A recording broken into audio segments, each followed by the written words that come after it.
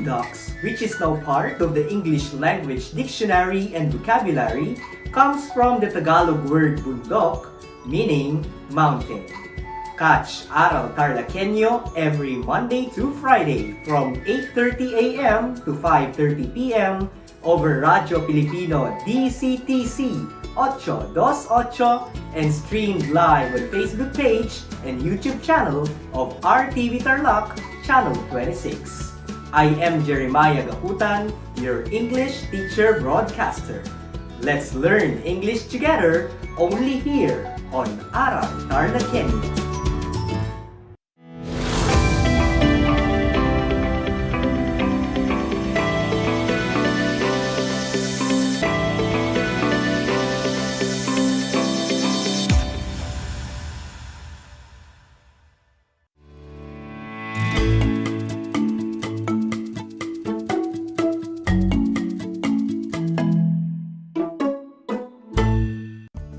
Good afternoon to our grade 8 learners. Welcome to Aral TarlakHenyo here on RTV Tarlac Channel 26. Simulcast over DZTC 828 Radyo Pilipino Tarlac. We are also streaming live via Facebook page and you can also watch us via Converge TV Channel 100. I am Teacher Russell G. Caber, broadcasting live here in Anao Tarlac, your teacher broadcaster in English 8 for today. Having you here, I must say good job for choosing to continue learning despite this pandemic. So, join me as we learn another fun and exciting English lesson. Please get your learning activity sheets, let your note and pen, then settle in the most comfortable spot in your home. Do you have them now? Today, we will explore a new lesson with the most essential learning competency and using parallel structures focusing on durants and durand phrases. Great! In this episode, you are expected to: number 1, distinguish parallel from non-parallel sentences. Number 2, identify durands and durand phrases used in sentences. Number 3, use durands and durand phrases in sentences. And 4, formulate correct and parallel sentences. To accomplish this, you need to answer your learning activity sheet, which includes 4 activities. Number 1, let us recall. Number 2, let us take note is a true or false activity. Activity 3, let us apply, has 2 parts, A and B. In Activity 3A, you will distinguish parallel from non-parallel sentences, while in Activity 3B, you will complete a sentence by choosing the appropriate durand in the box. Finally, Activity 4, let us strengthen, you will rewrite the sentences to correct faulty parallelism. In the previous episode with Teacher Maricar, you have learned about cohesive devices under the different categories. As a recap, you are going to answer Activity 1, let us recall. Put a check mark if the statement uses exemplification, and an X mark if it uses enumeration.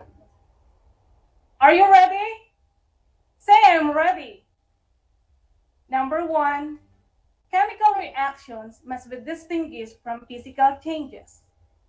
Physical changes include changes of state, such as ice melting to water and water evaporating to vapor. The answer is check, because the sentence used exemplification. The cohesive device, such as, signals that the phrase change of state is clarified by the statement ice melting and water evaporating to vapor. Number 2, the digestive system works this way. First, the teeth grind the food. Then, the food is swallowed. After the food passes through the esophagus and into the stomach, the pancreas churns the food and adds digestive juice. Finally, The food passes from the small intestine into the large intestine. That's right. The answer is X. Because the sentence used cohesive devices first, then, and finally, which signal chronological or logical sequence on how digestive system works. Number 3. Based on research, there were other viruses that shattered lives before. For examples are the Zika and the dengue viruses. Very good. The answer is check. Because the sentence used exemplification, and that is the cohesive device. For example, this signals that the word viruses need to be clarified. In the word Zika and dengue are the examples that clarify or concretize the word viruses. Number 4. In conducting research, we have to consider a lot of things. First, locate and define issues or problems. Second, design the research project. Third, collect data. Then, interpret. Lastly, report research findings. What did you choose for number 4? Is it X or check? The answer is X.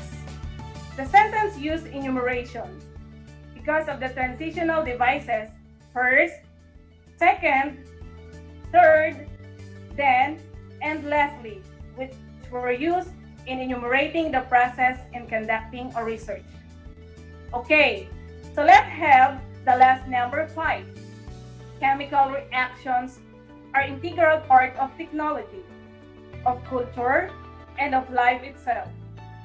Burning fuels, smelting iron, making glass and pottery, brewing beer, and making wine and cheese are among many examples of activities incorporating chemical reactions that have been known and used for thousands of years. The sentence used exemplification, so the answer is check. The cohesive device, among many examples of, signals the dependent clause activities incorporating chemical reactions need further clarification. And the examples given are burning fuels, smelting iron, making glass, and pottery.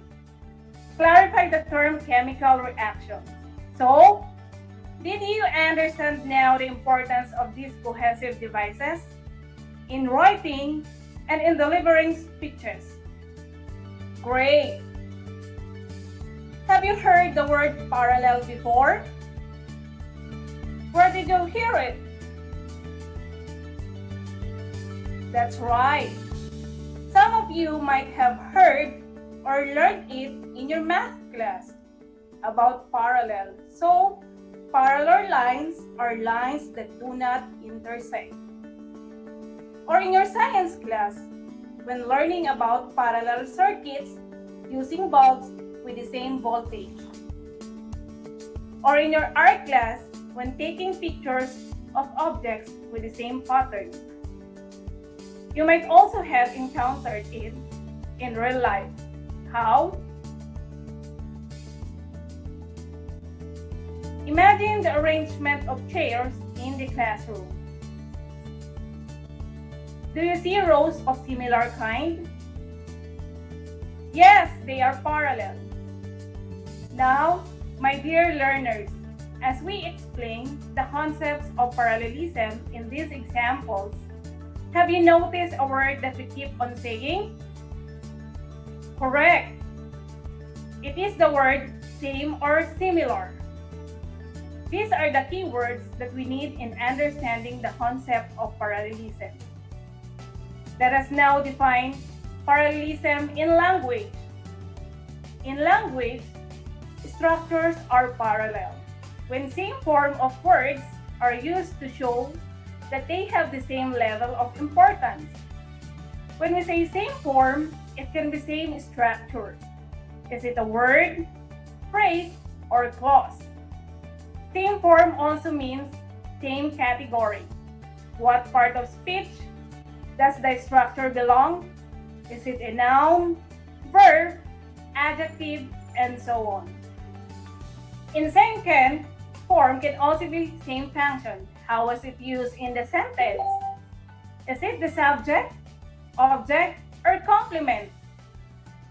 Again, parallel structure uses the same form. Some of you might ask, why do we need parallelism?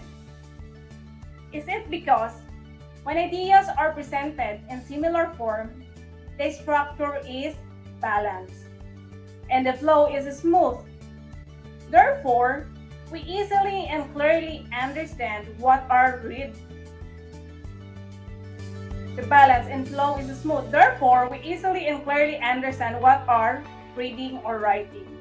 So commonly, parallel structures are separated by commas and joined by coordinating conjunction for, and, nor, but, or, yet, and so. These are also known as fanboys. Let us examine this example. The children enjoyed running around the garden and eating ice cream. Focus on the part of running around the garden and eating ice cream. As you notice, these words are joined by coordinating conjunction and. Let us see. Is the structure of the children enjoyed running around the garden and eating ice cream the same? As you can notice, running and eating are words ending in ing. We call it gerunds. Running around the garden and eating ice cream in this example are what we call gerund phrases. Gerund is a verb or an action word ending in ing but functions as a noun. That could be a little confusing because not all words ending in ing are gerunds. Some might be action verbs indicating continuous activity, just like in this example. Michael is studying under the tree. Studying here is not a gerund, but a verb in present participle indicating continuous activity. Notice that the subject mark cannot be replaced by the verb sitting. To lessen your confusion, let us have this table regarding the functions of gerunds in sentences. Gerunds can be subjects, direct objects, subject complements, or object of preposition. As a subject, a gerund becomes the topic of the sentence. For example, studying requires a lot of effort. As a direct object, a gerund appears after a transitive verb and answer the questions what. For example, my grade 8 learners love studying. Love what? Studying. As a subject complement, a gerund follows a linking verb and renames the subject. Moreover, the subject and the complement can be interchanged without changing the meaning. For example, as a learner, your responsibility is studying. Let us try interchanging the subject and the complement. As a learner, studying is your responsibility. It still has the same meaning. Lastly, as an object of the preposition, a gerund follows a preposition and some modifiers. For example, you never get tired of studying. Now, let us have sentence number 1. Reading, writing, and to draw are my hobbies.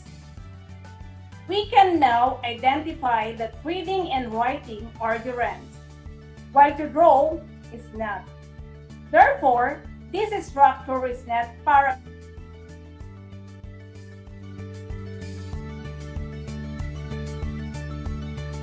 Let us make to draw a gerund. We should omit the word to and add ing to draw. Having, reading, writing, and drawing are my hobbies. Now, the structure is the same. Reading, writing, and drawing are ending in ing. Same category as nouns and same function as subject. Then it is now parallel. Let us now go back to example number 2. We enjoy reading novels, collecting stamps, and to play tennis. Focus on the structure, reading novels, collecting stamps, and to play tennis. How many phrases do we have in a given sentence? That is great. We have 3 phrases. 1 is in reading novels, 2 in collecting stamps, and 3 in to play tennis. This group of words are what we call phrases. In this example, reading novels and collecting stamps can be classified as gerund phrases. A gerund phrases is a group of words introduced by a gerund with its object and modifier. In this example, we only have gerunds reading and collecting, and its object, novels and stamps. Let us have this example to explore the different compositions of a gerund phrase. First, we have gerund plus adverb. For example, reading quietly is a must in the library. Reading is the gerund, quietly is the adverb. As a gerund phrase, it is used as subject. Second, gerund plus prepositional phrase. For example, have you tried reading with music? The gerund is reading and the prepositional phrase is with music. This gerund phrase is used as a direct object. Last, gerund plus adjective. For example, as additional requirement, teacher Ashley includes reading 3 short stories. The gerund phrase is reading 3 short stories. Reading is the gerund, 3 is the adjective describing the number of the object short stories. Let us go back to our example number 2. We enjoy reading novels, collecting stamps, and to play tennis. We already identified 2 gerund phrases in this example, reading novels and collecting stamps.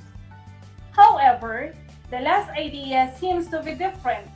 Again, it has the word to, and play does not end with ing. Therefore, this example is not parallel. To make it parallel, we must remove the word to again and add ing to play, having we enjoy reading novels, collecting stamps, and playing tennis. Now, we have same structure as phrase, same category as noun, and same function as direct object. It is now parallel.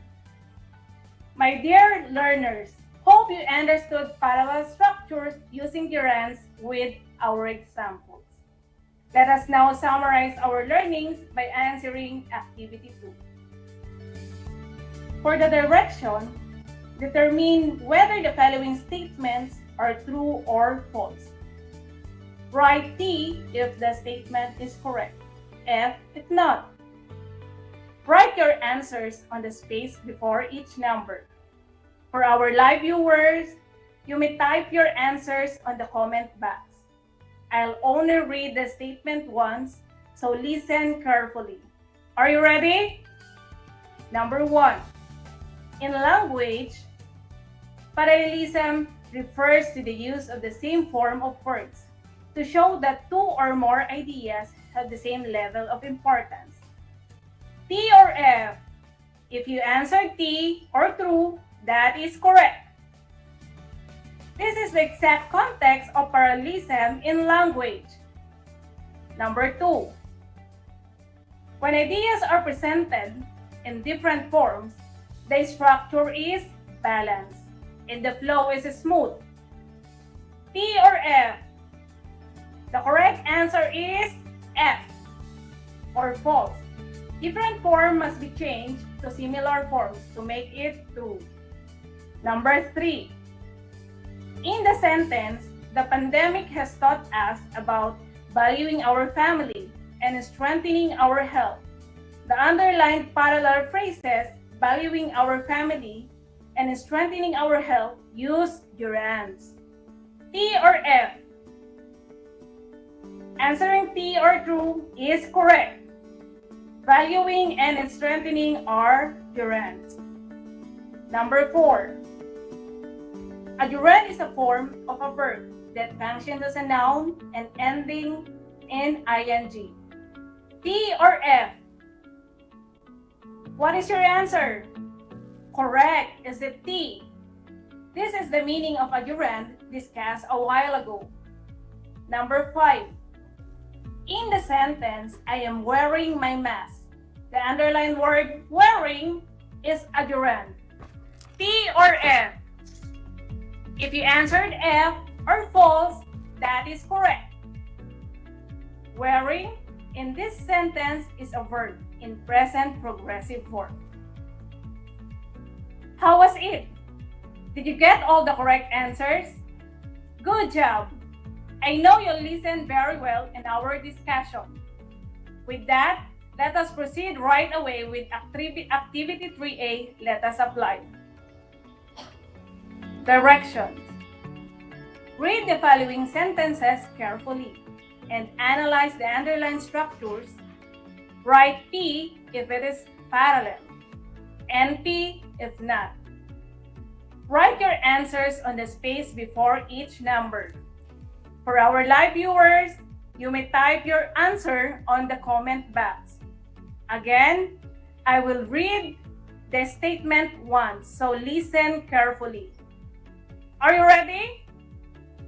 Number 1, she likes reading Wattpad and playing Mobile Legends. The underlined words are reading Wattpad and playing Mobile Legends. P or NP? The correct answer is P. Great!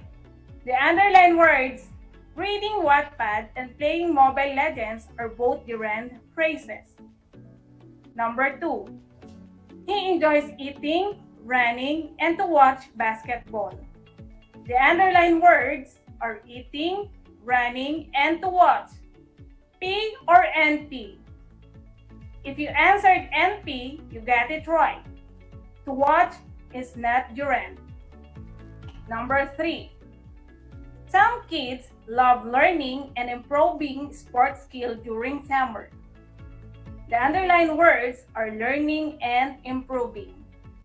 P or NP? What is your answer? Is it P? Then you are correct. The underlined words learning and improving are gerunds. Number 4. Watching television and sitting at home gets boring fast. The underlined words are watching television and sitting at home. Is it P or NP? The correct answer is P. Did you get that? The underlined words watching television and sitting at home are both gerund phrases. Number 5. Other children prefer to attend summer program and getting to know other kids. The underlined words are to attend summer programs and getting to know. P or NP? If you answered NP, you got it right. It must be attending summer program to make it parallel. How was your score? Awesome! You are doing great job, learners. Let us again another perfect score with Activity 3B. Direction. Complete the sentences by choosing the correct gerund inside the box. Write your answer on the space provided. For our live viewers, you may type your answers on the comment box. For our learners listening over the radio, refer to the choices written on your list. If you do not have it, please take note as I dictate.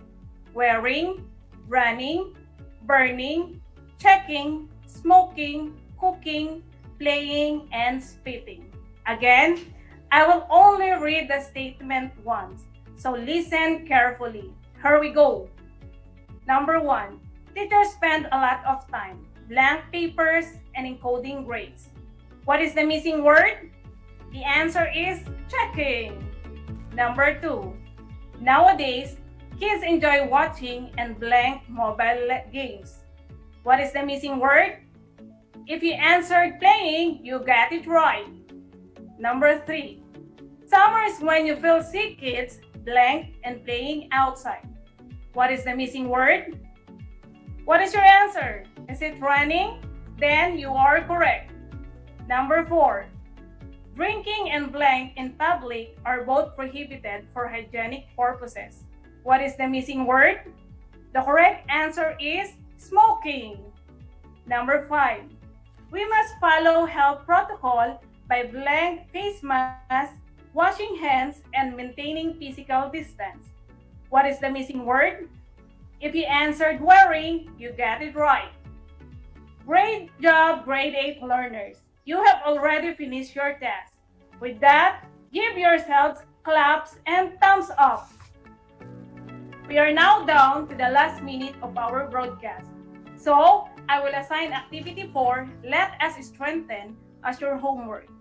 Let me read the direction first. Rewrite the sentences to improve multi-parallelism using gerunds and gerund phrases. Write your answers on the space provided after each sentence. That's all for today, my dear learners. I hope you had fun learning English today. Thank you for listening. Again, this is Teacher Russell, leaving you a quote from Hillary Hinton Siglar. If you are not willing to learn, no one can help you. If you are determined to learn, no one can stop you. Until next time!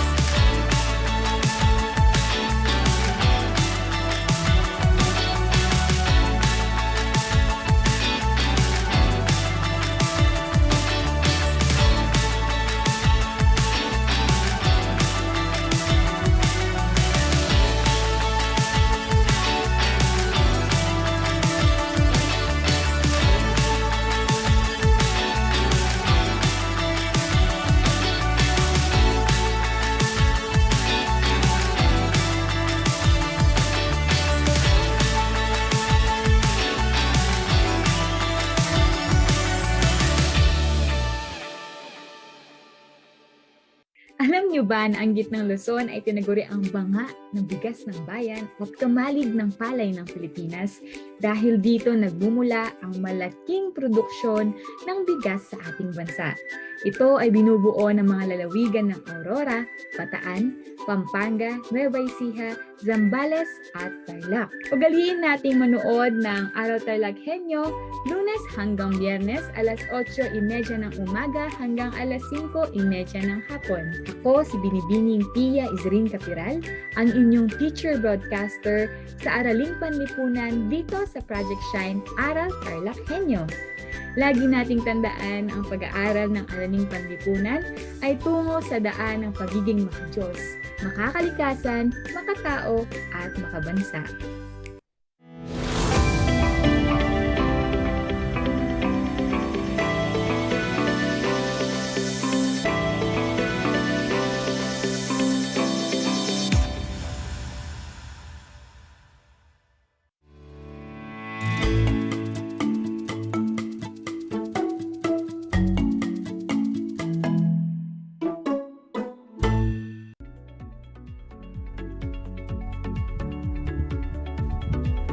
Welcome sa ating Aral TarlakHenyo sa Schools Division of Tarlac Province, sa RTV Tarlac Channel 26 at DZTC 828 Radyo Pilipino Tarlac. Magandang araw! Naririto tayo, nagsisikap at nagpupunyagi na maging makadiyos, makatao, makakalikasan at makabansa. Kumusta kayo mga ginigiliw kong mag-aaral? Ang aking pagbati at paghanga sa inyong masidhing pagpupunyagi sa patuloy na pag-aaral sa himpapawid upang matuto sa kabila ng hamon ng pagkakataon, ang COVID-19 pandemic. Ako ang inyong guro sa Araling Panlipunan Grade 8, Ginang Mirasol G. Pagaduan, upang samahan at gabayan kayong maunawaan ang nilalaman ng ating aralin na kaugnayan ng Rebolusyong Pangkaisipan at Rebolusyong Amerikano at Pranses. At sa pagpapatuloy natin sa ikalawang bahagi ng ating talakayan sa Rebolusyong Pangkaisipan, ay mayroon akong inihandang gawain para sa inyo upang makita natin kung talagang natatandaan pa ninyo ang ating paksang tinalakay. Tatawagin natin itong Your Face Looks Familiar. Suriin kung sinong pilosopo ang ipinapakita ng malabong larawan. Bilang pantulong ay ibibigay ko ang kaisipang kanilang pinaunlad o pinaniwalaan upang madali ninyong matukoy kung sino ang ating hinahanap. Handa na ba kayo? Kung ganoon, ay maaari na nating simulan ang Your Face Looks Familiar. Para sa unang larawan, sinabi niya na ang tao ay likas na makasarili kung kaya't palagi niyang katunggali ang kanyang kapwa-tao. Sino kaya ang malabong larawan na iyan? Kung ang sagot ninyo ay si Thomas Hobbes, tama kayo.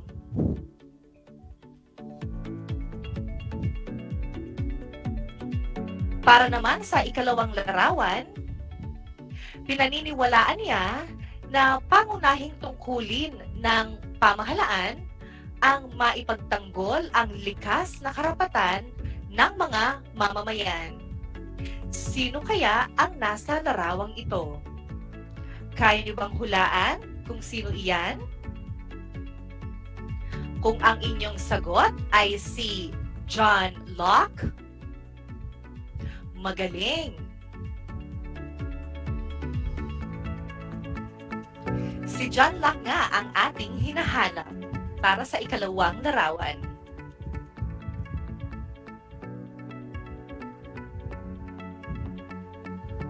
Para naman sa ating ikatlong larawan, dahil sa kanya ay kinilala ang kaisipang balance of power na tumutukoy sa paghahati ng kapangyarihan ng pamahalaan sa tatlong sangay. Ang mga ito ay ang ehekutibo, lehislatura, at ang hudikatura. Sino kaya ang tao sa likod ng larawang ito? Siya ay si Baron de Montesquieu. Para sa ating ikaapat na larawan, itinuturing siyang maimpluwensyang pilosopo na nakapagsulat ng 70 aklat na may temang kasaysayan, filosofiya, politika at drama. Sino kaya ang kamangha-manghang pilosopong ito? Siya ay walang iba kundi si François-Marie Aurèle o mas kilala sa tawag na Voltaire. At para naman sa ating huling larawan, ayon sa kanyang paniniwala, likas na mabuti ang tao. Nagiging masama lamang ang tao dahil sa impluwensya ng lipunang kaniyang kinabibilangan. Sino kaya ang panghuling pilosopo na ating hinahanap? Siya ay walang iba kundi si Jean-Jacques Rousseau. Nakuha ba ninyo ang tamang sagot? Kung gayon, napakagaling! Ang ating paksa sa araw na ito ay ang mga kababaihan sa panahon ng Rebolusyong Pangkaisipan at ang kaisipang pang-ekonomiya. Ngayon naman ay tignan muna natin ang mga sumusunod na salita na siyang mababanggit mamaya sa ating talakayan. Okay? So, tignan muna natin ito. Meron tayong tinatawag na talas salita. Narito ang mga salitang mababanggit mamaya sa ating talakayan. Ang unang nating salita ay ang tinatawag natin na diskriminasyon. Ito ay isang salita na ginagamit upang ilarawan ang hindi pantay na pagtrato sa isang individual base sa kaniyang lahi, kasarian, relihiyon, kabuhayan, wika, at iba pa. Ang ikalawang salita naman ay ang tinatawag natin na merkantilismo. Ang merkantilismo ay ang sistemang pang-ekonomiya na naniniwala na ang yaman ng isang bansa ay nakabase sa dami ng pag-aari nitong ginto at pilak. Ang ating namang ikatlong salita ay ang tinatawag natin na mga physiocrats. Ito ang tawag sa mga taong nagpapalaganap ng kaisipan na ang lupa ang tanging pinagmumulan ng yaman o nakatutulong sa pagpapayaman. Ika-apat ay ang tinatawag natin na laissez-faire. Ito ay ang kaisipang nagbibigay diin sa kagandahan ng pagkakaroon ng malayang daloy ng ekonomiya na hindi nararapat na pakialaman ng pamahalaan. Taliwas ito sa nakagisnang merkantilismo na ang pinagbabatayan ng yaman ay ang dami ng ginto at pilak. At ang panghuling salita naman ay ang tinatawag natin na salon. Ito ay ang lugar na naging tagpuan ng mga pilosopo, manunulat, at mga artist kung saan isinasagawa ang kanilang talakayan. Ang mga salita na yan ay mababanggit sa pagpapatuloy natin sa ating aralin.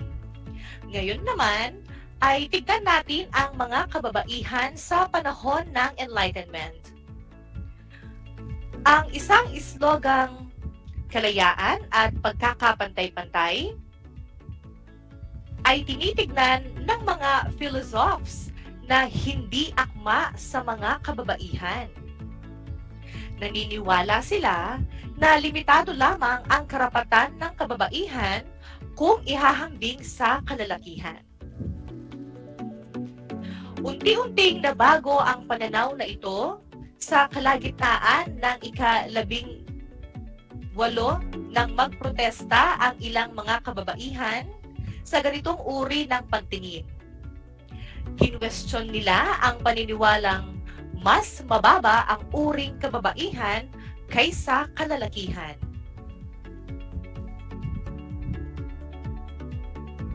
Sina Catherine Macaulay at Mary Wollstonecraft ang nanguna upang ipaglaban ang karapatan ng kababaihan sa panahon ng Rebolusyong Pangkaisipan. Si Mary Wollstonecraft ang may akda ng A Vindication of the Rights of the Women. Hiningi niya na bigyan ng pagkakataon ang kababaihang makapag-aral sapagkat ito ay paraan upang magkaroon ng pagkakapantay-pantay ang kalalakihan at kababaihan. Narito ang larawan ni Catherine Macaulay at ni Mary Wollstonecraft na nakikita ninyo sa inyong screen.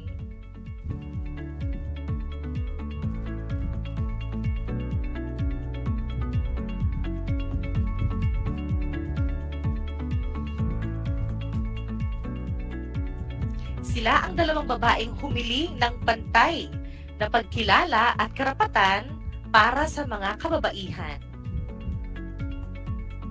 Mahabang panahon bago nabigyan ng pansin ang panawagang ito ng mga kababaihan. Ganoon man ay naisatinig sa panahong Enlightenment ang diskriminasyon laban sa mga kababaihan. Para sa inyo mga ginigiliw kong mag-aaral, sa tingin nyo ba ay makatuwiran ang ipinaglaban ni na Mary Wollstonecraft?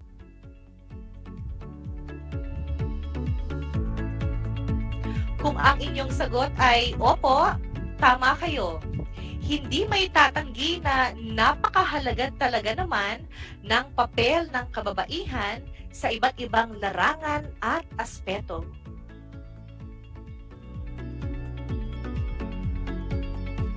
Atin naman ngayong alamin ang kaisipang pang-ekonomiya at pang-politika na umunlad sa panahon ng Enlightenment. Maliban sa karapatan ng kababaihan, maging ang kaisipang pang-ekonomiya ay nagkaroon ng pagbabago sa panahong ito.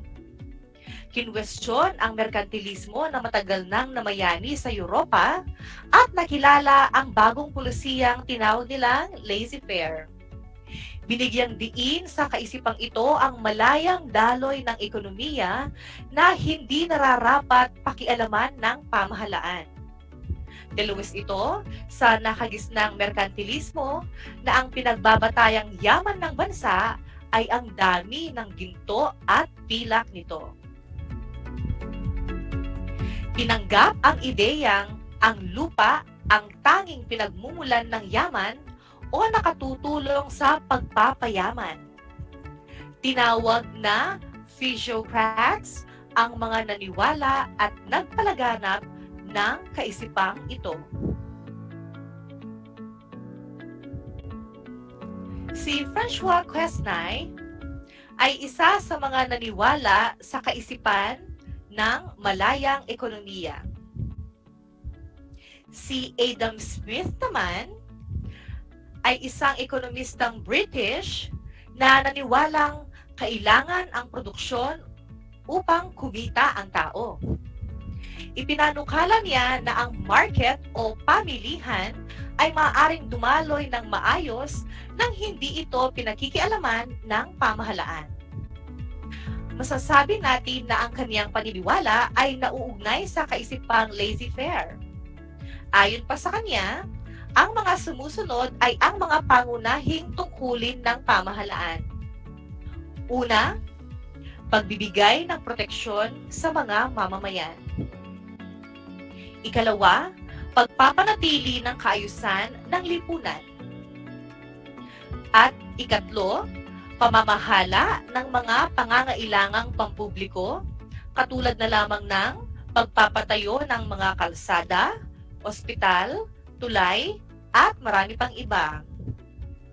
Kung maisasagawa umano ang mga ito ay mas madaling magkakaroon ng interaksyong pang-ekonomiko sa bawat individual na siya namang magpapaangat ng ekonomiya at pamumuhay ng mga mamamayan. Sa politika, ipinakilala niya ang bagong patakaran sa samahan ng isang makatarungang pamahalaan.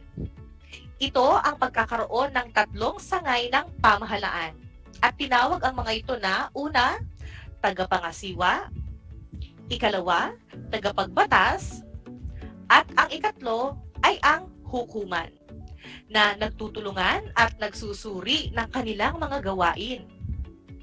Ang prinsipyong ito ang ginamit ng mga Amerikanong mambabatas gaya ni na Thomas Jefferson at John Quincy Adams bilang batayan sa paggawa ng kanilang saligang batas. Samantala, ipinahayag naman ni George Berkeley na walang laman ang utak ng tao kundi mga ideya at naaayon ang katotohanan sa kung ano ang tunay na pag-iisip ng tao. Para sa ating generalization, ang rebolusyong pangkaisipan ay mabilis na lumaganap sa Europa at iba't ibang bahagi ng daigdig.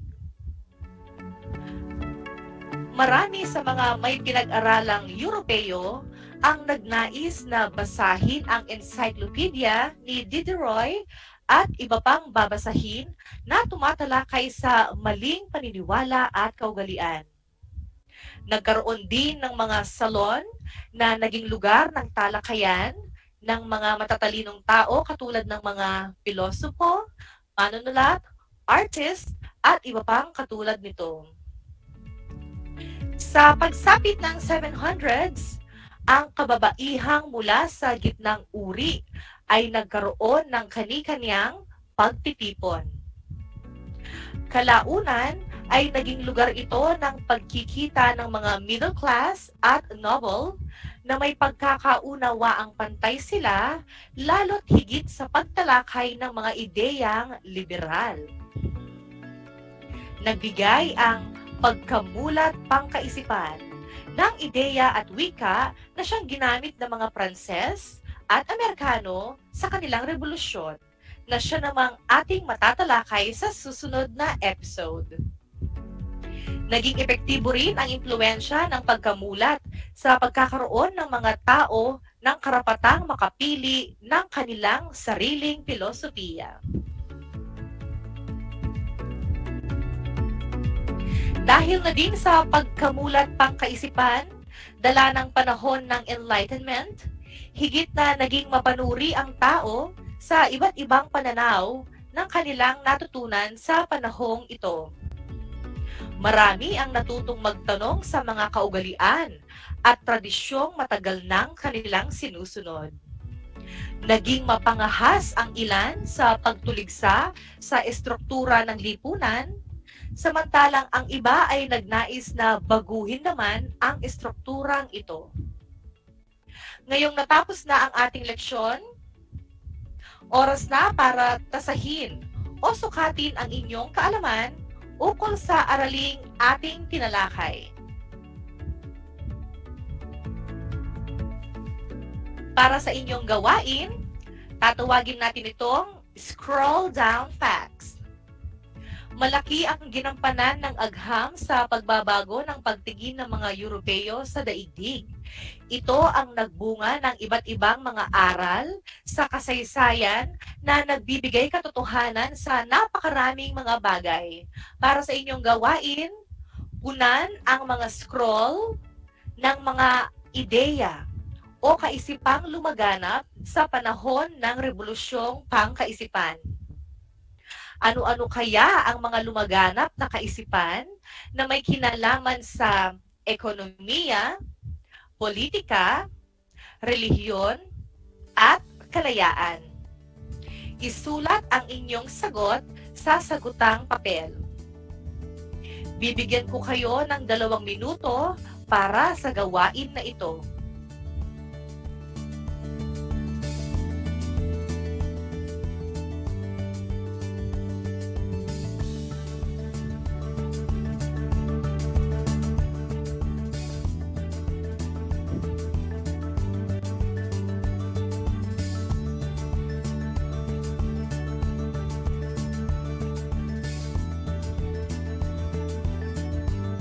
Mga ginigiling kong mag-aaral, uulitin ko, ang tanging isusulat ninyo sa inyong sagutang papel ay ang mga lumaganap na ideya o kaisipan sa panahon ng Rebolusyong Pangkaisipan na may kinalaman sa relihiyon, ekonomiya, politika at kalayaan.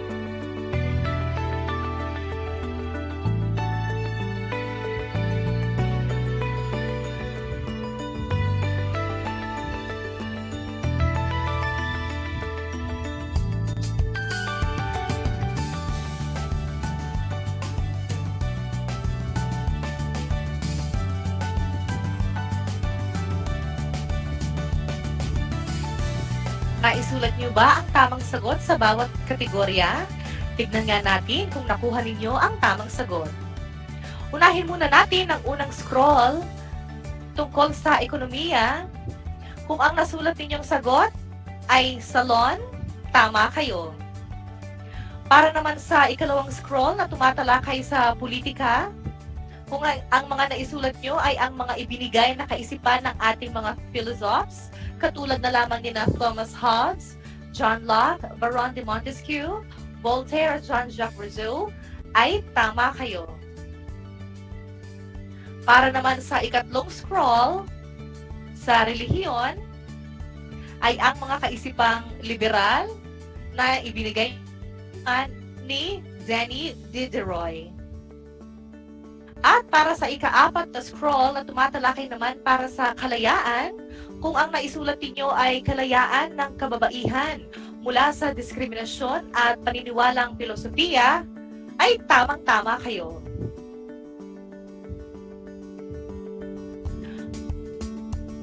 Magaling! Kung nasagot ninyong lahat ang mga katanungan, okay?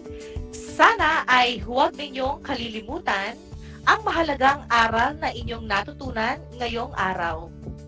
At sikapin ninyo itong maibahagi sa iba. Muli, ako ang inyong guro sa Araling Panlipunan Grade 8, Ginang Mirasol G. Pagaduan, na nagsasabing ang pag-aaral ng Araling Panlipunan ay daan sa pagiging makadiyos, makatao, makakalikasan, at makabansa. Hanggang sa muli, maraming salamat sa inyo.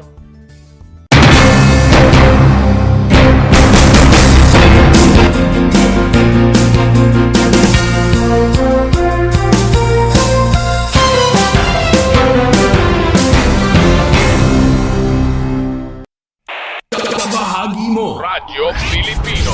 saan mang bahagi ng Pilipinas, saan mang bahagi ng mundo, anumang uri ng pamumuhay, kabahagi mo.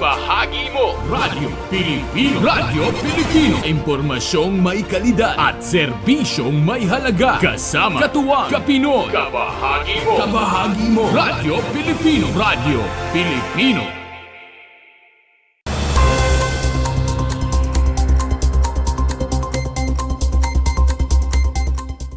7 Kanlahi Festival Street Dance Competition nalauka ng 8 bayan sa probinsya ng Tarlac.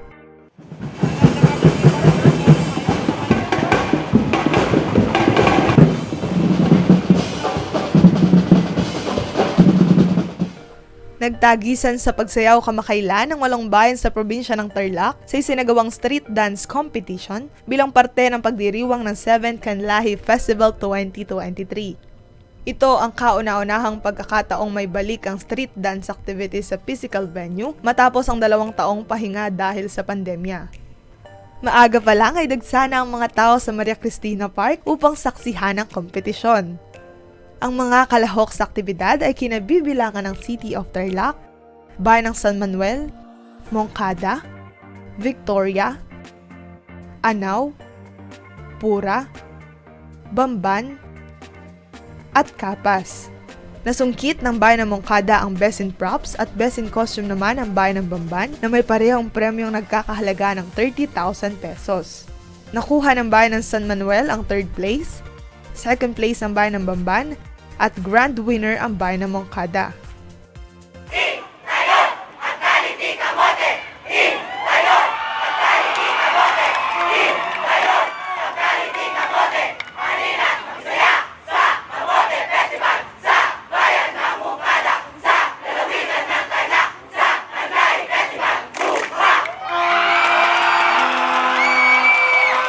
Ayon kay Ernesto Virazos Jr., coach at SK person ng Bayan ng Moncada, puspusan ang kanilang paghahanda sa naganap na street dance competition upang masiguro na ngayong taon ay sila ang mag-uuwi ng tropeo para sa kanilang bayan. Siyempre, after winning doon sa municipality po namin, talagang hindi na po kami nagpahinga kasi po may ini-aim kami. After 7 years kasi, ilang taon kami sumasali, laging first runner-up. So ngayon, talagang pinagandaan po namin para makuha po ang kauna-unahang kampiyon at imaiwi po sa aming bayan ng Moncada. Dagdag pa rito, ayon kay Arvin John Gamurot, miyembro ng mga kada dancers, ang kanilang inspirasyon ay ang kanilang mga magulang at mga taong sumusuporta sa kanila. Inaaral po namin tong street dance na to para sa pagod namin, sa parents po namin at saka sa mga sumusuporta, especially po yung mungkada po. Kailangan po talaga po namin kunin ang corona para sa mungkada po. Ang nanalo ng third place ay makakatanggap ng 35,000 pesos, 50,000 pesos naman para sa second place, at 75,000 pesos para sa grand winner. Ang nasabing aktibidad ay naging matagumpay sa ilalim ng pangunguna ni Tarlac Province Governor Susan A. Yap, katuwang ang Tarlac Provincial Tourism Office sa pamumuno ni Mr. Arsenio Baby Lugay. Happy 7 Kanlahi Festival mga TarlakHenyo! Naging masaya at makulay ang street dance competition na isa sa mga main event ng Kanlahi Festival. Para sa RTV Tarlac Channel 26, ako si Yusi David, nagbabalita.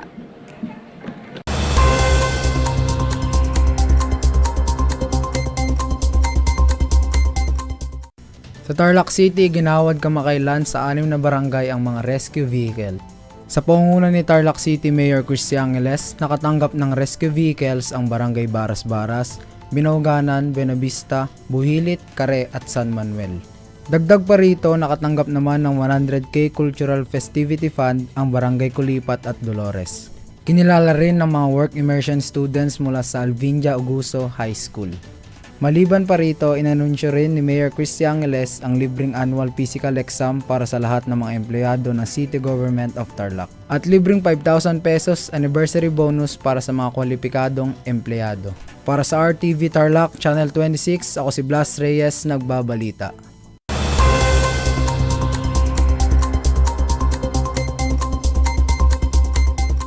One FM.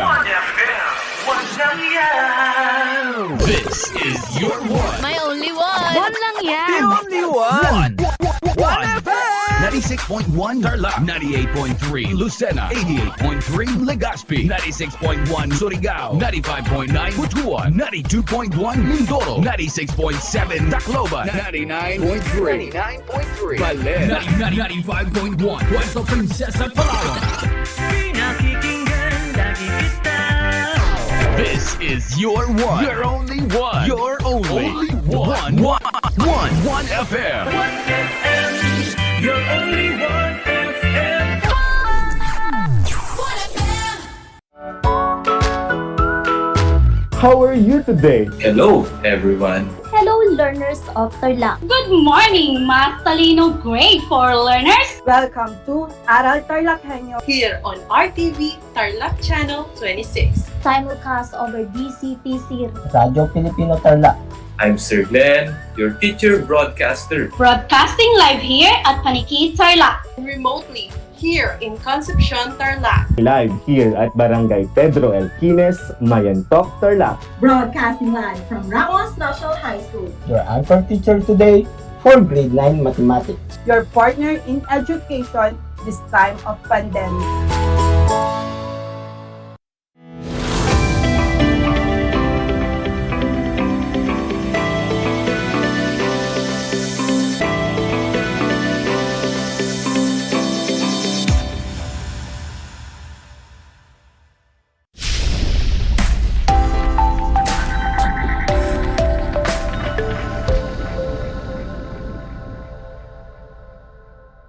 Good afternoon, grade 8 learners.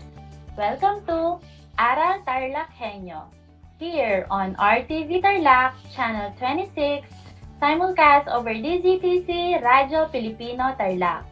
This is Perry Jane Gabriel Alarcon from San Felipe High School, San Manuel, Tarlac, your teacher broadcaster for Technology and Livelihood Education, Grade 8 Caregiving.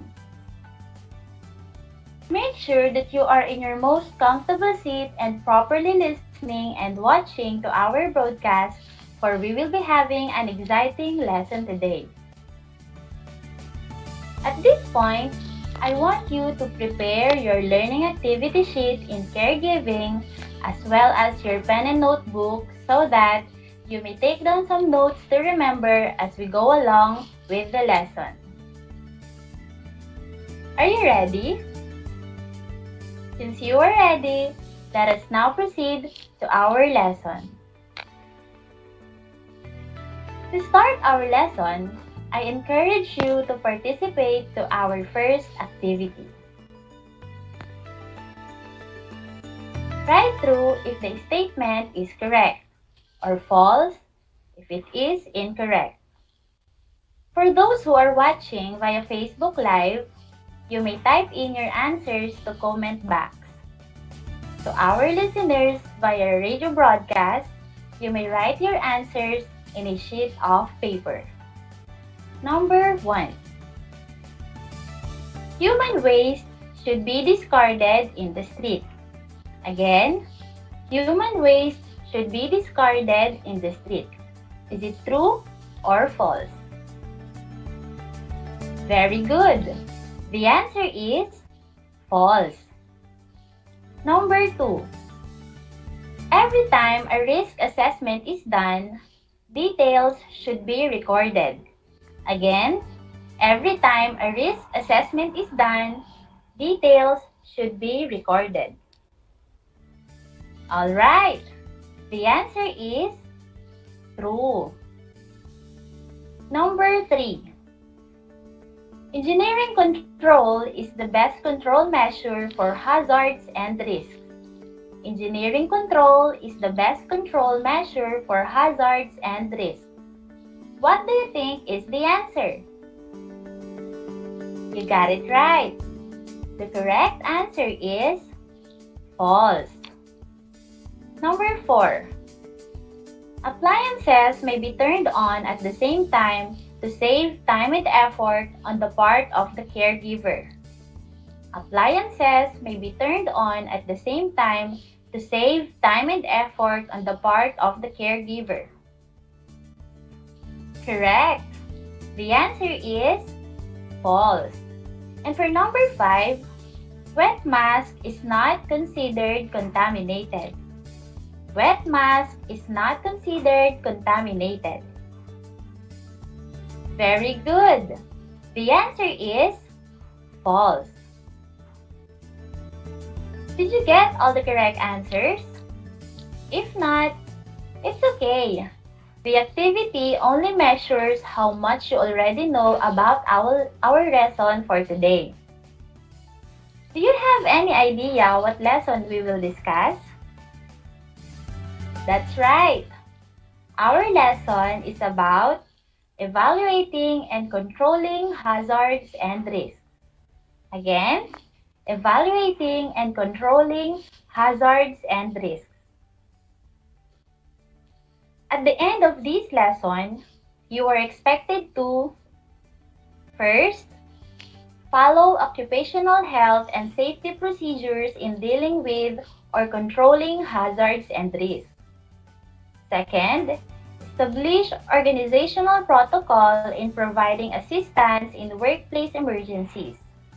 And third, display confidence on the practice of occupational health and safety in caregiving.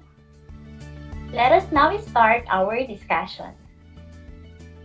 Evaluating hazards and risks is the process of determining the level of risk created by the hazard and the likelihood of injury or illness occurring. In evaluating hazards and risks, one must consider the 3 following questions. First, how likely it is that a hazard will cause harm? Second, how serious that harm is likely to be? And third, how often and how many workers are exposed? It is a must that you have a record of every risk assessment done. If a certain accident or damage happens again, it might be that you will trace back the original records to check if the assessment overlooked a potential hazard. Why do you think we need to control hazards and risks? You're right. The very reason for that is to prevent workers from being exposed to occupational hazards. We can protect them by controlling the hazards and risks that may harm them. There are 5 major categories of control measures. The first one is elimination. It means removing a hazard completely. Examples: if water on the floor may cause harm, eliminate it by using floor mop. Next, substitution. It is replacing or substituting a hazardous agent or work process with a less dangerous one. Example: instead of using chemicals in cleaning, you may substitute it using natural cleaning agents such as lemon, vinegar, or baking soda. Another is engineering control. It means changing a piece of machinery or a work process to reduce exposure to a hazard. Example: use trolley in transporting heavy boxes. Next, administrative control. It means establishing policies and procedures to lower the risks. Working a limited number of hours or job rotation in a hazardous area is an example of an administrative control. And the last one is personal protective equipment. These are any clothing or equipment a worker uses for protection. Again, what are the 5 major categories of control measures? First, we have elimination.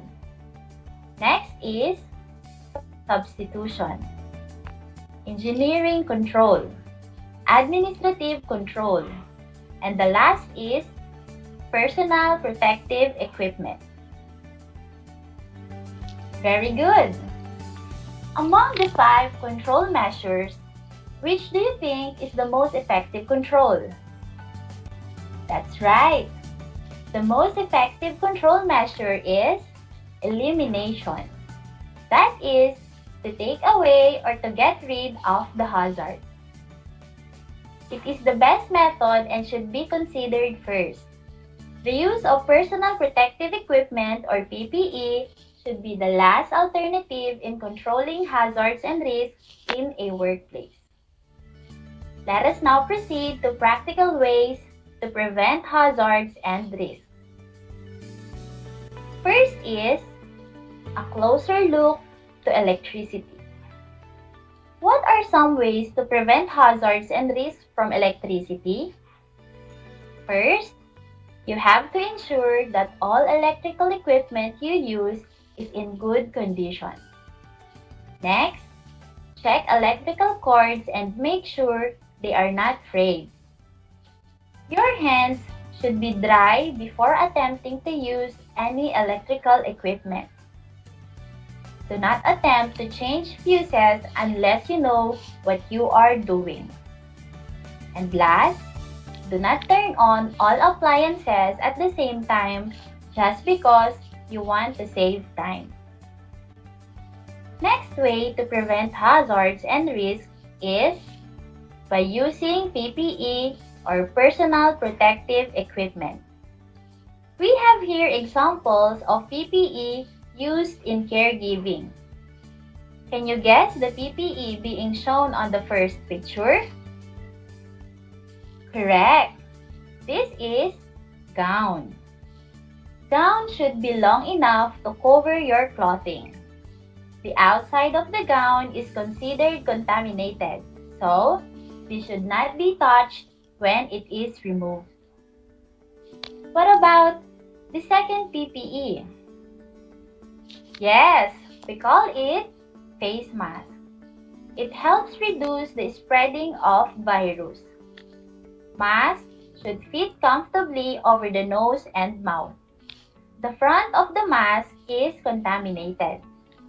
Mask should not be worn around the neck. For each client contact, a clean mask should be used. Next picture is gloves. Gloves are used to protect the wearer and the patient from the spread of infection or illness during medical procedures and examinations. When a caregiver has open wound on the hands, it is a must that he or she uses gloves. The outside of the gloves should not be touched when removed, as this is considered contaminated. The next practical way in preventing hazards and risks is proper disposal of healthcare waste. In order to reduce the burden of disease, healthcare waste should be managed appropriately. Whether a caregiver is working in a hospital, a daycare, or even at home, proper discarding of medical waste should be of great consideration. We have different healthcare waste, and each waste has proper way of disposal. First is human waste products. It should be flushed down the toilet without delay and should not be discarded in the street or in any public places. Next, blood and bloody fluids. It must be removed right away. It is best if they can be directly flushed down the toilet. If clothes are contaminated, they should be washed separately using hot water and should be dried. Needles or sharps should be kept in a container which is not easy to pierce like metal. Some items may be kept while some should be discarded right away. It is advisable to discuss with the supervisor for the best disposal method. Next is medical equipment. If the equipment is contaminated, it should be thrown away. It is ideal that the equipment be double-bagged and disposed of based on the existing regulations in the community. Next is proper hand washing. As you can see on the picture, the first step in hand washing is you must turn on the faucet and wet wrists and hands thoroughly. Use a generous amount of soap. Rub your hands together and between fingers. Be sure to use friction when washing, as this helps in cleaning your hands. Do not forget the surface of your hands, palms, the spaces within the fingers, and above the wrist. Do this process for at least 20 seconds. Rinse your hands thoroughly under running water. Remember to rinse from above the wrist down to the fingers. Use a paper towel to dry hands and discard immediately. And the last step is use a new paper towel to close faucet, being careful not to contaminate your hands. Let's continue. Put a stop to ergonomic hazard. Ergonomic hazard continue to happen to workers due to wrong way of doing the task. To prevent this hazard, workers must consider these simple rules. First, avoid twisting the body. Bend knees if it is needed. Avoid too much stretching when reaching for something. Use a ladder when reaching for hard-to-reach materials or objects. Lastly, ask for help when someone if the task cannot be done by one person. Those are the practical ways to prevent and control hazards and risks. The topic that we discuss is very relevant to our situation right now. We are still under pandemic and facing the hazard brought by coronavirus. We are advised to continue to wear our face mask, practice social distancing, and to regularly wash our hands. We may not eliminate the virus, but these practices will help us to reduce the risk of getting the very harmful disease. Now, my dear students, I would like you to get your learning activity sheet. Let's have a short quiz.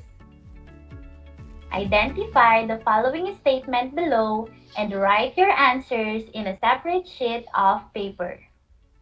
I will read the statement twice. Number 1. This waste should be flushed down the toilet without delay and should not be discarded in the street or in any public places. Again, this waste should be flushed down the toilet without delay and should not be discarded in the street or in any public places. Number 2. Includes masks, hand gloves, and protective clothing. Includes masks, hand gloves, and protective clothing. Number 3. It means removing hazard completely. It means removing hazard completely. Number 4. Changing a piece of machinery or a work process to reduce exposure to a hazard. Changing a piece of machinery or a work process to reduce exposure to a hazard.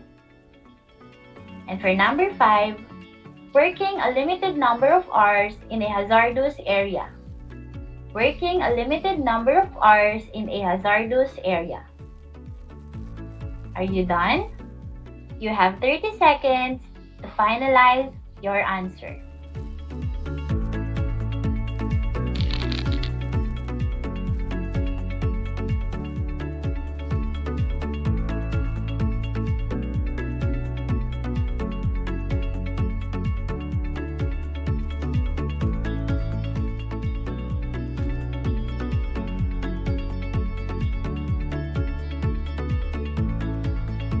The next part of your quiz is you have to arrange the steps of hand washing.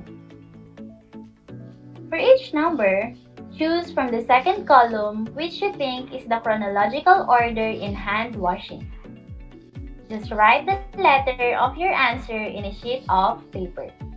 You will be given 2 minutes to answer. Your timer starts now.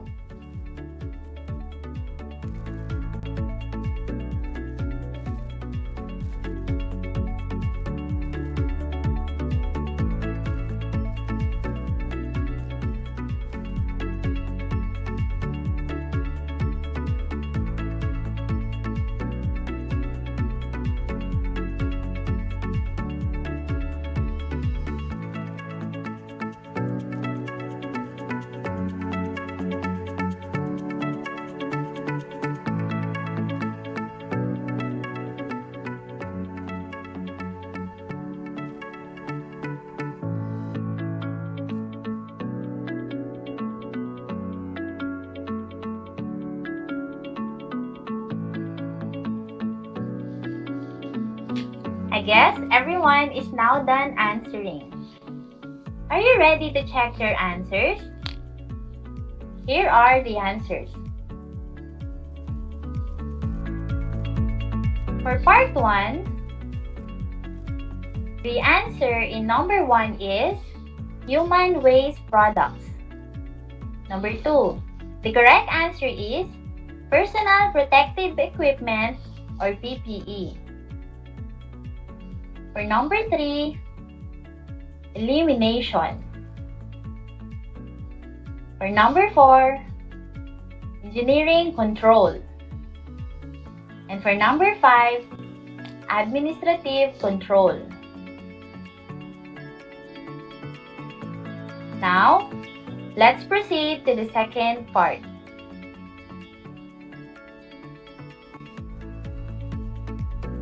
The first step in hand washing is letter D. Turn on the faucet and wet wrist and hands thoroughly. Next step is letter B. Use a generous amount of soap. Followed by F.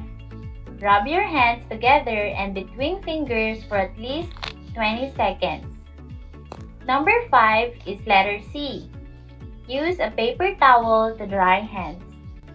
And the final step in hand washing is letter A. Use a new paper towel to close faucet. Now, count the number of your correct answers. Who among you got a perfect score? Excellent! How about scores from 7 to 10? Job well done! To those who got 6 below, it's okay. Thank you for trying and don't lose hope. You may get your modules and review your answers. And that ends our lesson.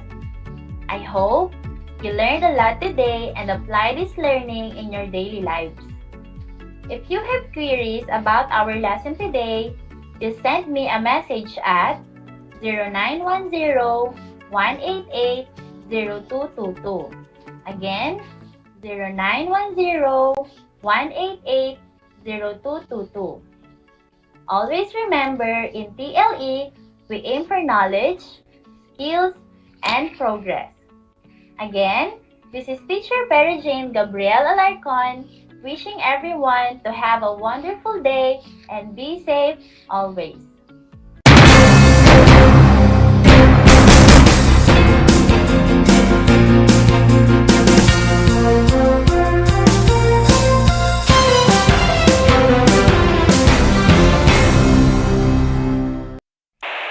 Bahagi mo Radyo Pilipino saan mang bahagi ng Pilipinas, saan mang bahagi ng mundo, ano mang uri ng pamumuhay.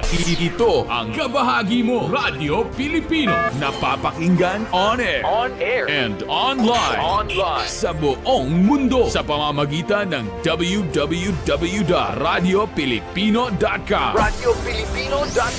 Impormasyong may kalidad at serbisyong may halaga, kasama katuwang Kapinoy. Kabahagi Mo Radyo Pilipino. Radyo Pilipino.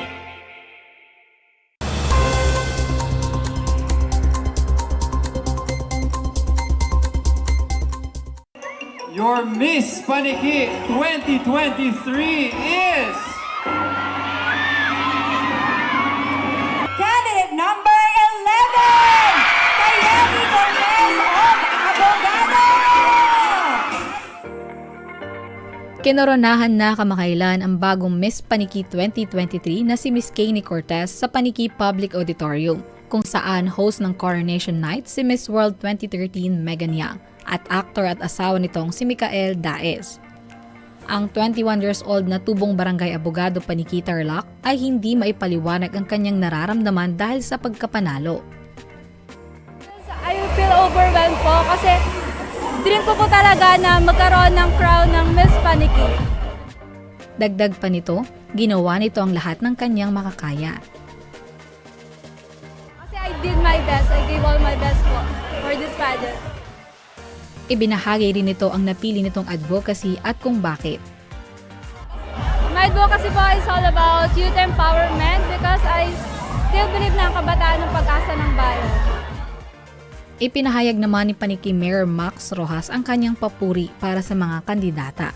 Nakita ko talaga yung pagpapractice nila, nag-effort sila para sa laban nila bilang kandidata ng Miss Paniki 2023. Ngayon, nakita ko talagang nagpursige sila. Napakaganda lahat ng kanilang sinabi. Kaya binabati ko ang mga kandidata na nanalo. Pinuri rin ni Vice Mayor Aida Ben Rojas ang performance ng mga candidates at pinasalamatan ang lahat ng sumuporta.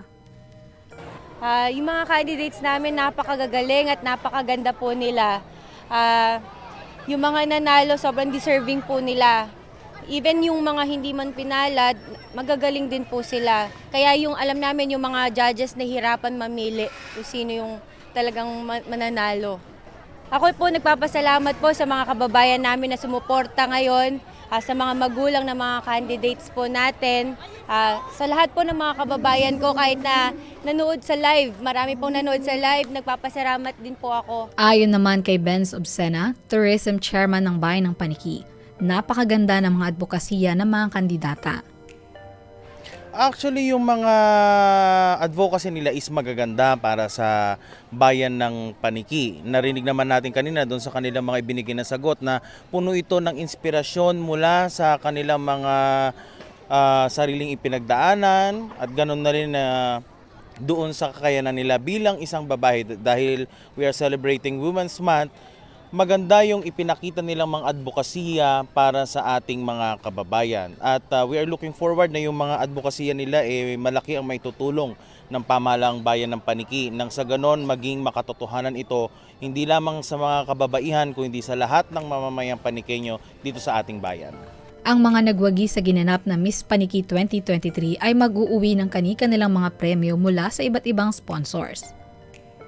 Dumalo naman sa Coronation Night si Tarlac 1st District Congressman Jaime Coangco at iba pang mga VIPs at LGU officials. Kabilang din sa naging judges ng Miss Paniki 2023 ay si Miss Claudia D. Coangco, presidente ng Radyo Pilipino Media Group at iba pang mga kilalang personalidad. Ang ginanap na Miss Paniki 2023 ay isa sa mga pinaka-inaabangan ng mga residente bilang parte ng selebrasyon ng kapistahan ng bayan.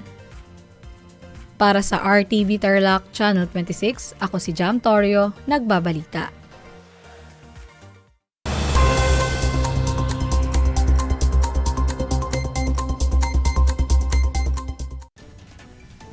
Masayang inabangan ng mga residente ng Paniki ang ginanap na Grand Parade ng iba't ibang mga establishmento sa bayan. Nagtanghal sa nasabing parada ang iba't ibang drum and lyre ng mga eskwelahan sa bayan. Kabilang sa parada ay ang 5 bagong kinoronahan sa naganap na Miss Paniki 2023 kamakailan. Ang ginanap na Grand Parade ay parte ng selebrasyon ng kapistahan ng bayan. Samantala, libo-libong tao ang naitalang dumalo sa naganap na Musikahan 2023.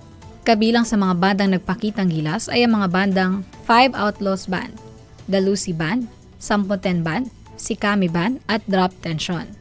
Sentro ng nasabing musikahan ang pagtanghal ni Nick Makino at ang bandang Kamikaze, kung saan parehas na tumugtog ang mga ito ng kani-kanilang mga sumikat na kanta. Ang Musikahan 2023 ay kasama sa isang linggong selebrasyon ng kapistahan ng bayan ng Paniki. Pinasalamatan naman ni Paniki Mayor Max Rojas at Vice Mayor Aide Ben Rojas ang lahat ng sumuporta sa selebrasyon ng kanilang kapistahan. Para sa RTV Tarlac Channel 26, ako si Jam Torio, nagbabalita.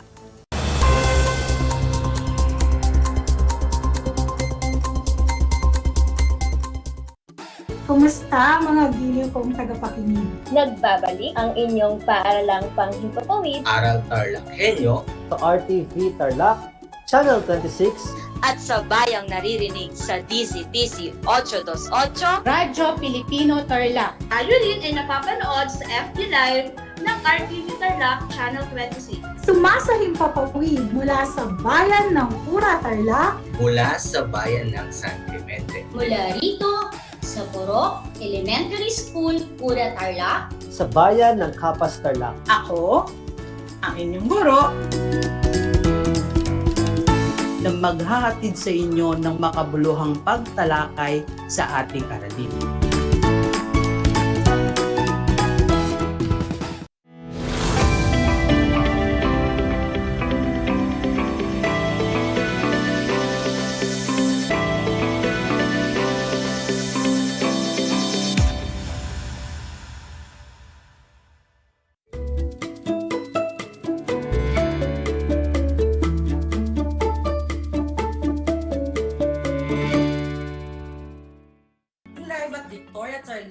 You are watching Aral TarlakHenyo, RTV Tarlac, Channel 26, simulcast over DCTC Filipino Tarlac. I am your teacher broadcaster for MAPE Grade 8, Ms. Velasquez. Join me for 25 minutes of meaningful learning on air. Our lesson in Grade 8 Health for this quarter is about communicable diseases. We are going to discuss some of the most common communicable diseases. We are going to identify the signs and symptoms of these diseases. We will also identify misconceptions myths, and beliefs about common communicable diseases. Before we begin, I have some gentle reminders. First, find a comfortable place that is far from noise so that you will hear me loud and clear. Next, get all the materials you will need while watching or listening to our broadcast.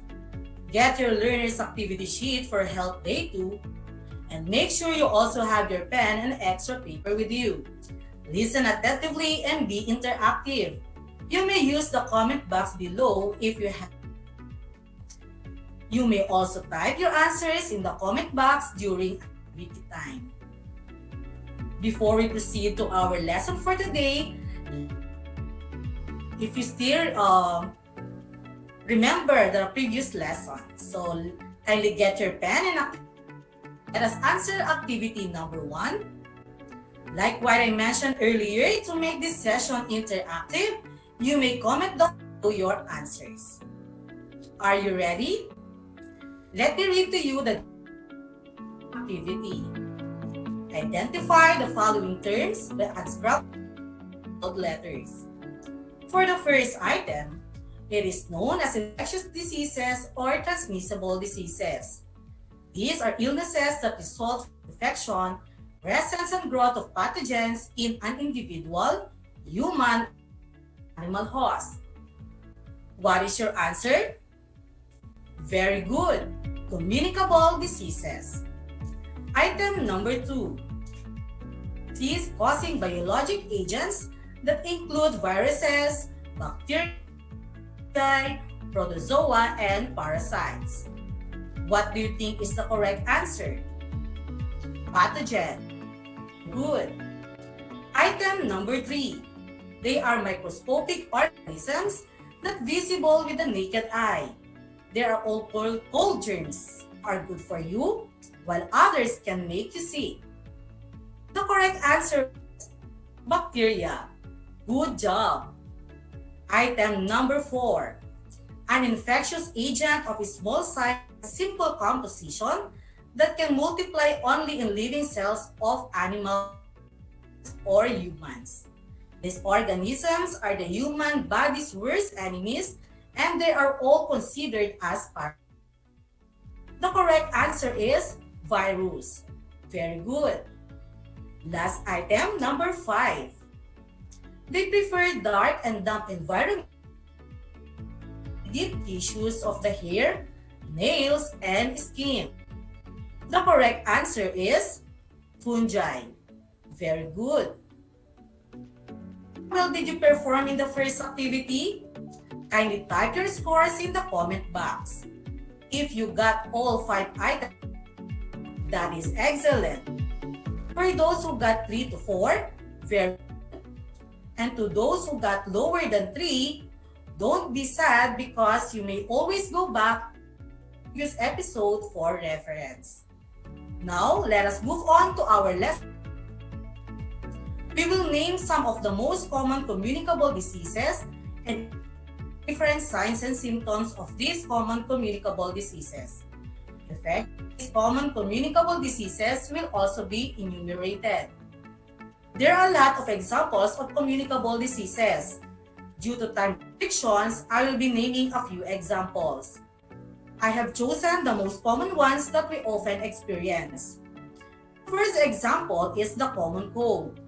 The common cold, also known simply as a cold, is a viral infectious disease of the upper respiratory tract that primarily affects the respiratory mucus of the nose, throat, sinuses, and larynx. Symptoms may appear less than 2 days after exposure to the virus. These may include sore throat, runny nose, sneezing, headache, and fever. People usually recover in 7 to 10 days, but some symptoms last up to 3 weeks. There is no vaccine for the common cold. The primary methods of prevention are hand washing the eyes, nose, or mouth with unwashed hands, and staying away from. Some evidence supports the use of face masks. It's the most frequent infectious disease in humans. Under normal, The average adult gets 2 to 3 colds a year, while the child may get 6 to 8. Next example we have whooping cough. Pertussis is known for uncontrollable violent coughing, which often makes it hard to breathe. Whooping cough is known as the 100-day cough because coughing can last up to 10 weeks. By the bacterium Bordetella pertussis. Pertussis is the bacteria is spread from person to person through tiny drops of fluid from an infected person's nose or mouth. These may become airborne by sneezes, coughs, or laughs. Other inhaling the drops or getting the drops on their hands and touching their mouths or noses. Pertussis can affect people of all ages, but can be very serious, even deadly for babies less than 1 year old. The signs and symptoms of cough or pertussis include a dry cough, mild fever, nasal discharge, and sneezing accompanied with difficulty in breathing. Moving on to our third example is influenza. Influenza is a viral infection that attacks your respiratory, your nose, throat, and lungs. Influenza is commonly called as the flu o mas pamilyar sa tawag na trangkaso. Signs include fever, aching muscles, chills and sweats, headache, dry persistent cough, shortness of breath, tiredness and weakness, stuffy nose, and sore throat. Children often experience vomiting. Next example is amoebic dysentery, also as amoebiasis. Amoebic dysentery is an intestinal infection protozoan parasite called Intimiba histolytica. The large intestine could result in severe diarrhea with the presence of blood and mucus in the feces. For patients who develop amoebic, symptoms include fever, chills, diarrhea, abdominal pain, and passing stool with the blood and or mucus. Transmission of amoebic dysentery occurs in the fecal-oral route, including ingestions of fecal-contaminated food or water containing Intimiba histolytica. The athlete's foot. Athlete's foot is a fungal infection by a fungus known as trichomonas. Affects the upper layer of the skin of the foot, especially when moist and irritated. Signs and symptoms include itching, some blisters, and swelling on the skin, on the foot, especially between the toes. There is also a sensation of stinging or burning. They become dry, blacky, red, scaly, and cracking. Another example of communicable diseases is tuberculosis or TB. Tuberculosis is a bacterium called Mycobacterium tuberculosis. The bacteria usually attack the lungs, but the bacteria can attack any part of the body such as the kidney, spine, and signs and symptoms of tuberculosis include coughing that more weeks, coughing up blood, chest pain or pain with breathing, coughing, unintentional weight loss, fatigue, fever, night sweats, chills, and loss of appetite. Another example of common communicable disease is mumps or mas kilala natin bilang beke. A viral infection that primarily affects the salivary glands that are located in the ears. Mumps can cause swelling in one or both of these glands. It is caused by a virus that spreads easily through infected saliva. Soon, you can contract mumps by breathing in saliva droplets from an person who has just sneezed or cough. The primary signs of mumps is swollen salivary glands that cause the cheeks to puff out. Other signs and symptoms may include pain while chewing or swallowing, fever, headache, muscle aches, weakness and fatigue, and loss of appetite. So pumps are rare, but some are potentially serious. It may be o tinatawag na pagkabaog. Other pumps include hearing loss and heart problems. Those who are pregnant, it may lead to miscarriage. Next example is the measles o tinatawag din natin as. Measles is a childhood infection caused by a virus. It is also called as rubella. Measles can be serious and even fatal for small children. According to World Health Organization, before the introduction of measles vaccine in 1963, measles had an estimated 2.6 billion deaths each year. The first sign of measles is usually a high fever, which begins after exposure to the virus and lasts 4 to 7 days. A runny nose, a cough, red and watery eyes, and small white spots inside the cheeks can develop in the initial stage. After several erupts, usually on the face and upper neck. Over about days, the rash spreads, eventually reaching the hands and feet. The rash lasts for 5 to 6 days and then fades. On average, the rash exposure to the virus. Complications of measles include ear infection, bronchitis, and laryngitis. If you're pregnant, cause preterm labor, low birth weight, and maternal death. Our last is coronavirus disease 2019, commonly known as COVID. The virus is now known as the Severe Acute Respiratory Syndrome Coronavirus 2 or SARS-CoV-2. In March 2020, the World Health Organization declared the COVID-19 outbreak a pandemic. Most infected people will develop mild to moderate illness and recover without hospitalization. Signs and symptoms of COVID-19 may appear 2 to 14 days after exposure. Common symptoms include fever, dry cough, and tiredness. Less common symptoms include aches and pains, sore throat, diarrhea, headache, loss of taste or smell, skin or discoloration of fingers or toes.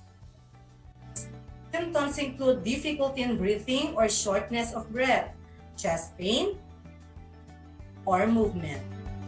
Seek immediate medical attention if you have serious symptoms. Always call before visiting your doctor or health facility. People with mild symptoms who are otherwise healthy should manage at home. Whenever we read updates regarding the number of new COVID cases in the province from the FB page of TARLAK, oftentimes we read with comorbidities. In medicine, comorbidity is the presence of one additional conditions often co-occurring with a primary conditions.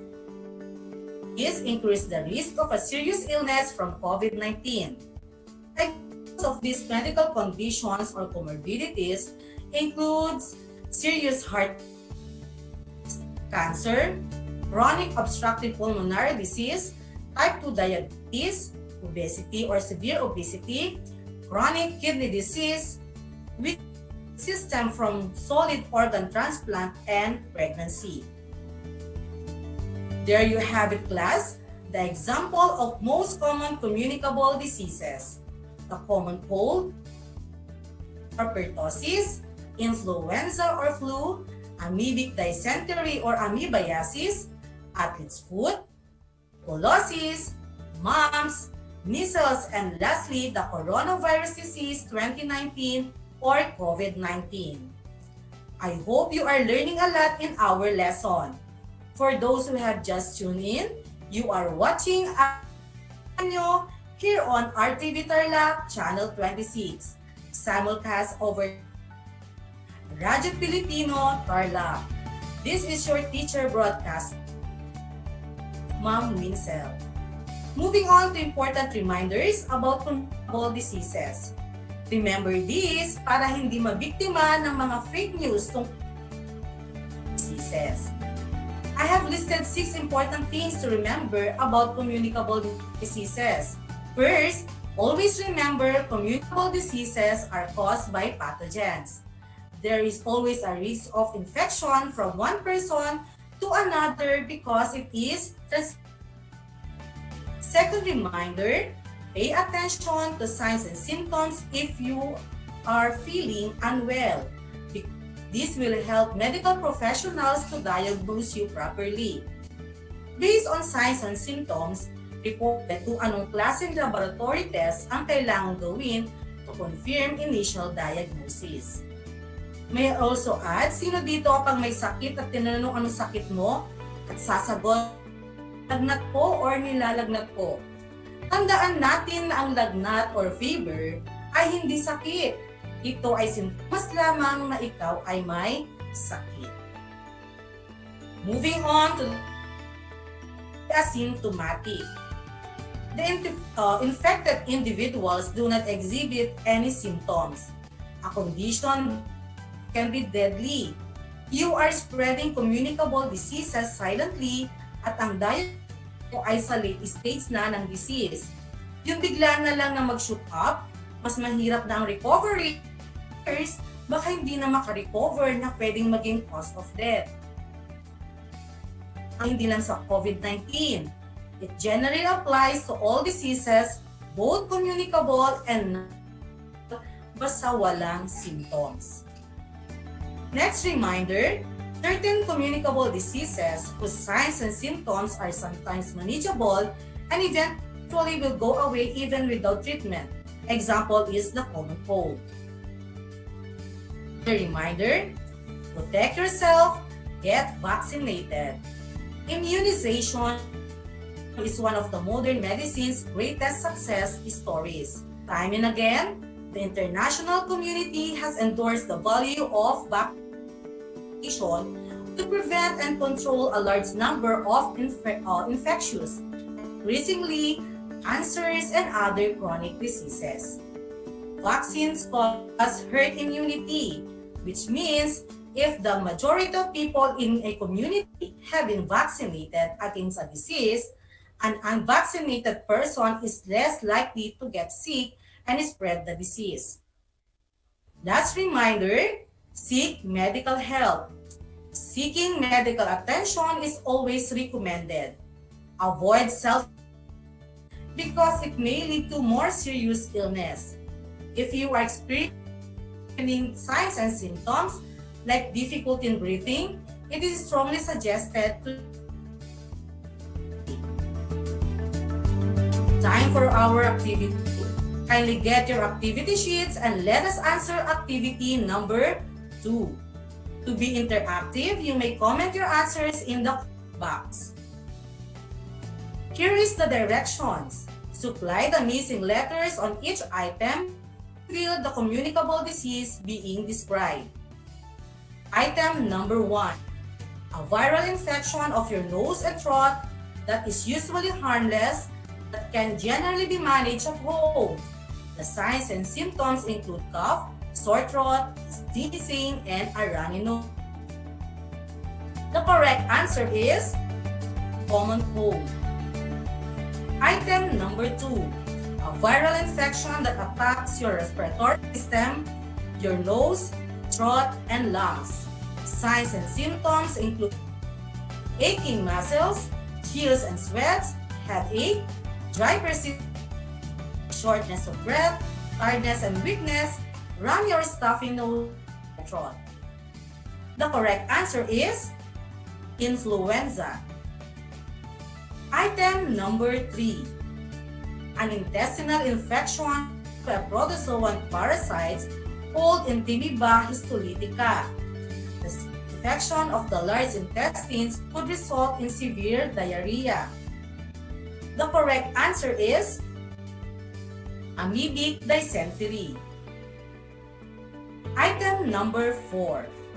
The bacteria usually attack the lungs, but the bacteria of the body, such as the kidney, spine, and Signs and symptoms include coughing that lasts 3 or more weeks, coughing up blood, pain with breathing or coughing, unintentional weight loss, fever, night sweats, chills, and loss of appetite. The correct answer is tuberculosis. Item number 5 is now known as the severe acute respiratory syndrome coronavirus 2. In March 2020, the World Health Organization declared the disease outbreak as pandemic. Most common symptoms include fever, dry cough, and tiredness. The correct answer is coronavirus disease. Now let us move on to activity 3, true or false. Its statement about the nature of communicable diseases. The statement is correct and false if the statement is incorrect. Item number 1. Diseases are caused by virus. The correct answer is false. Item number 2. Asymptomatic individuals are infected individuals who do not exhibit any signs and symptoms. The correct answer is true. Item number 3, self-medication is not recommended because it may lead to more serious illness. The correct answer is true. Item number 4, make you sick. Of course, the correct answer is false. Item number 5, signs and symptoms of communicable diseases are all the same. False. How well did you perform in our activity? Type your score in our comment box. For the final activity, refer to activity number 3 in your activity sheets. Apart from the common communicable diseases, give us examples in our discussion. Look for other 5 examples of communicable diseases. You will describe the nature of the disease and identify the causative agent. You will also enumerate its signs and symptoms and refer to the given example. In the first column, we have coronavirus disease 2019 as COVID-19 as our example. In the second column is a brief description of coronavirus disease 2019 or COVID-19. Is an infectious disease caused by a newly discovered coronavirus. Third column is causative agent. The causative agent of COVID-19 is. The last column is the signs and symptoms. For COVID-19, most common symptoms include fever, dry cough, and tiredness. Less include aches and pains, sore throat, diarrhea, headache, loss of taste or a rash on skin, or discoloration of fingers or toes. Serious symptoms include difficulty in breathing or shortness of breath, chest pain, loss of speech or movement. For this activity, use a separate sheet of paper and do not forget to submit your respective MAPED teacher. The rubrics of scoring for the as follows. Developing or 75 to 79% if the student was able to give 5 examples of diseases. Approaching proficiency or 80 to 84% if the student was able to give 5 examples of communicable diseases, its nature and background. Proficient or 85 to 89% if the student was to give 5 examples of communicable diseases, its nature and background, and advanced or 90 to 100% if the student was able to give communicable diseases, its nature and background, identify its causative agent, and signs and symptoms. Again, look for other examples apart from the 9 hour lesson. I hope you gain new knowledge about the communicable diseases. They say that happiness is the highest form of. So let us stay happy. Let us stay healthy. Thank you for watching. Shine, angat Tarlac, shine Tarlac. This has been your teacher, Winsel Bangis Velasquez, saying, stay safe, God bless.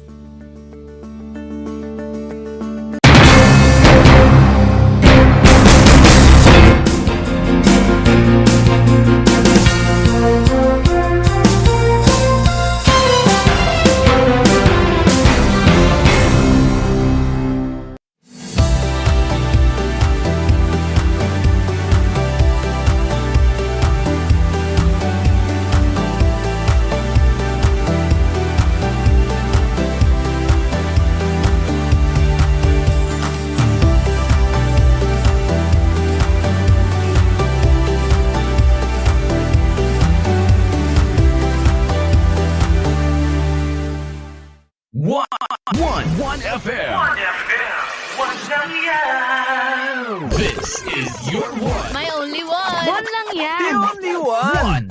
One FM. 96.1 Tarlac, 98.3 Lucena, 88.3 Legazpi, 96.1 Surigao, 95.9 Butuan, 92.1 Mindoro, 96.7 Tacloban, 99.3 Baler, 95.1 Puerto Princesa, Palawan.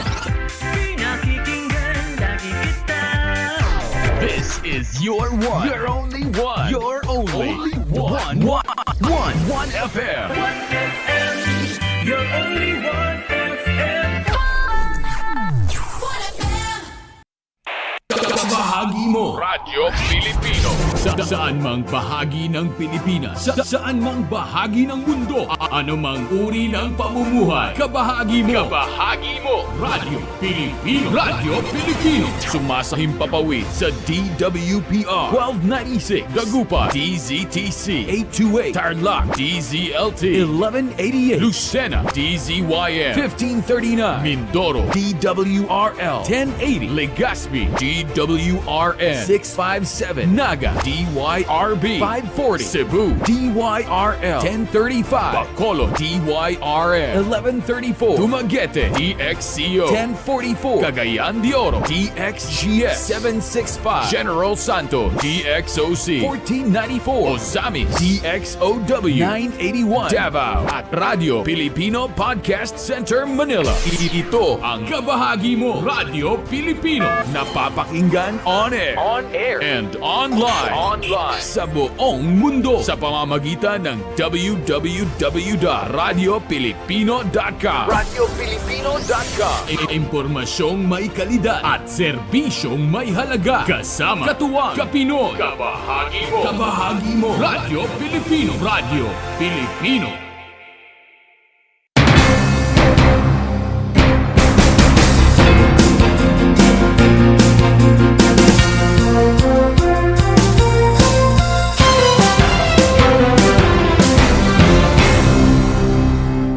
The word boondocks, which is now part of the English Language Dictionary and Vocabulary, comes from the Tagalog word bundok, meaning mountain.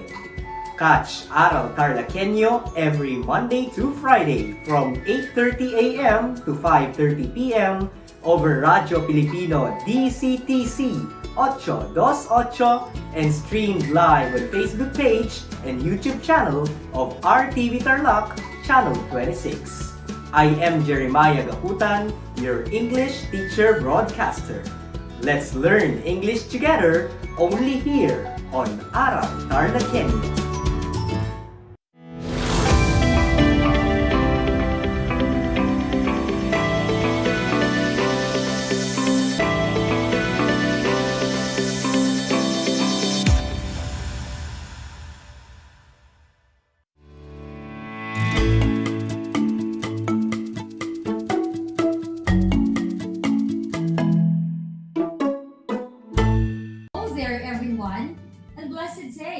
Especially to all the grade 9 learners out there watching and listening.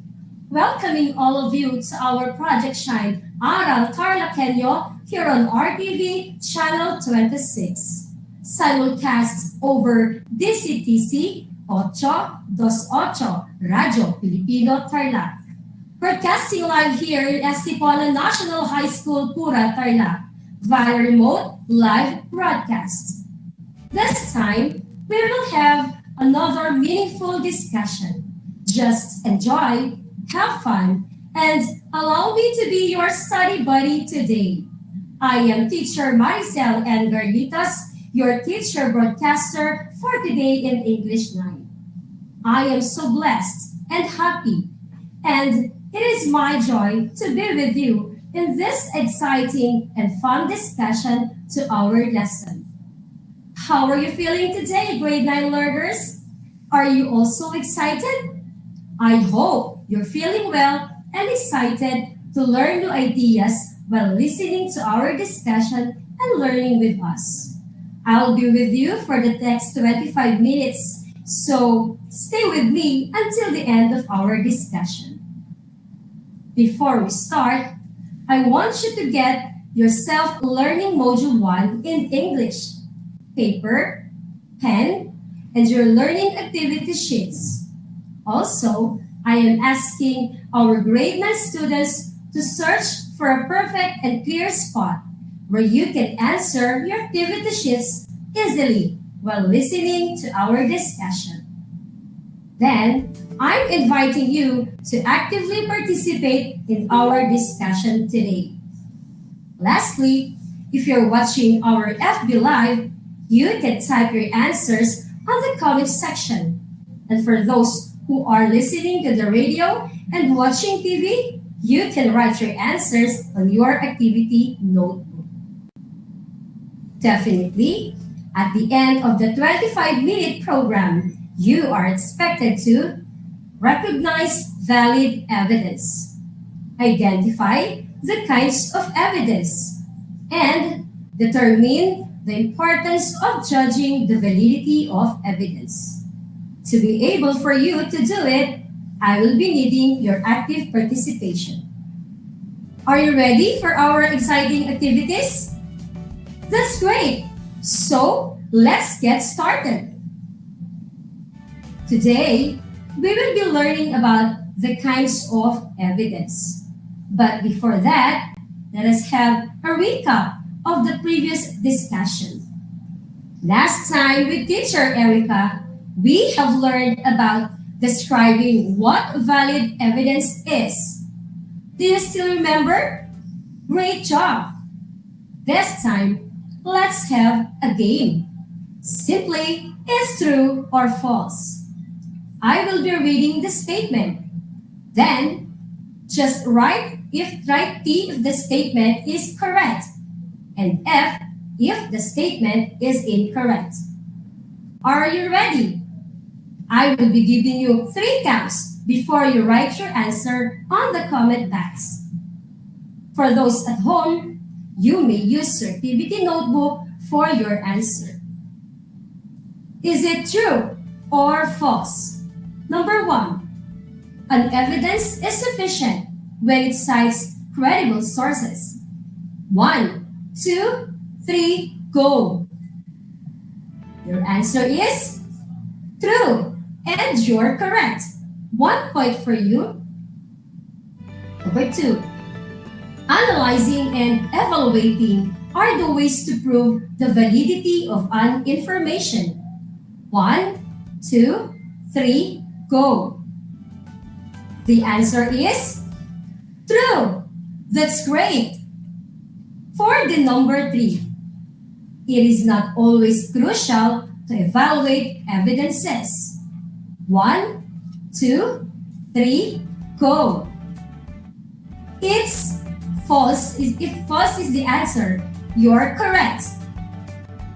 Number 4 statement is, not all claims demand evidences.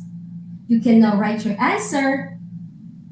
The answer is false. Moving on to the last number.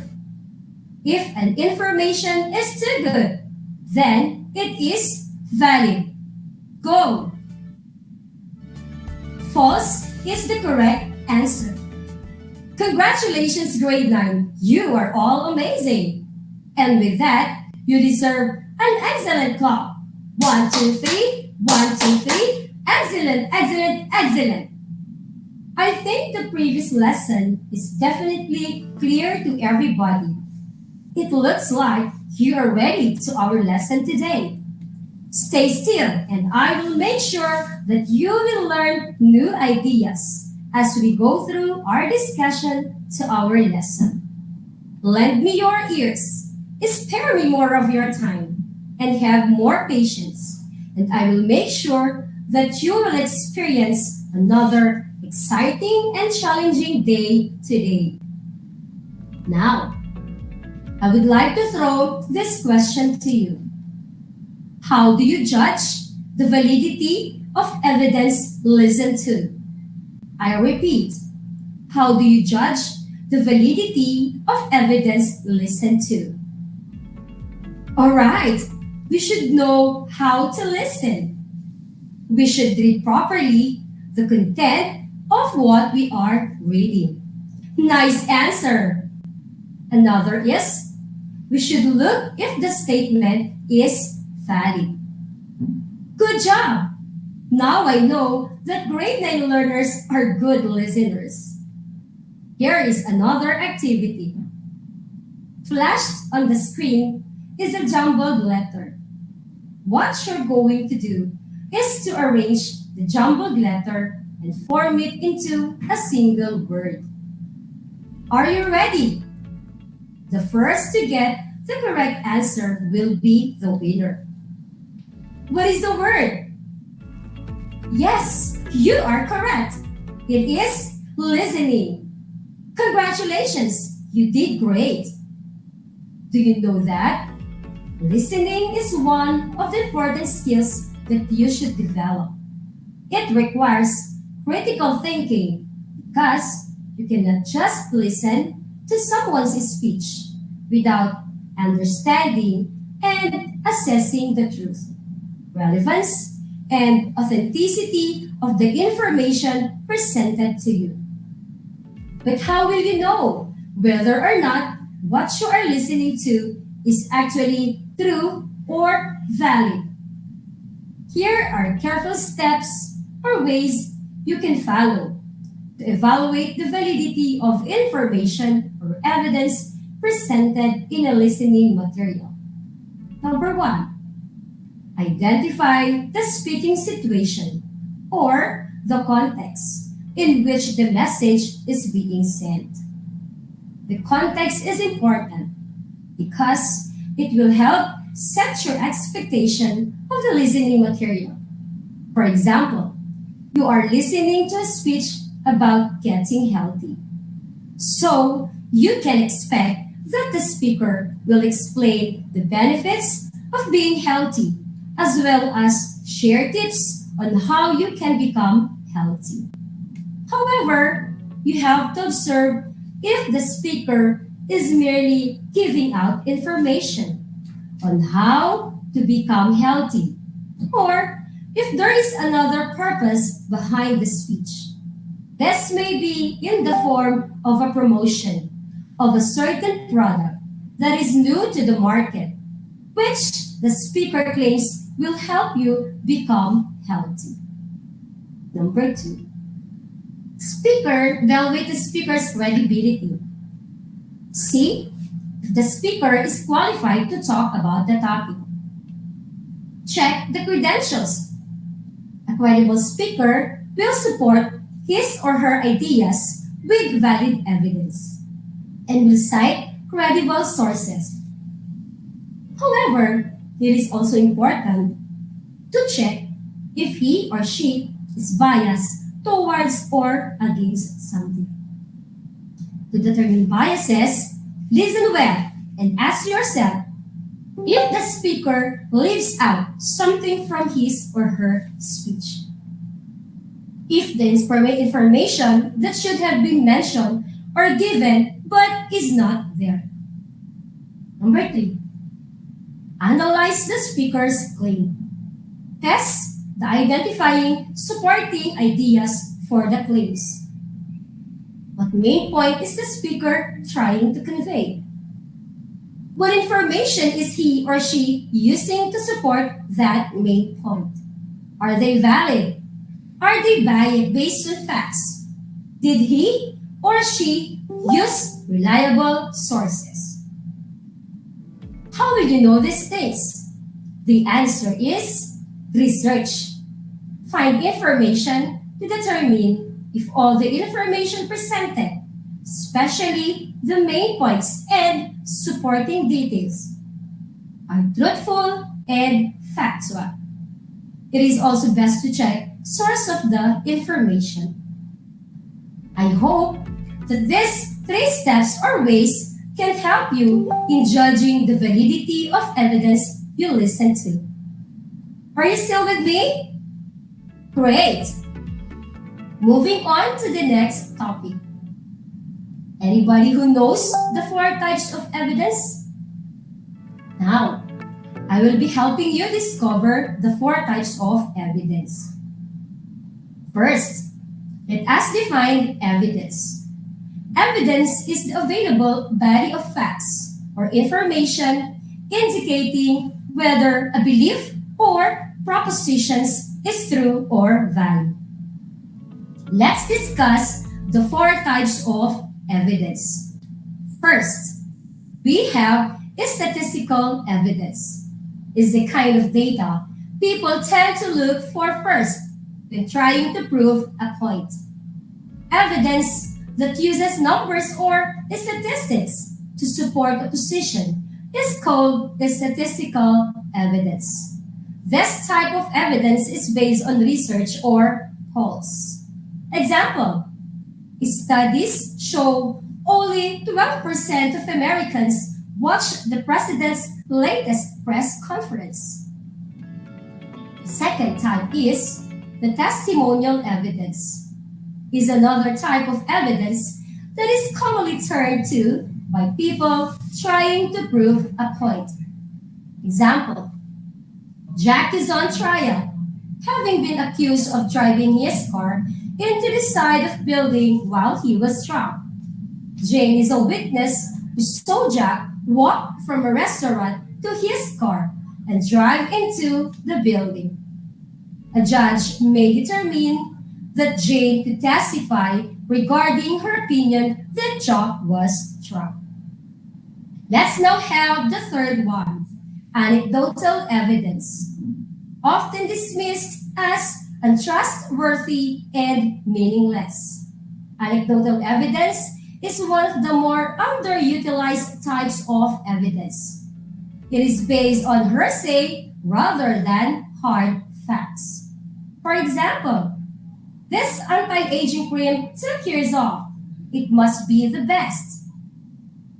For the last one, we have analogical evidence. Analogies are mainly useful when dealing with a topic that is under research. If you are on the cutting edge of an issue, you are the person breaking new ground.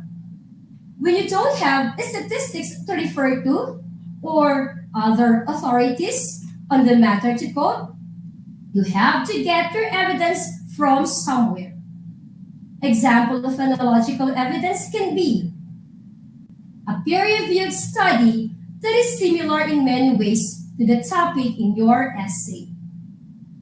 An expert opinion that's something very similar to your topic. A court case or historical event that is similar to your thesis. Now, the question is, why is judging the validity of evidence is important? What is your answer? You are correct. Evidence are very useful. Here are some importance of judging the validity of evidence. Number one, using evidence allows us to work out what is effective and what is not. Number two, evidence supports assertions instead of being complete proof. Number three, evidence provides analysis and data for the efficiency of our work. Number four, evidence gives the opportunity to reflect and suggest improvements to services. Number five, evidence is for the providers as well as the users of services. Number six, evidence and its use in the practice of prevention. When it comes to providing ethical and effective services to young people, especially like you, evidence is the key to getting it right. I hope that I have helped you understand the lessons. As a youth, you should always remember the importance of having valid evidence when you are reading, listening, speaking, writing, or even when you are watching TV for you to be safe always. It seems like you enjoyed listening. Okay, time for us to have some fun. Let's play Facts or Bluff. Get your learning activity sheets and we will answer the activity 1. All you have to do is write fact if the statement is true. If not, write bluff. Number 1. Coffee is made with fat or bluff. Exactly. The answer is fat. Next number is 2. Evidence can be easily recognized if it is clearly presented. Fact is the answer. Number 3. The star-sign Aquarius is presented by a tiger. The answer is fact. Number 4.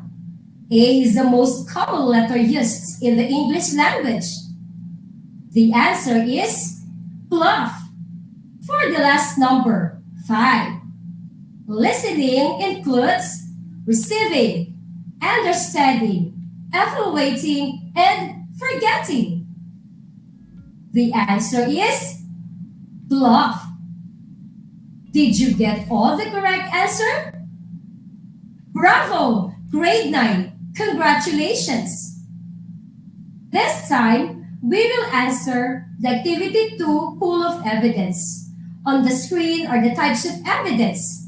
All you have to do is to identify the evidence being described in each statement. Write the letter of the correct answer on the space provided before the number.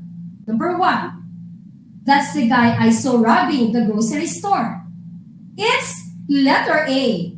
Number 2. Life is a box of chocolates. Your answer? Definitely right. It's letter D. For number 3, 76% of the class barely passed the final. 18% flunked miserably, and 6% burst into tears. It's letter B. Last number. Wow! I took the supplement and lost a lot of weight. This pill must work. The correct letter is C. See? I told you, you now get the perfect score. Moving on to your activity 3 entitled Poke the Evidence. Simply, read the statements of evidence. Classify them according to the type of evidence they belong to. Write the letter of your answers on the table below. Flashed on the screen are the different evidences. Letter A. Police say that robbers were armed and wearing masks. Letter B. In a lifetime, the average driver will honk 50,250 times. Letter C. I was an owl last year. It was a real hoot. Letter D. Life is like a box of chocolates. Letter E. 15-minute meditation exercise will not affect the math test scores in teenagers. Letter F. Doctors say that eating candy is bad for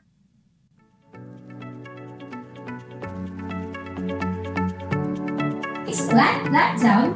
I heard a student was arrested for smoking in the bathroom. Letter H. Comparing the lifespan of the people in the USA to Australia to see who has the better healthcare system. You are allowed to take picture on this part so that it will be easy for you to answer the table below. The table below you presented. You may now write your answer here. You have 1 minute to answer.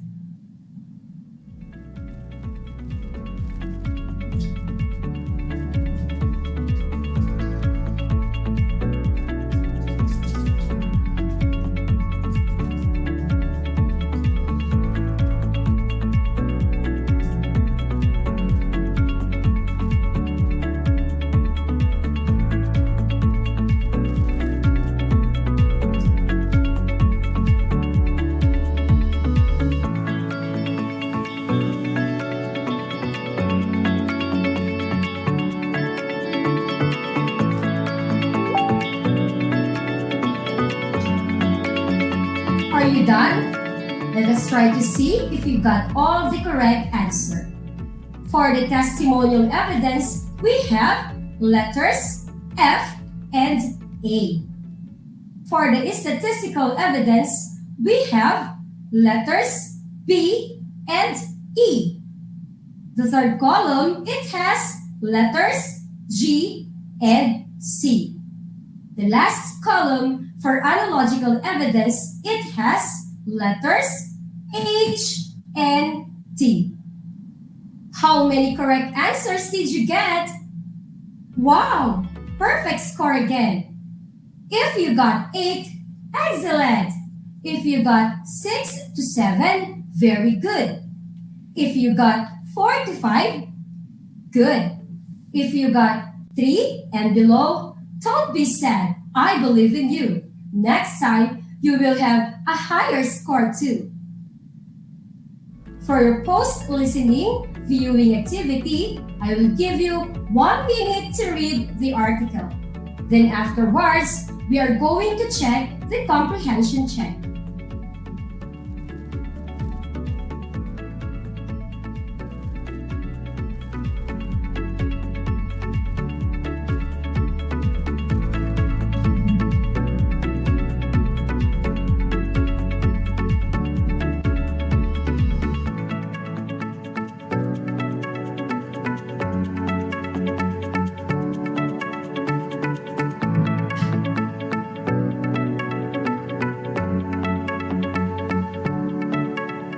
Answer number 1. What is the issue presented? Very good. Banning mobile phones while driving is the answer. How about number 2? What is the writer's stand on the issue? Yes, the risk of getting into a car accident while talking on a mobile phone while driving. Number 3. Write the evidence that supports the opinion of the writer. Great!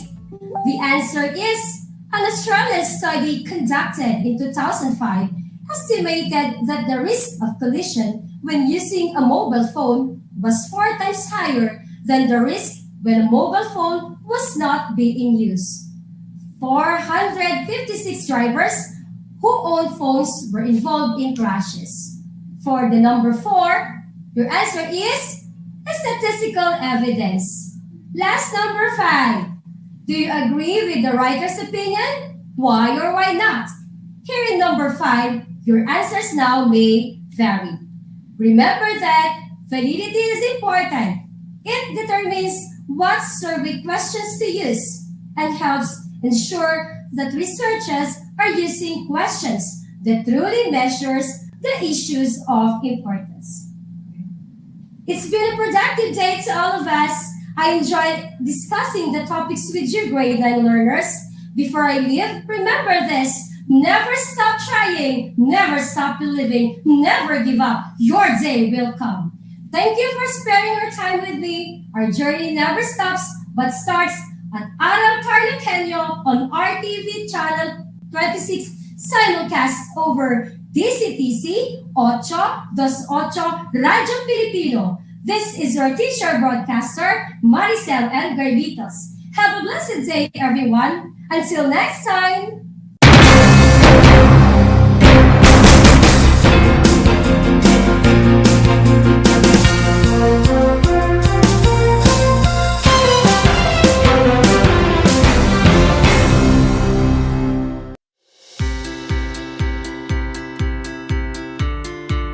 Upang matugunan ang mga kinakaharap na pagsubok ng mga guro at mag-aaral sa gitna ng kasalukuyang pandemya, nagsanib tulong sina Congressman Charlie Cojuangco ng unang distrito ng Tarlac, DEPED Region 3 Regional Director Dr. May B. Eclar at Tarlac Schools Division Superintendent Dr. Ronaldo Pozon para sa isang napapanahong proyekto na tinaguriang Project Shine, Aral TarlakHenyo. Ang mga mag-aaral ng Grade 4 at Grade 5, ganon din ang Grades 8 and 9 sa buong probinsya ng Tarlac, kasalukuyang sumasailalim sa radio-based instruction. Katuwang ang himpilang DZTZ 828 kHz AM at RTV Tarlac, Channel 26.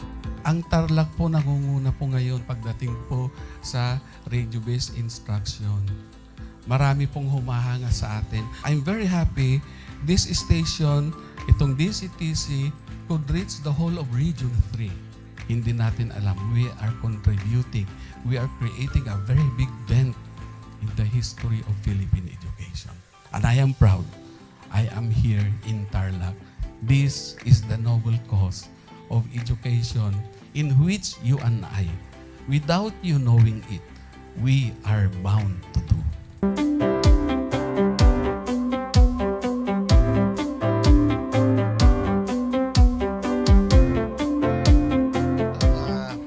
Project natin na Project Shine is a natural consequence dahil sa nangyari sa buong mundo. Let's continue to work together. I think it's very Filipino to practice bayanihan in anything or most of the things that we do. And this is a manifestation of that. No? We have private sector, we have DEPED, we have local government, all working together. And I hope the parents of some of these children, especially the parents that did not graduate from school or hindi nakapag-aral nung sila ay bata, sana naman gamitin na nila itong opportunity na mag-schooling na rin sila kasama ng mga anak nila para mag-bonding pati ang mga magulang sa mga bata. I look at this as doing God's work. Diba? So if you do God's work, it feels right. It's righteous. It's for good, not for evil. Good morning and happy learning, grade 4. Welcome to Aral TarlakHenyo here on RTV Tarlac, Channel 26. Simulcast over DZTZ 828, Radio Filipino Tarlac. I am Teacher Mercy Pacheco Bognot. This is Alistair Aidatu. I am Marie Josephine B. Andrade. I am Teacher Princess Marie M. Dueñas, and I will be your teacher broadcaster for today.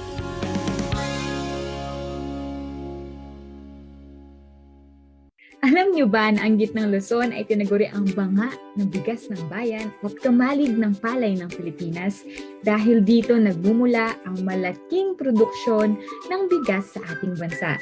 Ito ay binubuo ng mga lalawigan ng Aurora, Bataan, Pampanga, Nueva Ecija, Zambales at Tarlac. Ugaliin nating manood ng Aral TarlakHenyo Lunes hanggang Biyernes alas 8:30 ng umaga hanggang alas 5:30 ng hapon. Ako si Binibining Pia Isrin Capiral, ang inyong teacher broadcaster sa Araling Panlipunan dito sa Project Shine Aral TarlakHenyo.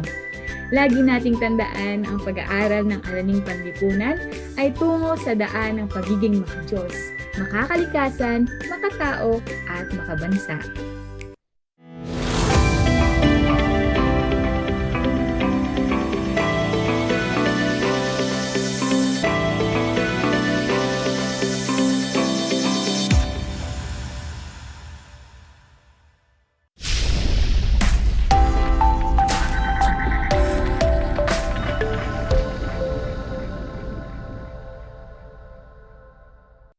Welcome sa ating Aral TarlakHenyo ng Schools Division of Tarlac Province. Hatid sa inyo ng RTV Tarlac Channel 26 at ng DZTC 828 Radio Filipino Tarlac. Isang masaya at ligtas na hapon, kabataang TarlakHenyo. Narito na naman tayo nagsisikap at nagpupunyagi na maging makadiyos, makatao, makakalikasan at makabansa. Kumusta na kayo mga ginigiliw kong grade 9 Eco Learners?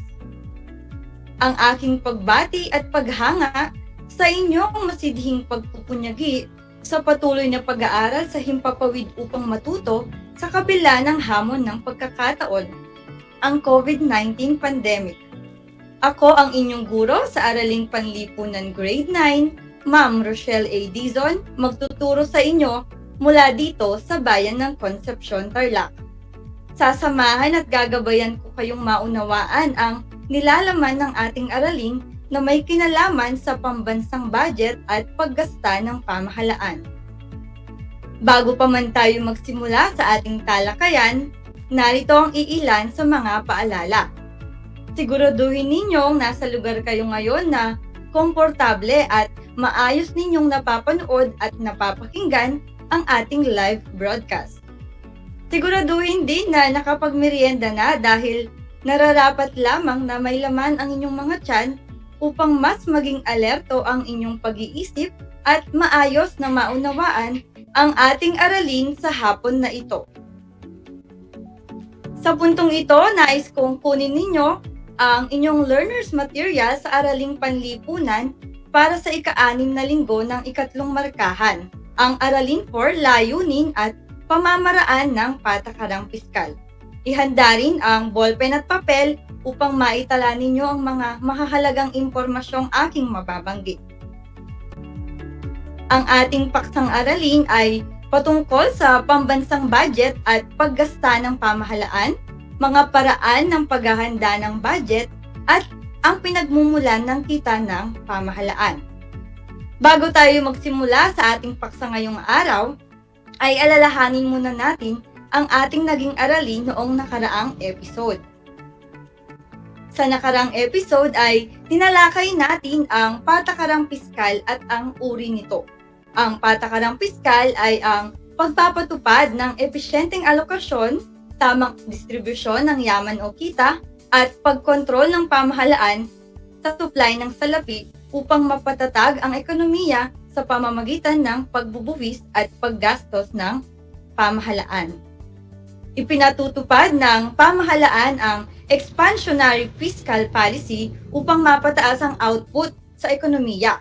Kapag dinagdagan ng pamahalaan ang gastos nito sa pamamagitan ng pagbalikat ng mga proyektong panlipunan tulad ng tulay at kalsada, gumagasta ito para sa mga kasangkapan na magsisilbi namang kita ng bahay kalakal. Samantala, karaniwang pinapatupad ng pamahalaan ang contractionary fiscal policy. Kung lubhang napakasigla ng ekonomiya kung saan nagkakaroon ng overheated economy. Bunga ito ng mas mataas na kabuang demand kumpara sa kabuang supply. At ngayon sa palagay ko ay handa na kayo sa ating bagong paksa para sa hapon na ito. Inaasahan na sa pagtatapos ng aralin na ito ay iyong masusuri ang layunin at pamamaraan ng patakarang piskal. Ito ay nakaangkla sa Most Essential Learning Competency Week 6, Quarter 3 ng Araling Panlipunan 9. Sa lahat po ng mga magulang at mag-aaral sa ika-9 na baitang na nakikinig sa ating broadcast, kung kayo ay may mga katanungan o nais linawin ukol sa ating paksa ngayong araw, maaari kayong magbigay ng mensahe sa aking Facebook Messenger. I-type lamang po ang rochelle.arziga.bizon o maaari kayong tumawag o mag-text sa numerong naka-flash sa inyong mga screen 0955-996-1057. Uulitin ko, ang numerong maaari ninyong tawagan ay 0955-996-1057. Maaari din kayong magtanong sa FB Live sa RTV Tarlac Channel 26 Facebook page. Sa puntong ito, tayo ay magsisimula na sa ating paksang aralin. Alam ba ninyo na ang pambansang budget ay kahalintulad din lamang sa budget sa inyong sariling pamilya o tahanan? Kung paano nito tutugunan ang mga pangunahing pangangailangan mula sa mga nalikom na salapi mula sa trabaho o negosyo na mayroon ang isang pamilya. Subalit mas malawak at mas malaki ang ginagalawan ng pambansang budget dahil sa aspeto ng pagbibigay alokasyon sa bawat ahensya o departamento upang maipataguyod ang kani-kanilang mga proyekto at programa para sa pambansang kaunlaran. Ang pambansang budget ay ang kabuang planong maaring pagkagastusan ng pamahalaan sa loob ng isang taon. Ito rin ang nagpapakita kung magkano ang inilalaang pondo ng pamahalaan sa bawat sektor ng ekonomiya. Kung ang revenue o kita ng pamahalaan ay pantay sa gastusin nito sa isang taon, masasabing balanse ang budget. Ibig sabihin kasi nun, ang salaping pumapasok sa kaban ng bayan ay kaparehong halaga ng ginagastos ng pamahalaan. Nagkakaroon ng deficit sa budget or budget deficit kapag mas malaki ang paggasta ng pamahalaan kaysa sa pondo nito. Nangangahulugan na mas malaking halaga ng salapi ang lumalabas kaysa pumapasok sa kaban ng bayan. Tinatawag naman na budget surplus kung mas maliit ang paggasta ng pamahalaan kaysa sa pondo nito. Nangangahulugan na mas malaking halaga ng salapi ang pumapasok sa kaban ng bayan kaysa sa lumalabas. Ang pambansang budget ay lubhang napakahalaga sa pagpapatupad at pagbibigay ng katiyakan sa pangkalahatang kaunlaran ng bansa. Kinakailangan maging wasto at makatwiran ang alokasyon ng budget sa iba't ibang yugto ang pagbuo ng pambansang budget. May 4 na yugto ang pagbuo ng pambansang budget. Ito ay ang paghahanda o budget preparation, ratifikasyon o budget legislation, implementasyon o budget execution, at ang review ng budget o budget accountability. Para sa unang yugto, ang budget preparation, may mga paraan ng paghahanda ang ehekutibo. Una ay ang nagpapalabas ng budget call mula sa Department of Budget o tinatawag nating DBM sa lahat ng mga ahensya ng pamahalaang pambansa. Sinasaad sa budget call ang mga hangganan ng pambansang budget, kabilang ang kabuang paggasta, ang tamang dapat gugulin ng budget at ang inaasahang nalilikom na buwis at iba pang kita upang tustusan ang paggasta. Ang mga hangganang ito ay batay sa pagtaya ng Development Budget Coordination Committee. Sumunod dito, ang pangalawa ay ang panghihikayat sa partisipasyon ng mga civil society, organization at iba pang stakeholder sa pagbuo ng budget ng mga ahensya ng pambansang pamahalaan. Ito ang tinutukoy na participatory o bottom-up budgeting. Ikatlo, ang pagtatanggol ng bawat ahensya ng kanilang panukalang budget sa DBM. Pag-aaralan ng DBM ang mga mungkahing budget at maghahain ng kaukulang rekomendasyon. Ika-4 ang rekomendasyon ng DBM na pag-aralan sa isang Executive Review Board na binubuo ng kalihim ng DBM at ng mga nakatataas na opisyal ng pamahalaan. Sumunod na dito ang pagbuo ng DBM ng National Expenditure Program or NEP bilang panukalang pambansang budget ayon sa napagkasunduan ng Executive Review Board. Ihaharap sa Pangulo ng Bansa ang NEP upang ito ay linangin. Ang huli, titipunin ng DBM ang mga dokumentong bubuo sa President's Budget. Kabilang, narito ang NEP at ito ay isusumite sa Kongreso bilang General Appropriations Bill o GAB upang aprubahan bilang isang ganap na batas. Sa ikalawang yugto ay ang Budget Authorization or Legislation na kung saan dadaan sa pagsusuri at pag-apruba ang panukalang budget. Ito ay susuriin ng Kamara o Kongreso, susunod ay dadalhin ito sa mataas na kapulungan.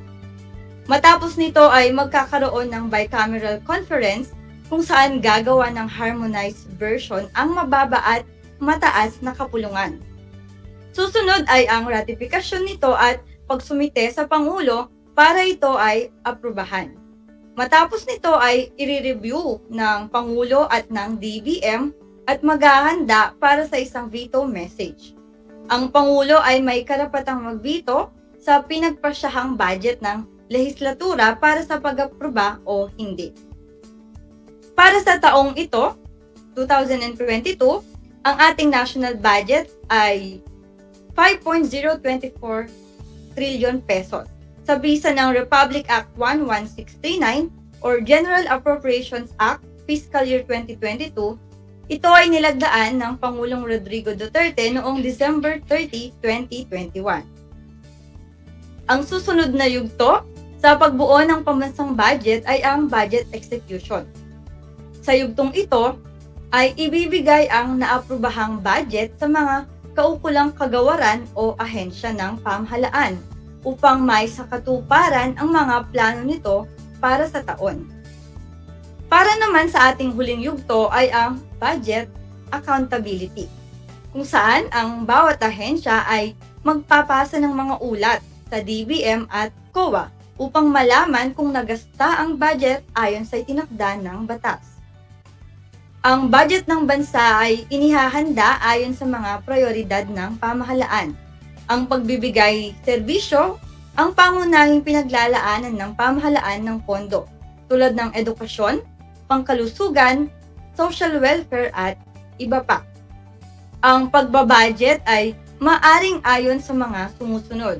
Ito'y pwedeng ayon sa sektor, ayon sa expense class, ayon sa mga rehiyon, at ayon sa iba't ibang kagawaran ng pamahalaan at special purpose fund.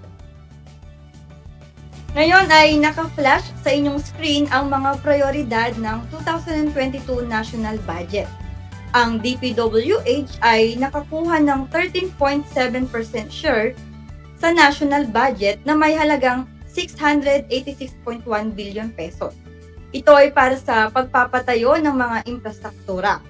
Kasunod ang DEPED or Department of Education na may 12.6% share o 630.8 billion pesos. Kasama din sa prioridad ang paglalaan ng pondo para sa utang ng bansa, para sa kalusugan, militar, social services, agrikultura at industriya.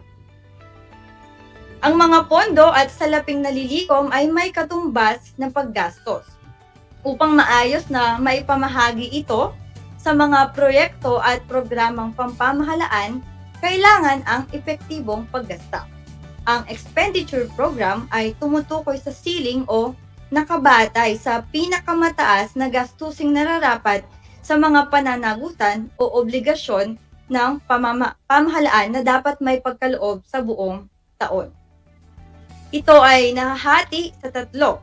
Una ang current operating expenditures para sa pagbili ng mga produkto at serbisyong tulad ng personal services.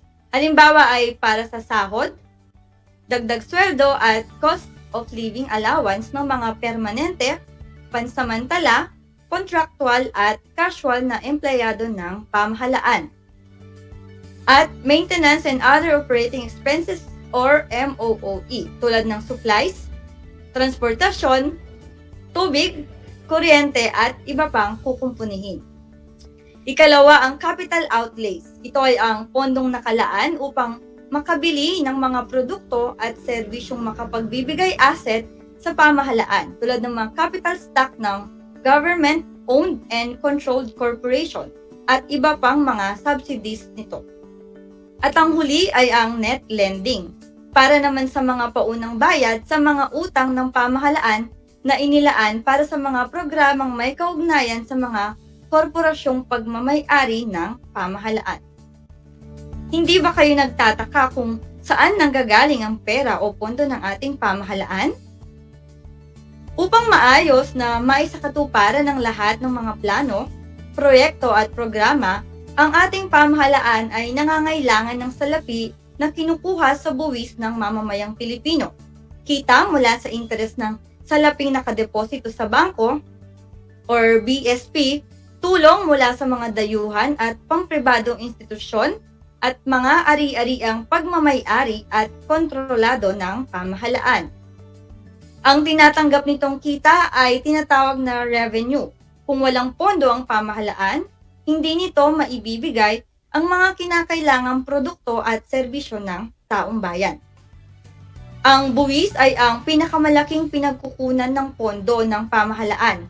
Ito ay tumutukoy sa sapilitang kontribusyon na kinukolekta mula sa mga mamamayan. Ito ay isang paraan upang makalikom ng salapi ang pamahalaan na gagamitin ito sa pagpapalakad ng mga gawaing pampamahalaan.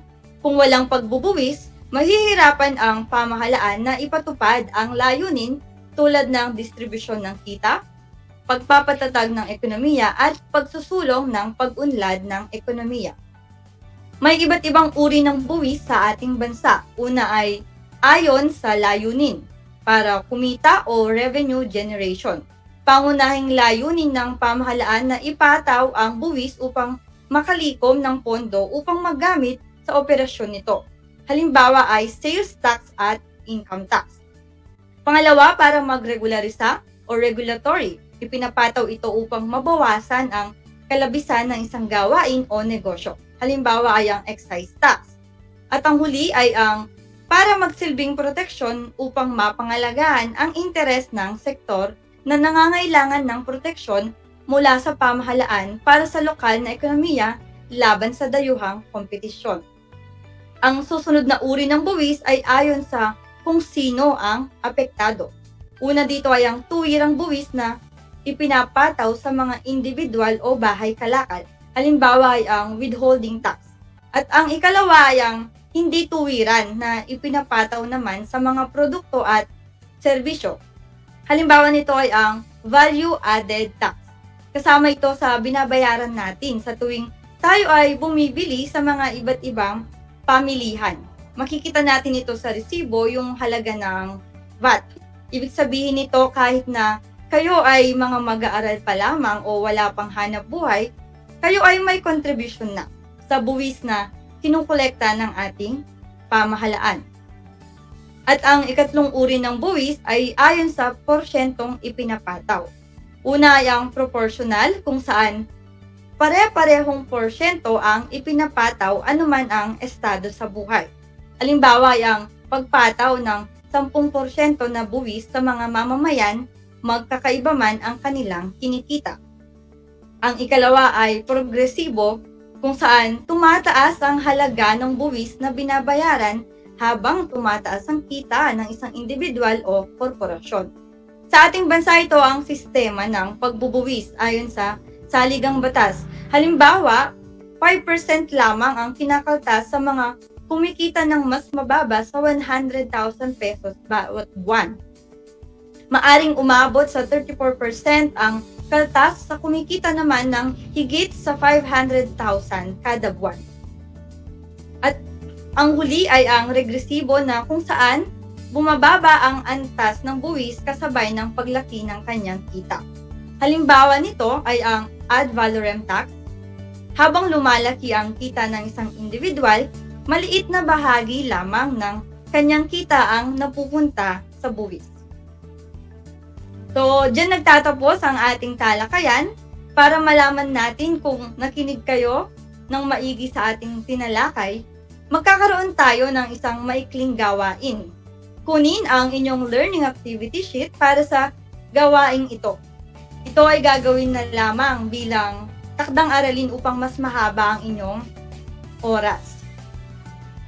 Para sa panuto ng ating gawain, gumawa ng isang pie graph na magpapakita ng iyong mungkahing pagbabalangkas sa pambansang budget at sagutan ang pamprosesong tanong. Bigyang pansin ang mga sumusunod na aspeto: serbisyong panlipunan, serbisyong ekonomiko o serbisyong publiko, pasan na utang at tanggulan. Para naman sa pamprosesong tanong, paano mo ito hinati-hati? Ano ang mas higit mong binigyan ng pansin o mas malaking budget? Ipaliwanag, ano-anong mga proyekto o programa ang nais mong ipatupad sa paglalaan mo ng may pinakamalaking pondo o budget? At paano mo mapoprotektahan ang sektor na pinaglaanan mo ng may pinakamalaking budget?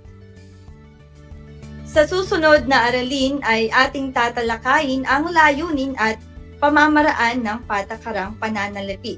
Ngunit bago yon, dapat siguraduhin tapusin muna ang ibinigay kong gawain ngayong araw. Sa mga walang learning activity sheet, maaari itong gawin sa malinis na papel. Ang gawain ay matatagpuan din sa ating Module 4, pahina 13.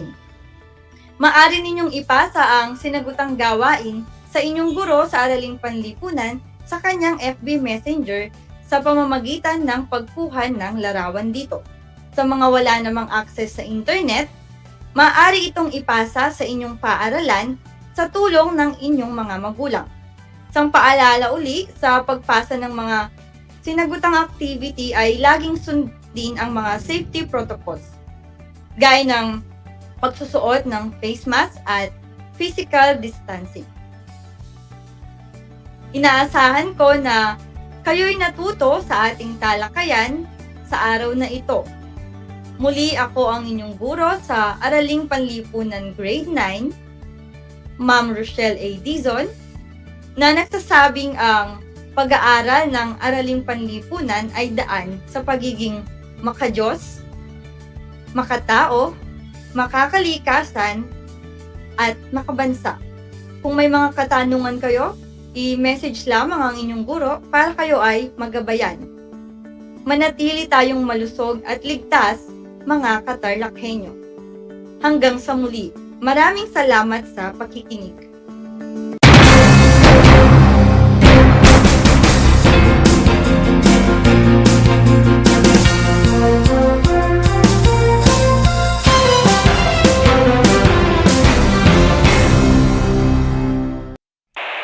Bahagi mo Radyo Pilipino saan mang bahagi ng Pilipinas, saan mang bahagi ng mundo, anumang uri ng pamumuhay. Ito ang Kabahagi Mo Radyo Pilipino, napapakinggan on air and online sa buong mundo sa pamamagitan ng www.radiopilipino.com. Impormasyong may kalidad at serbisyong may halaga, kasama katuwang Kapinoy. Kabahagi Mo Radyo Pilipino. Radyo Pilipino.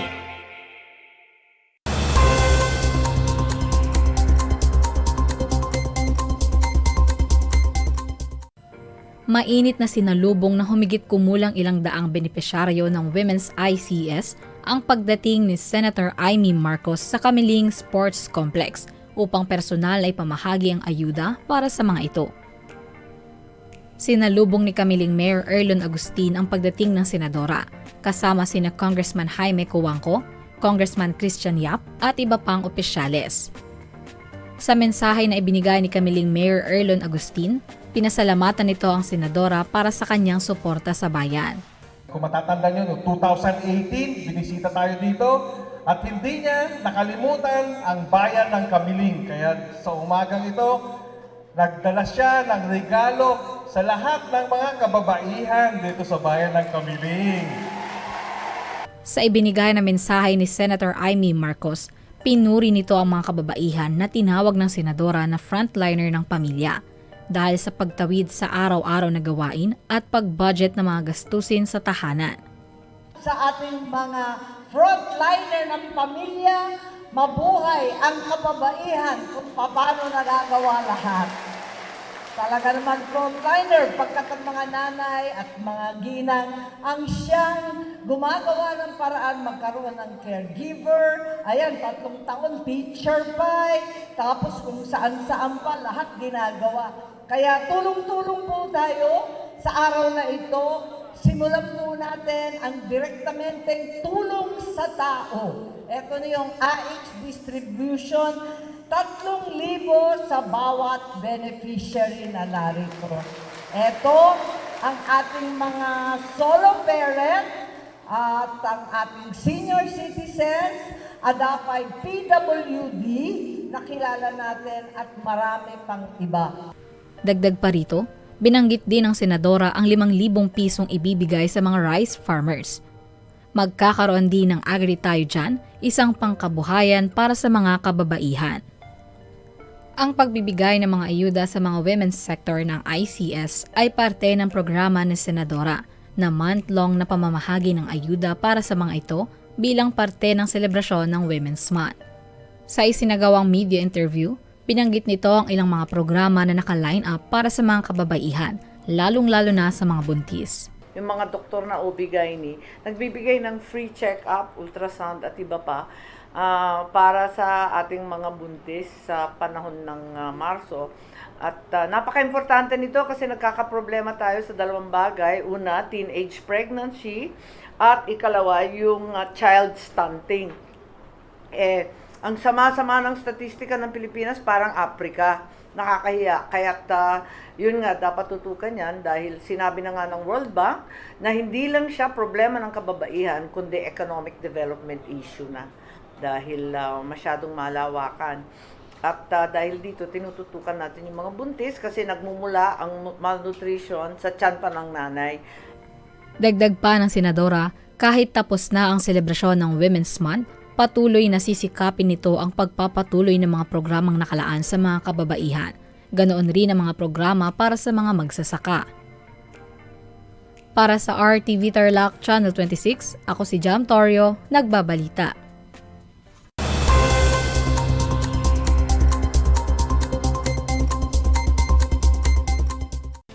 Sa Moncada, Tarlac, pinangunahan ng Municipal Disaster Risk Reduction and Management Office ang pagsasagawa ng Emergency Medical Response Training. Ang nasabing aktibidad ay naisakatuparan dahil sa buong suporta ng municipal government ng Moncada.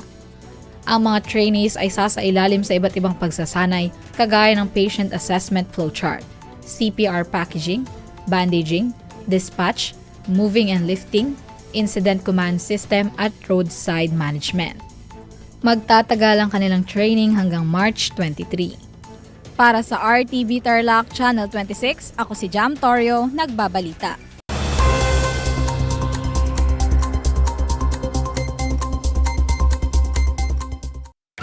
Alam mo na ba? Ang mental health ay isang mahalagang bahagi ng ating pangkabuoang kalusugan. Walang health kung walang mental health. Kaya naman maglaan ng oras para sa mga hobbies, kumustahin ang mga mahal sa buhay, at huwag kalimutang ipahinga ang utak. Ngayong panahon ng pandemya, make sure to care for yourself and care for others para sa isang healthy Pilipinas. Tumawag sa mga numerong ito. Paalala mula sa Department of Health.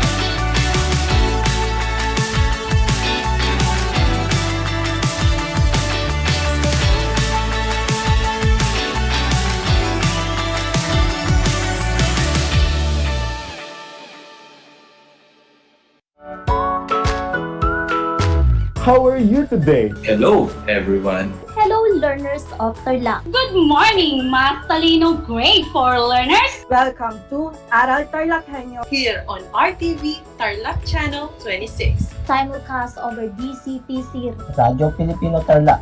I'm Sir Glenn, your teacher broadcaster. Broadcasting live here at Paniki Tarlac. Remotely here in Concepcion, Tarlac. Live here at Barangay Pedro Elquines, Mayantok, Tarlac. Broadcasting live from Ramos National High School. Your anchor teacher today for grade 9 mathematics. Your partner in education this time of pandemic.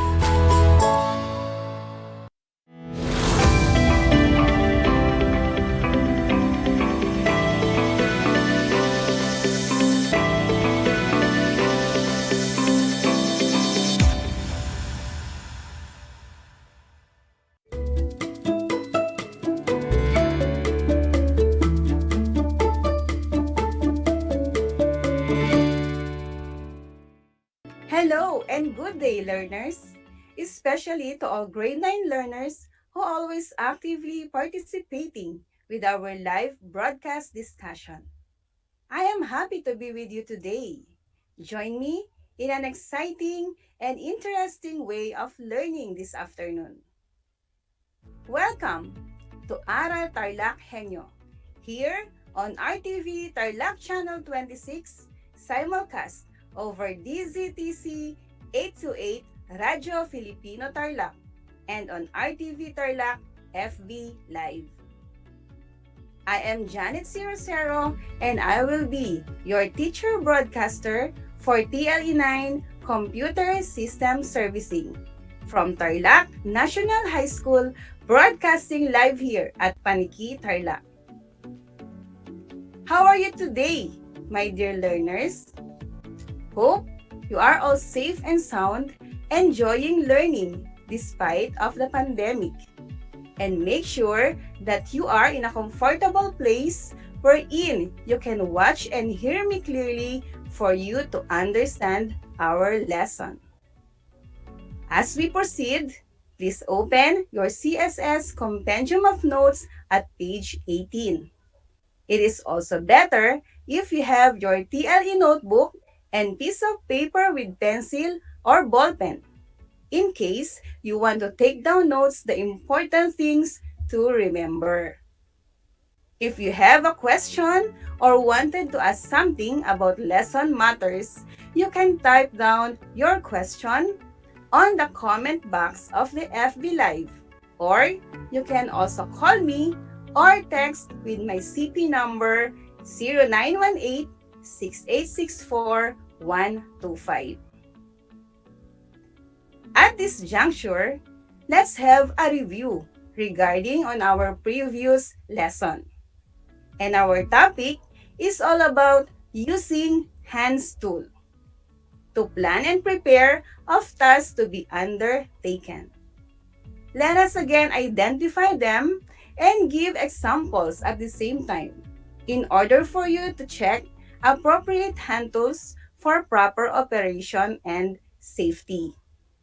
Let's start and read the direction.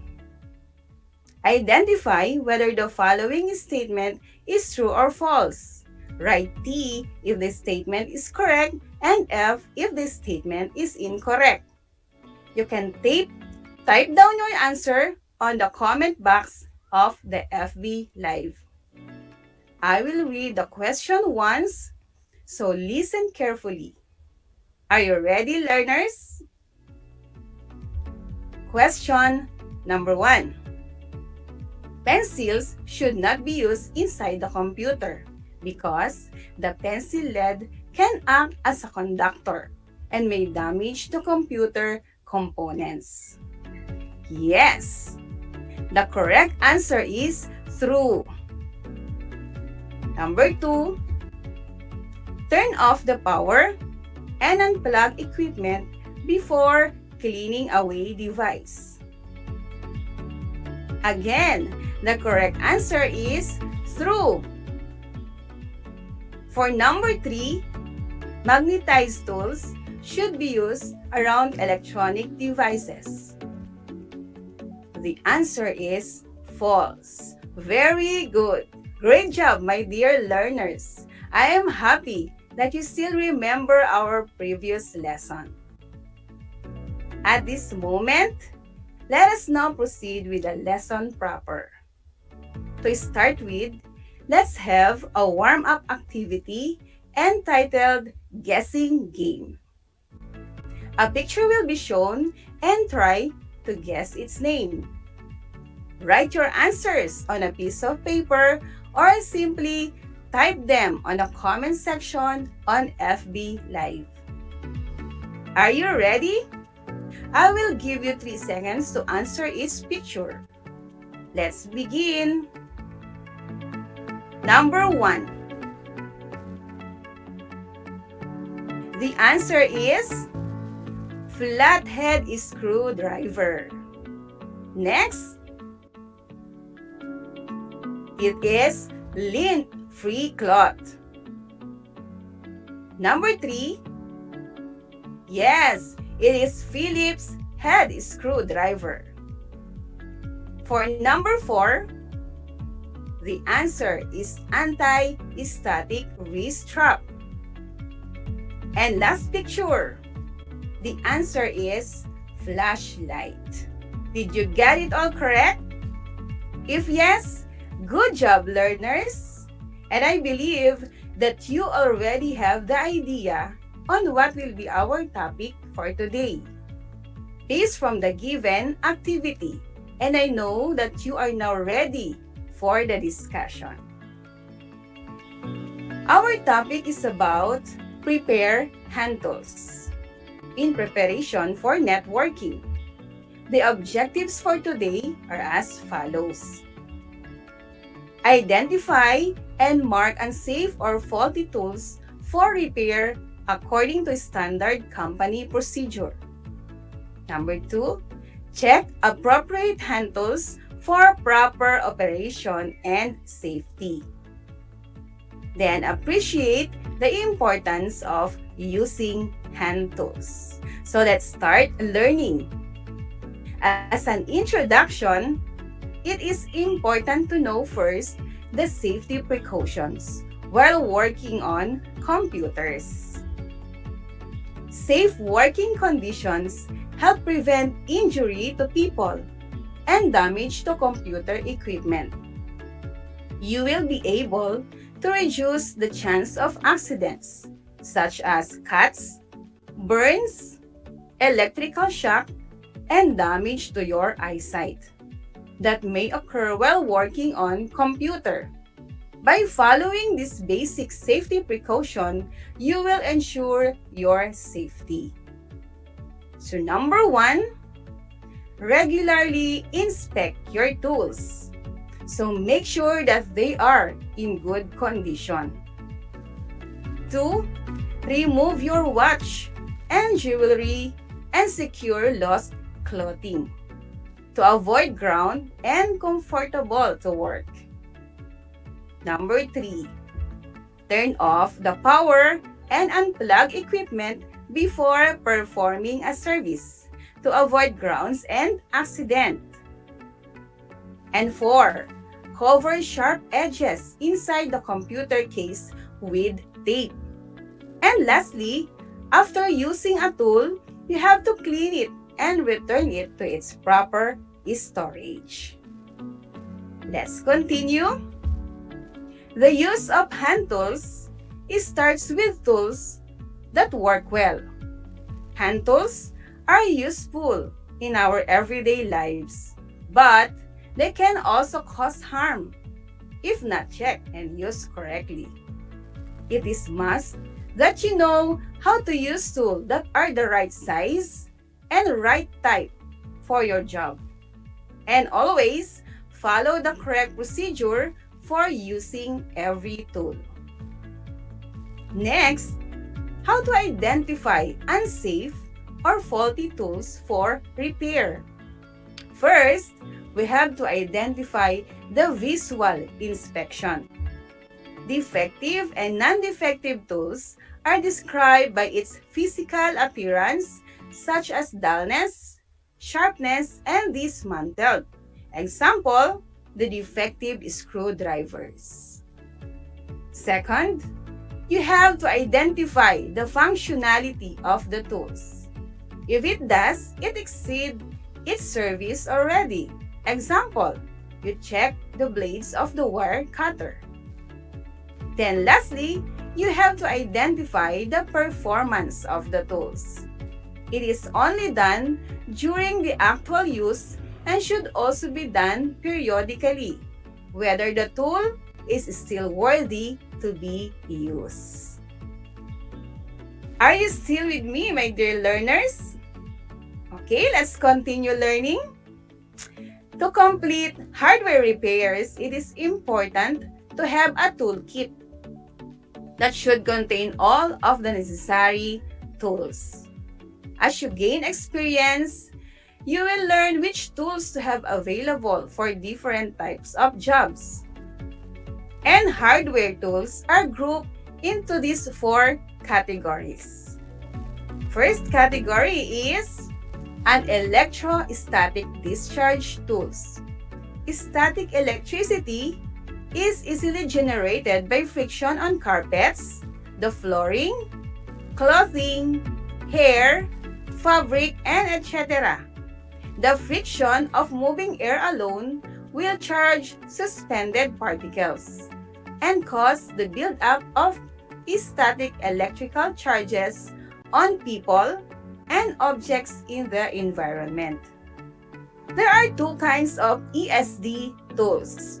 We have the anti-static wrist strap and the anti-static mat. The anti-static wrist strap, it is used to prevent ESD damage to computer equipment. An anti-static mat is used to stand on or place hardware to prevent static electricity from building up. It is important to use electrostatic discharge tool to ensure that none of the stored energy on our body can be transferred to the parts of the computer, since most of the computer parts are highly electric sensitive. Thus, a little current may or may not damage the integrated circuits of the computer. Let's now move on to hands tool. But let us define first what a hand tool is. A hand tool is a device for performing work on a material or a physical system using only hands. The hand tool can be manually used, employing force, or electrically powered using electrical current. So, what are those hands tools? First, we have the flathead screwdrivers. It is used to loosen or tighten slatted screws.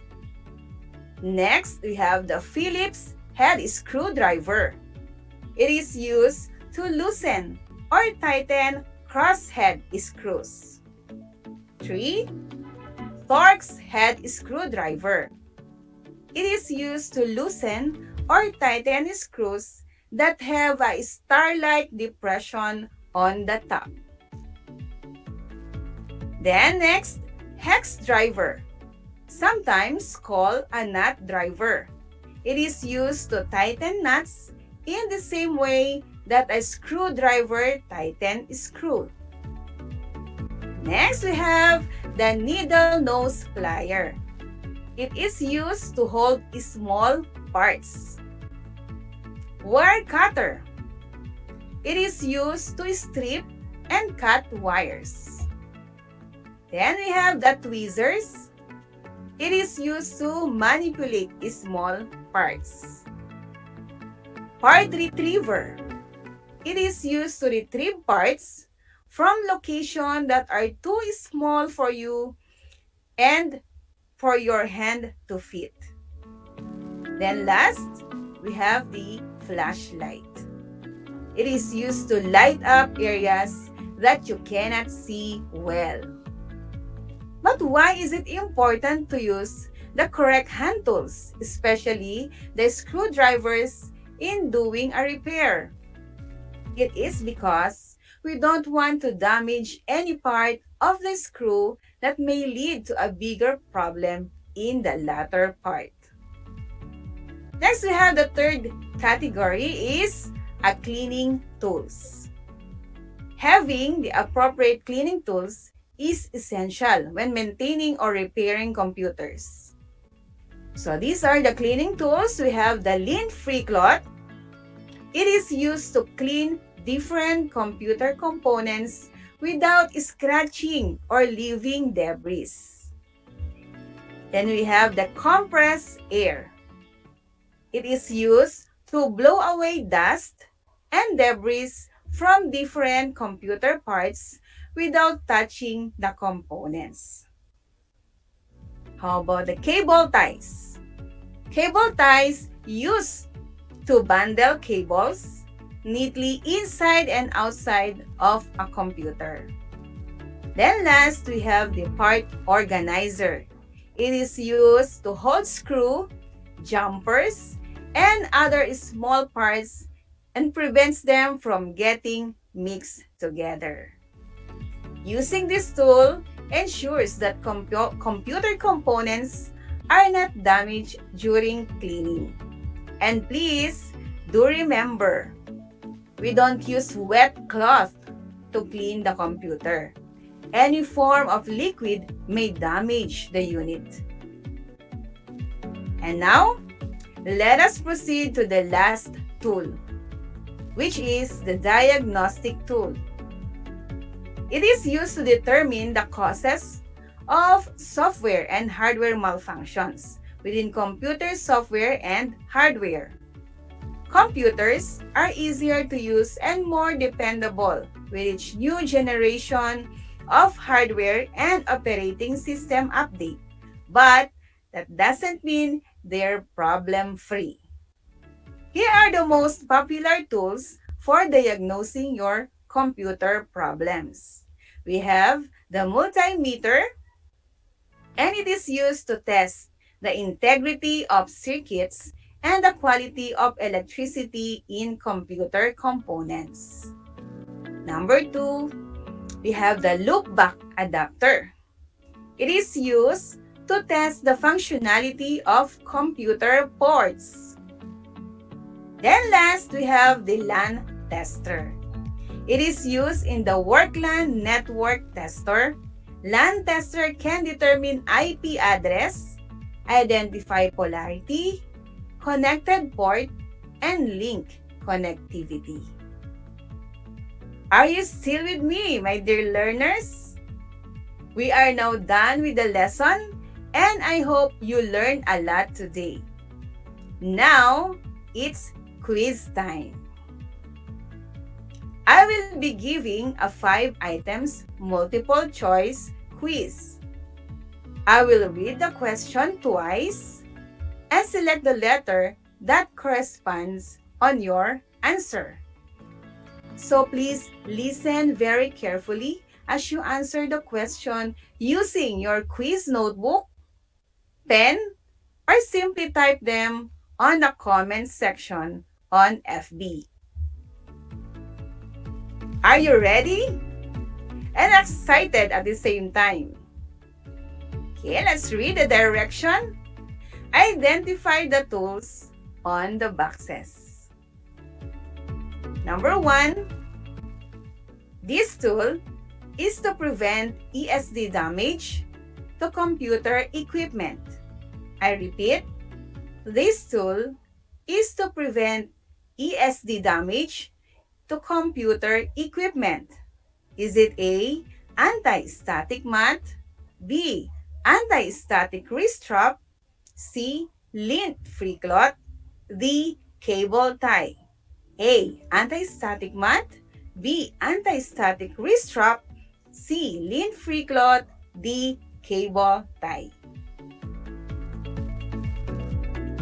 Number 2,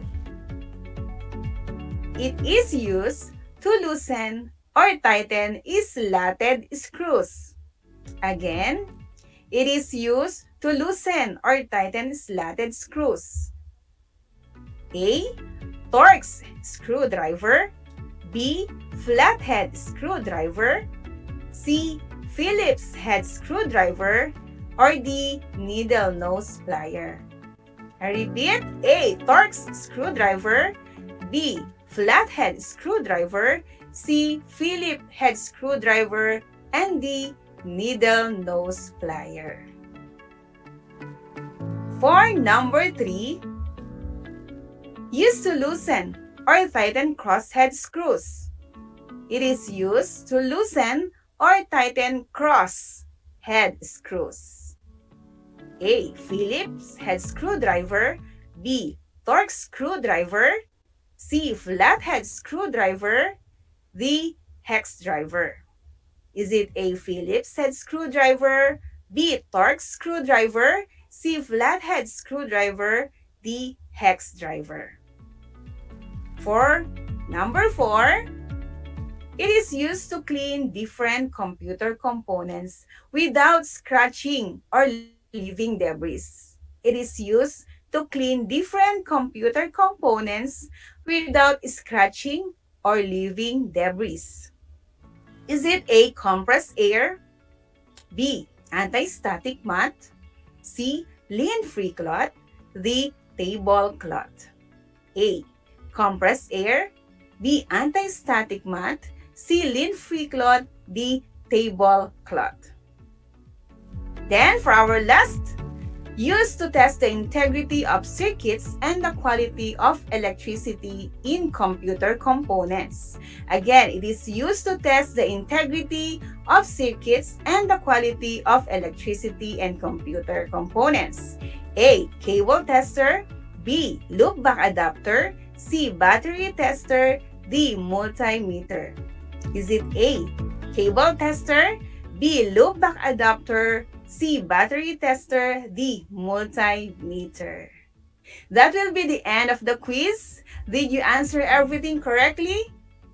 It is now time to check. Number 1, the answer is letter B, anti-static wrist strap. 2, letter B, flathead screwdriver. And number 3, is it letter A, Phillips head screwdriver? Number 4, the answer is letter C, lint-free cloth. And for number 5, the correct answer is letter D, multimeter. Did you get it all correct? For those who got it all correctly, an excellent job for you. If you got 3 or 4, that's great. If your score was 2 and below, is still very good. Do not worry because you can still review the lesson using our CSS module and get familiarized with the different tools we are in computer. Another lesson was successfully delivered. For further understanding, read your CSS modules, and it has enhancement activities that will help you for the mastery of the lesson. Make sure to always tune in on Aral TarlakHenyo at RTV Tarlac Channel 26 simulcast over DZTC 828 Radio Filipino Tarlac and RTV Channel 26 via FB Live.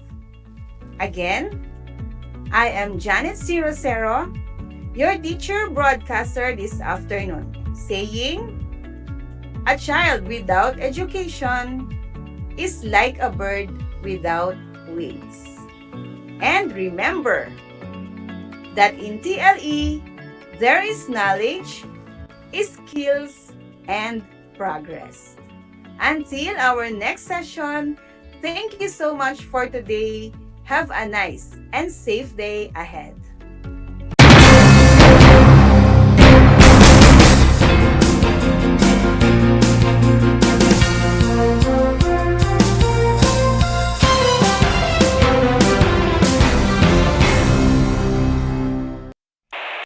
Bahagi mo Radyo Pilipino saan mang bahagi ng Pilipinas, saan mang bahagi ng mundo, ano mang uri ng pamumuhay. Ito ang Kabahagi Mo Radyo Pilipino, napapakinggan on air, and online sa buong mundo sa pamamagitan ng www.radiopilipino.com. Impormasyong may kalidad at serbisyong may halaga, kasama katuwang Kapinoy. Kabahagi Mo Radyo Pilipino. Radyo Pilipino.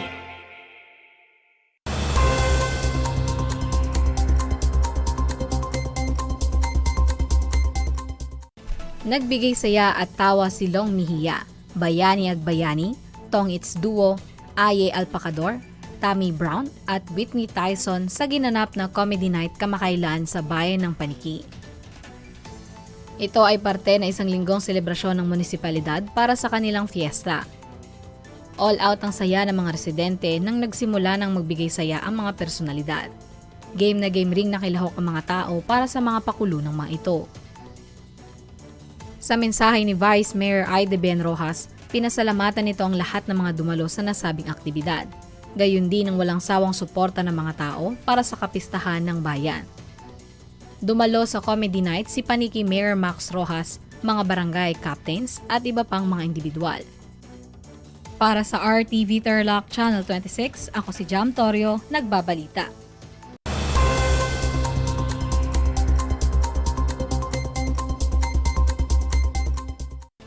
Sa Moncada, Tarlac, pinangunahan ng Municipal Disaster Risk Reduction and Management Office ang pagsasagawa ng Emergency Medical Response Training.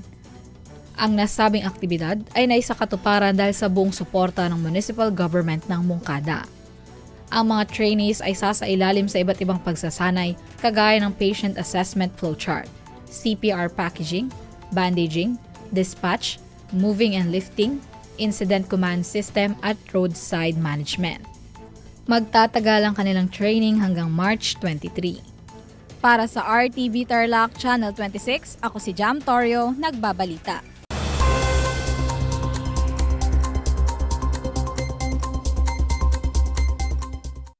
Inorganisa kamakailan ng DILG Tarlac ang kanilang pangalawang Tarlac Aralin para sa taong 2023 na nakasentro sa effective public speaking. Nagsilbing panauhing pandangal sa nasabing aktibidad si Maria Bernadette M. Castro, technical staff mula sa Office of the Regional Director, kung saan ibinahagi nito kung paano madidevelop ng isang individual ang kanyang communication skills at ang kanyang confidence sa pagsasalita. Ipinaliwanag din ito ang kahalagahan ng public speaking sa trabaho.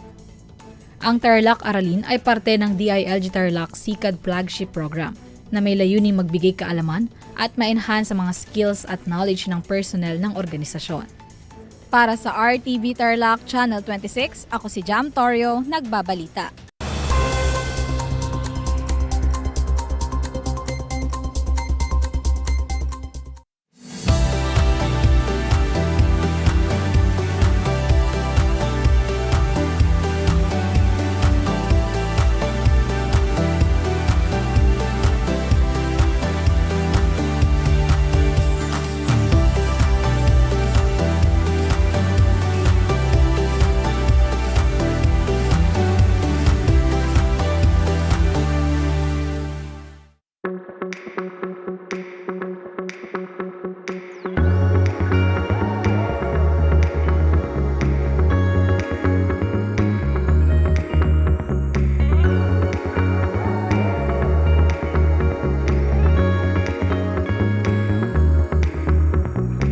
Travel to Herona and see how big North Shine has grown.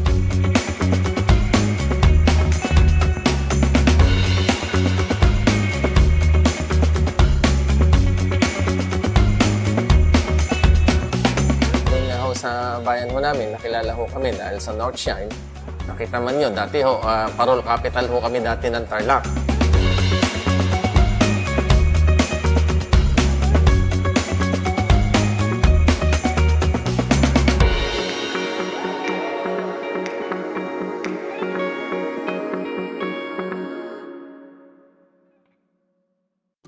Kumusta mga giliw kong tagapakinig? Nagbabalik ang inyong paaralang panghimpapawid. Aral TarlakHenyo sa RTV Tarlac, Channel 26 at sa bayang naririnig sa DZTC 828 Radyo Pilipino Tarlac. Tayo rin ay napapanood sa FB Live ng RTV Tarlac Channel 26. Sumasahing papawid mula sa bayan ng Pura Tarlac, mula sa bayan ng San Clemente. Mula rito sa Purok Elementary School, Pura Tarlac, sa bayan ng Kapas Tarlac. Ako, ang inyong guro,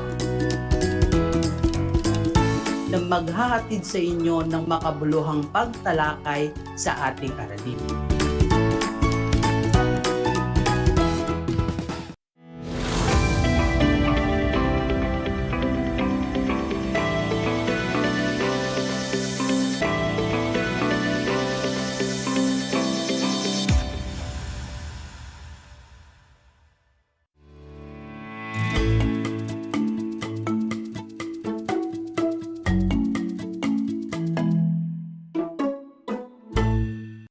Broadcasting live here at the Municipality of Victoria. A blessed afternoon, Tarlac Province and Grade 9 learners.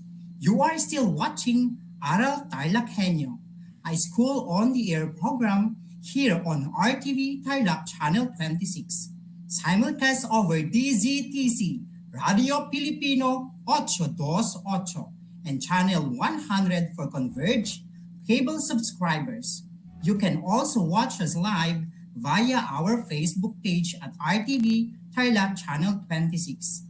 Hello, Grade 9 learners.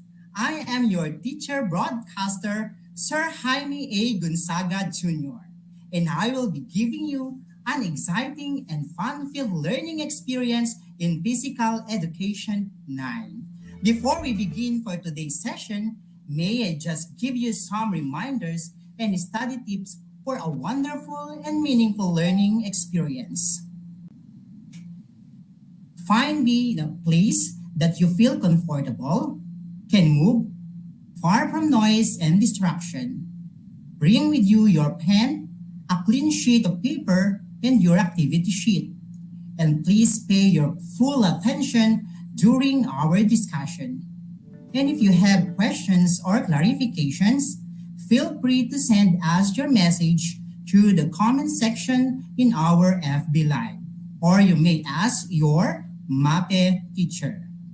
I would like also to remind you to refrain yourself from posting unnecessary comments in the comment section in our Facebook Live.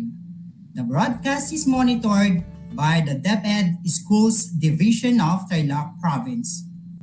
To begin with our session today, let's take a look back with our previous lesson in Arts 9 this third quarter. Arts 9 discussed about the neoclassic and romantic arts and artists. During second quarter, physical education, we have discussed about social and ballroom dancing. And now, for third quarter physical education, we are going to explore, discover, and learn things about festival dancing.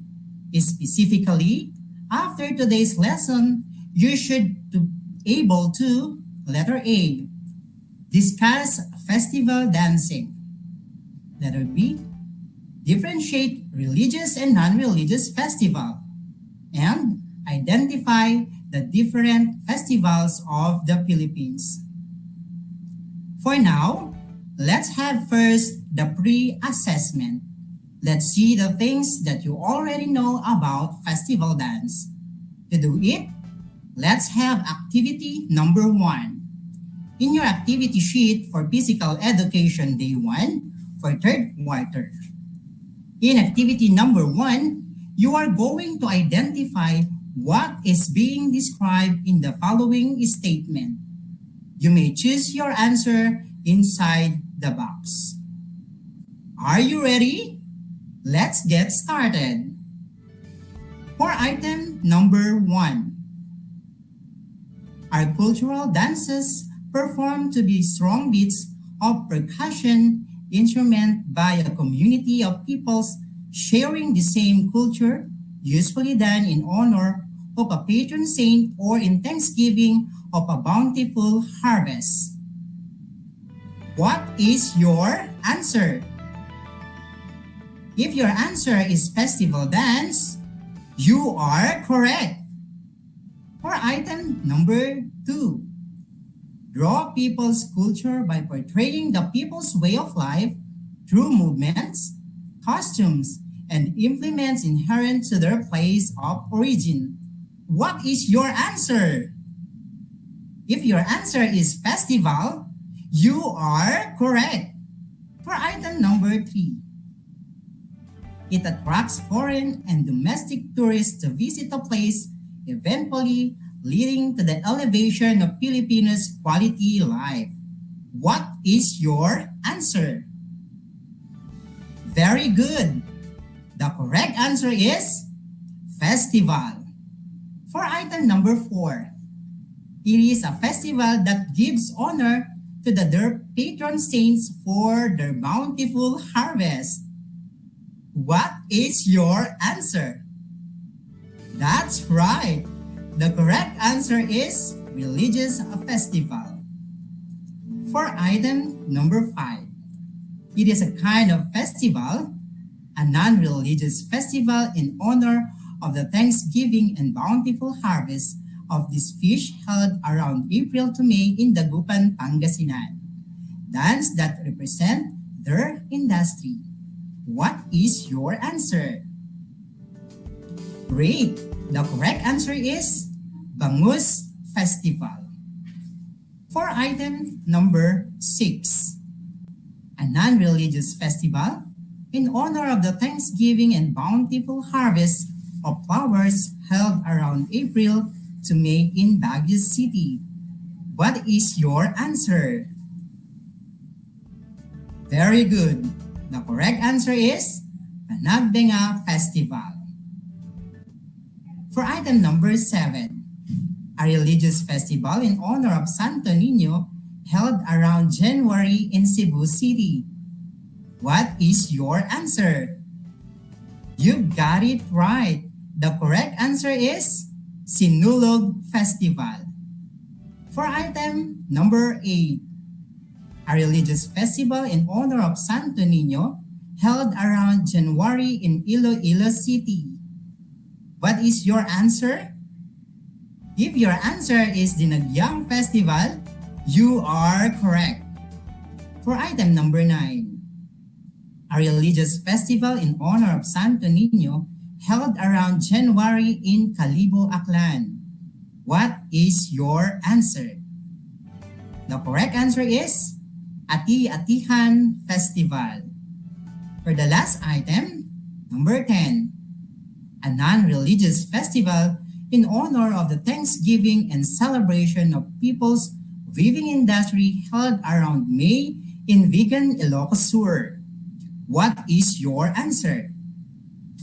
Excellent! The correct answer is Binatbatan Festival.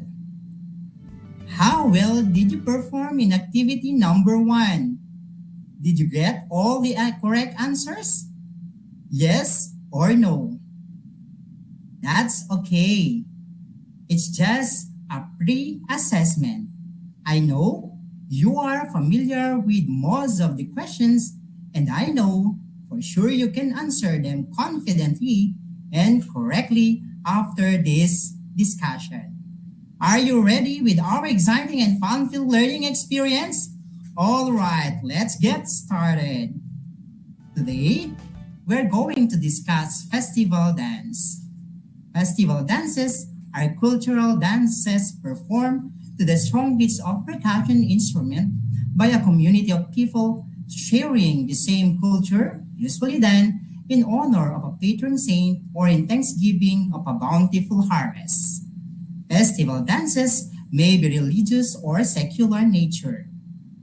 But the best thing about festival is that they add the merrymaking and festivities where they are celebrated, the reason why they are called festival dances after all. Festival dances draw the people's culture by portraying the people's way of life through movements, costumes, and implements inherent to their place of origin. Some of the famous festivals in country includes Sinulog of Cebu, Dinagyang of Iloilo, Ati-Atihan of Calibo, Aklan, Buyugan and Lingayan of Leyte, Bangus of Dagupan, Tinalak of South Cotabato, Mascara of Bacolod City, Bambanti of Isabela, and Kadayawan of Davao. Many others, especially from Luzon, are now paving their way to join the country's festival of festivals, the Aliwan Fiesta, which is done in the month of April. Filipino do festival primarily to celebrate. There are a multitude of reasons for this season.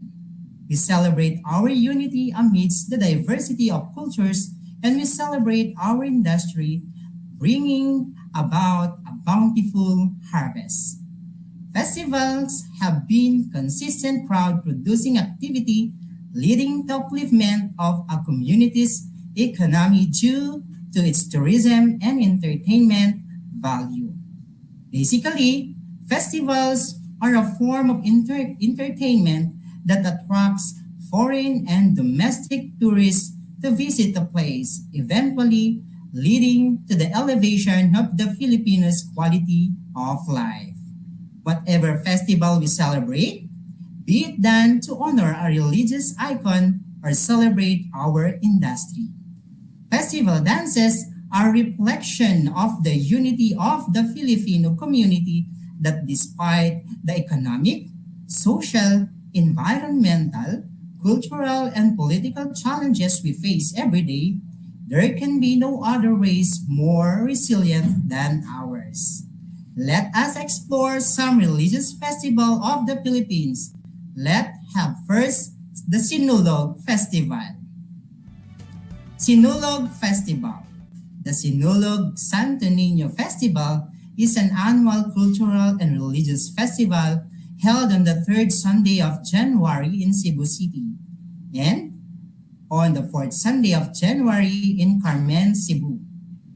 And it's the center of the Santo Niño Catholic celebration in the Philippines. The festival is the largest and considered to be the first and queen of all festivals in the Philippines, with every celebration of our festival routinely attracting around 1 to 15 million people all over the world every year. Of course, this is during pre-pandemic and hoping to bounce back soon. Aside from the religious aspect of the festival, Sinulog is also famous for the street parties, usually happening at night before and the night of the main festival. The word Sinulog comes from the Cebuano adverb sulog, which roughly means like water current movement. It describes the following forward and backward movement of the Sinulog dance. The dance is categorized into Sinulog base, pre-interpretation, and street dancing. Sinulog is the ritual prayer dance honoring Senior Santo Niño or the child Jesus. An image of the child Jesus is said to be the baptism gift the Portuguese conquistador Ferdinand Magellan gave Hara Amihan Humanay of Cebu, now Cebu, in April 1521. The image, believed to be miraculous, is housed at the Basilica Minore del Santo Niño in downtown Cebu City. Another one is the Dinagyang Festival. The Dinagyang Festival is famous and religious and cultural festival in Iloilo City, Philippines, held on the fourth Sunday of January, or right after the Sinulog in Cebu and the Ati-Atihan Festival in Calibo, Aklan. Dinagyang received honors and regarded as a world-class festival and dubbed as the queen of all festivals in the Philippines. Dinagyang began after Reverend Father Ambrosio Galindez, the first Filipino rector of the Augustinian community and parish priest of the San Jose Parish, introduced the devotion to Santo Niño in November 1967 after observing the Ati-Atihan Festival in the province of Aklan. On 1968, a replica of the original image of the Santo Niño de Cebu was brought to Iloilo by Father Sulpicio Inderes. Next is the Ati-Atihan Festival. The Ati-Atihan Festival is a Philippine festival held annually in January in honor of the Santo Niño Holy Child or Infant Jesus in several towns of the province of Aklan, Panay Island. The biggest celebration is held during the third Sunday of January in the town of Calibo, the province capital. The name Ati-Atihan means to imitate Ati, the local name of the Ada people, the first settlers of Panay Island and other parts of the archipelago. The festivity was originally a pagan celebration to commemorate the barter of Panay, where the Ada accepted gift from Bornean chieftain called Datu, who pled with their families to escape a tyrannical ruler in exchange for being allowed to dwell in the Ada's land. They celebrated with dancing and music, with the Bornean having painted their bodies with soot to show their gratefulness and camaraderie with the Ada who had dark skin. Later on, the festivity was given a different meaning by the church by celebrating the acceptance of Christianity, as symbolized by carrying an image of the Holy Child or Infant Jesus during the procession.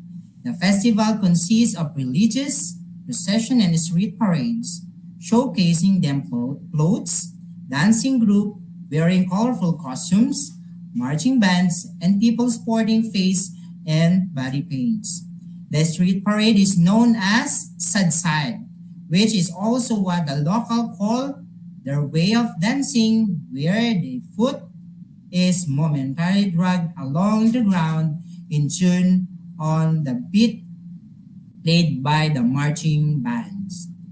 Even though the festival was given a Christian meaning, the tradition of people painting their face and body in honor of the Ada has continued.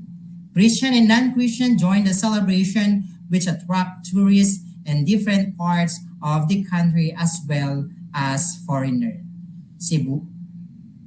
It has inspired other Philippines festivals such as Dinagyang of Iloilo City and Sinulog Festival of Cebu. Thus, it is known as the mother of all Philippines festival. Last one for religious festival is the Gigantes Festival.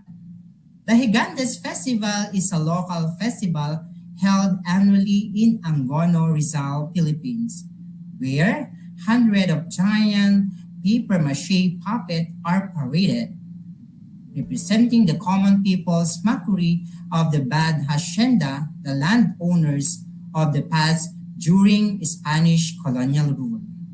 It has evolved into also celebrating the feast of Pope Saint Clement every 22nd and 23rd of November. The origin of the festival dates back to Spanish colonial rule around the late 1800s, where the wealthy ruling class who ruled Angono as their hacienda strictly prohibited the common people from celebrating except for one single festival in the entire year. The hard-working common people used the Gigantes puppets in their once-a-year festival, rendering the papier-mâché giants to look like the hacienderos, mocking the owners throughout the festivity. The art of papier-mâché was said to have been learned by the common folk from Spanish friars through unstated means. The giant puppet depicts a man or woman in multiple costumes with their faces making command while their hands on their waist. Moving on, let us have the secular or non-religious festival. Let's have first the Panagbenga Festival. Panagbenga Festival is a month-long annual flower occasion in Baguio City. The term is of Han-Kanae origin, meaning season of blooming. The festival, held in February, was created as a tribute to the city's flowers and as a way to rise up from the devastation of the 1990 Luzon earthquake. The festival includes floats that are covered mostly with flowers, not unlike those used in Pasadena's Rose Parade.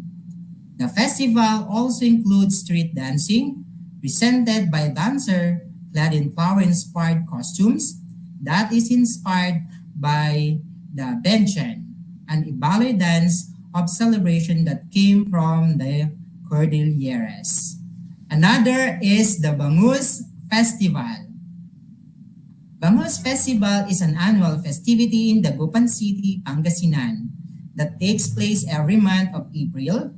It celebrates the province Bunuan Bangus, which is renowned for its unique haze. Bangus Festival, first celebrated in 2002, was the brainchild of former Mayor Benjamin S. Lim, who wished to emphasize the local bangus industry and promote Dagupan as the bangus capital of the world. Initially, a part of the Thanksgiving Festival Pistay Diet, Bangus Festival developed into a 2-week socio-economic program of activities that highlight the city top produce.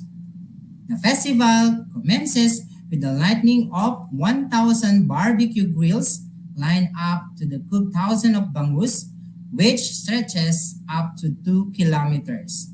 This also served a competition for hundreds of cooks, whose dishes are judged not only by grilling but also their taste and the creativity which they are served.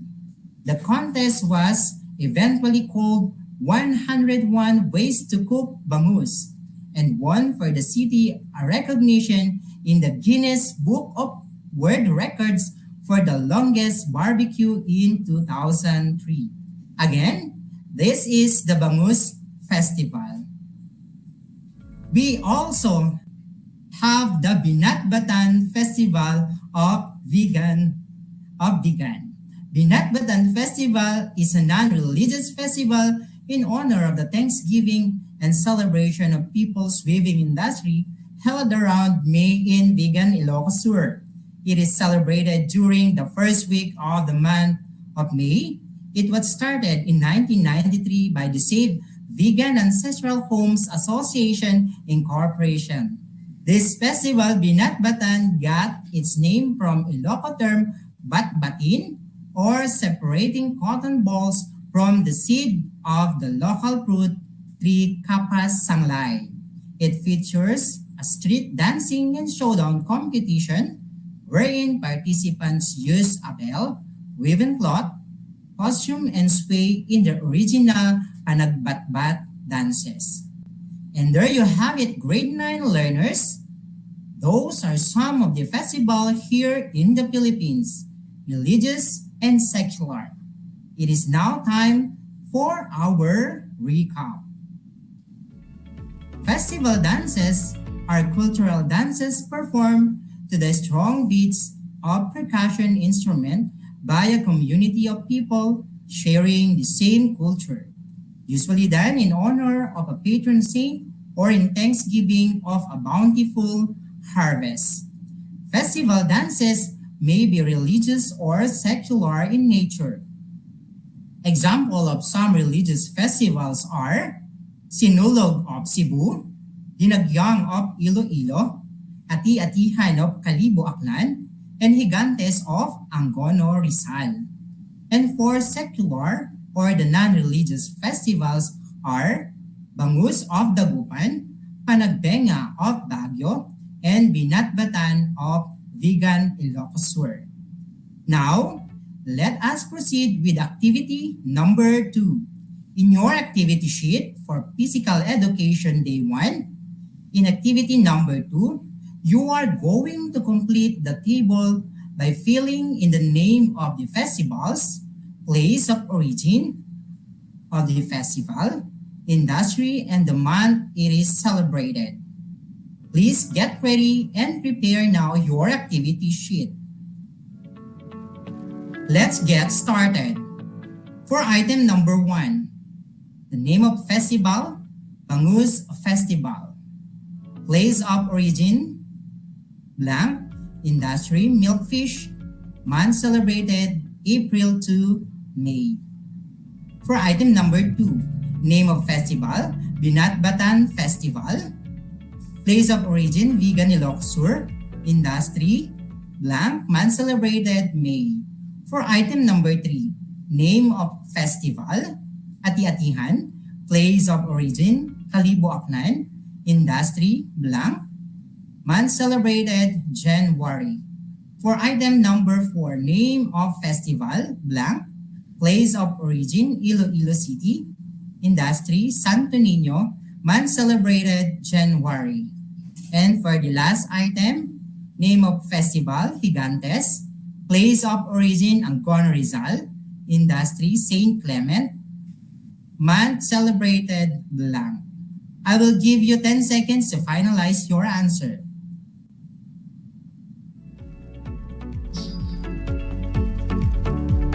Time's up. Let's check now your answers. For item number 1, Dagupan, Pangasinan. For item number 2, weaving industry. For item number 3, Santo Niño. For item number 4, Dinagyang. And for item number 5, November. How well did you perform in activity number 2? Did you get all the correct answers? Wow, that's great. For the others, don't worry because you can always rewatch this episode to better understand the topic for today. And your MAPI teachers are more than willing to help you. So if you have queries or clarification, you may send it to your teacher. and that it's grade 9 learners. The sun is about to set and it's time for us to pack up. Have you enjoyed our lesson for today? That's great. I hope that you have fun and had a great time this afternoon. Thank you for being with us for the last 25 minutes, grade 9 learners. This has been your teacher broadcaster, Sir Jaime A. Gonzaga Jr. saying #Dance Out Loud. Angat Tarlac, Shine Tarlac. Thank you so much. Stay safe and God bless. Until next time.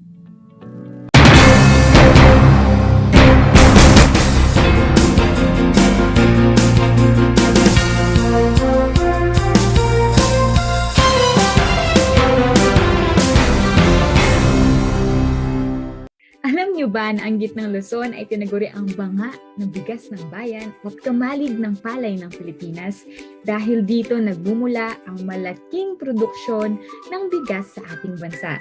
Ito ay binubuo ng mga lalawigan ng Aurora, Bataan, Pampanga, Nueva Ecija, Zambales at Tarlac. Ugaliin nating manood ng Aral TarlakHenyo Lunes hanggang Biyernes alas 8:30 ng umaga hanggang alas 5:30 ng hapon. Ako si Binibining Pia Izrin Capiral, ang inyong teacher broadcaster sa Araling Panlipunan dito sa Project Shine Aral TarlakHenyo.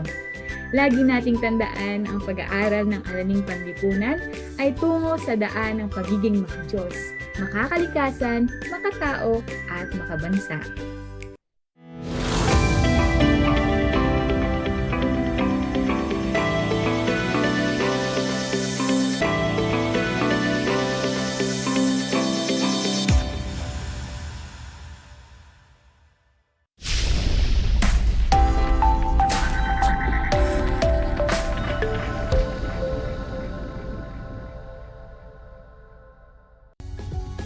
Magandang hapon sa ating lahat, lalo na sa ating mga taga-subaybay ng ating Project Shine Aral TarlakHenyo dito sa DCTC Radyo Pilipino 828 AM Radio. Magpapanood din ito sa RTV Tarlac Channel 26. Ako po ang inyong segment host, Diana Bifacun, Master Teacher 1 mula sa bayan ng Hirona, isa ring kasalo enthusiast. Ngayong hapon, mapalad tayo na tayo ay magkakasamang muli at sasamahan tayo ng mga magagaling at talagang expert pagdating sa Araling Panlipunan. Okay, uunahin na natin ang ating Principal 2 ng Paniki North Central School na isa ring kasalo enthusiast, walang iba kundi si Dr. Love Baragas. Magandang hapon, Dr. Love! Hello, magandang hapon po, Miss Diana Facun. Magandang hapon po sa lahat ng mga ating tagapakinig at tagapagsubaybay ng RTV, Aral TarlakHenyo. Pagbati po sa mga taga-paniki, mga kapwa Panikenyo at Tarlakhenyo. Kasama din po natin ang Head Teacher 6 ng Tarlac National High School. Walang iba ang napakasipag at napakahusay na si Sir Jomar J. Pansipra. Good afternoon, Sir Jomar! Magandang hapon po, Ma'am Diana. Isang pagbati ng kapayapaan sa lahat ng mga mag-aaral, sa aking mga kapwa-guro, sa mga magulang, at sa lahat ng mga taga-subaybay po ng napakabuluhang programang ito. Gayun din, isang maalab na hapon po sa aking mga kapwa-kasamahan na mga AP Learning Specialists, mga AP Leaders, Head Teachers. Maraming salamat po sa pag-tune in at iniimbitahan ko po kayo na makinig maigi dahil nakatitiyak ako na marami tayong matututuhan sa ating paksa ngayong hapong ito kasama ang aking kapwa-panelist, Dr. Lovelia Paragas. Okay, kumusta naman kayo dyan, Ma'am Love at saka Sir Jomar? Umuulan ba dyan? Hindi naman umuulan dito, Ma'am Dayan. Payapa at maayos ang paligid. Ay, Sir Jomar. Dito naman, medyo tumila na yung ulan kanina, Ma'am, pero kanina, malakas ang ulan dito. Kaya nag-aalala ko baka magkaroon ng power interruption. Pero so far, so good, ma'am. Okay, salamat naman. Pero kahit anumang ulan o gaano man ito kalakas ay hindi ito magpapatigil sa ating desire para i-share sa mga kabataan, sa ating mga nakikinig, sa ating mga manonood, ang isang napakagandang topic na kung saan tayo ay pag-uusapan natin ang kasaysayan ng bayan ng Paniki. Tamang-tama yan, Sir Jomar at saka Dr. Love, di ba? Kayo, both of you are from Paniki. At ako naman ay, although from Herona ko, yung aking baryo ay yung boundary ng Paniki at saka Herona. So, sa kabilang kanto, Paniki na sa amin. So, very close din ang Paniki sa atin. So, ang pag-uusapan natin ngayong hapong ito ay tungkol sa kasaysayan ng Paniki. Ang Paniki, gaya ng ibang lugar sa lalawigan ng Tarlac ay isang makasaysayang lugar. Okay, bakit nga ba ang pagkakatatag ng Paniki ay napakahalagang pangyayari sa probinsya? Para ipaliwanag ito, maaari nating tanungin si Dr. Lab tungkol dito. Dr. Lab, maaari mo bang ipaliwanag kung bakit napakahalaga ng pagkakatatag ng Paniki sa kasaysayan ng probinsya ng Tarlac? Dr. Lab? Opo, ma'am. Salamat, Ma'am Dayan. Alam niyo ba na talagang mahalaga ang pagkakatatag ng Paniki sa kasaysayan ng lalawigan ng Tarlac? Matatandaan natin sa mga unang talakayan dito sa kasalo sa radyo na ang hilagang bahagi ng Tarlac ay bahagi ng lalawigan ng Pangasinan. So bago pa pangalan ng Paniki ang ating bayan, ito muna ay nakilala noon bilang Manggang Mariit. Opo, tama ang narinig ninyo, Manggang Mariit. Ito ang unang sityong nabuo sa timog na bahagi ng Pangasinan. Ulitin ko po, una itong sityo sa timog ng Pangasinan. Ang Pangasinan kasi ay mayroong mga 7 sityo. Ang mga ito ay ang Binalatongan na siya ngayong bayan ng San Carlos City, ang Manawag, ang Bagnotan na siya ngayong Dagupan, ang Lingayen o Lingayen ngayon, Urbistondo, Malangge na siya ngayong Bayambang, at Telbang o Bautista, at ang Manggang Mariit. Nakita na ito ni Martin de Goiti, isang Kastilang pinuno noong 1571. So ano nga bang ibig sabihin ng Manggang Mariit? May matandang kwento na sa lugar na ito naninirahan ang isang napakarikit o napakagandang dalaga. Siya ay may 2 masugid na tagahanga o manliligaw. Hindi alam ng dalaga ngayon kung sino sa kanilang 2 ang sasagutin, sapagkat parehas niya silang gusto. Kaya ang ginawa ng dalaga, sinagot niya silang 2. So, salawahan si dalaga. Kaya nang malaman ng 2 binata ang ginawa ng dalaga, naghiganti ang mga binata. Ang magandang dalaga ay ibinitin sa puno ng mangga sa may plaza. Kaya doon po nakuha ang pangalang Manggang Mariit. Oh, ganun pala, Dr. Love. Manggang Mariit ang tawag nung unang panahon. So, Manggang Mariit, Paniki. So, paano naging Paniki? So, Sir Jomar, baka pwede mo namang i-share sa amin kung ano yung found out mo, ano yung na-research mo. Paano yung Manggang Mariit, paano siya nabago sa kasalukuyan nitong pangalan? Isang napakagandang katanungan yan, Ma'am Diana.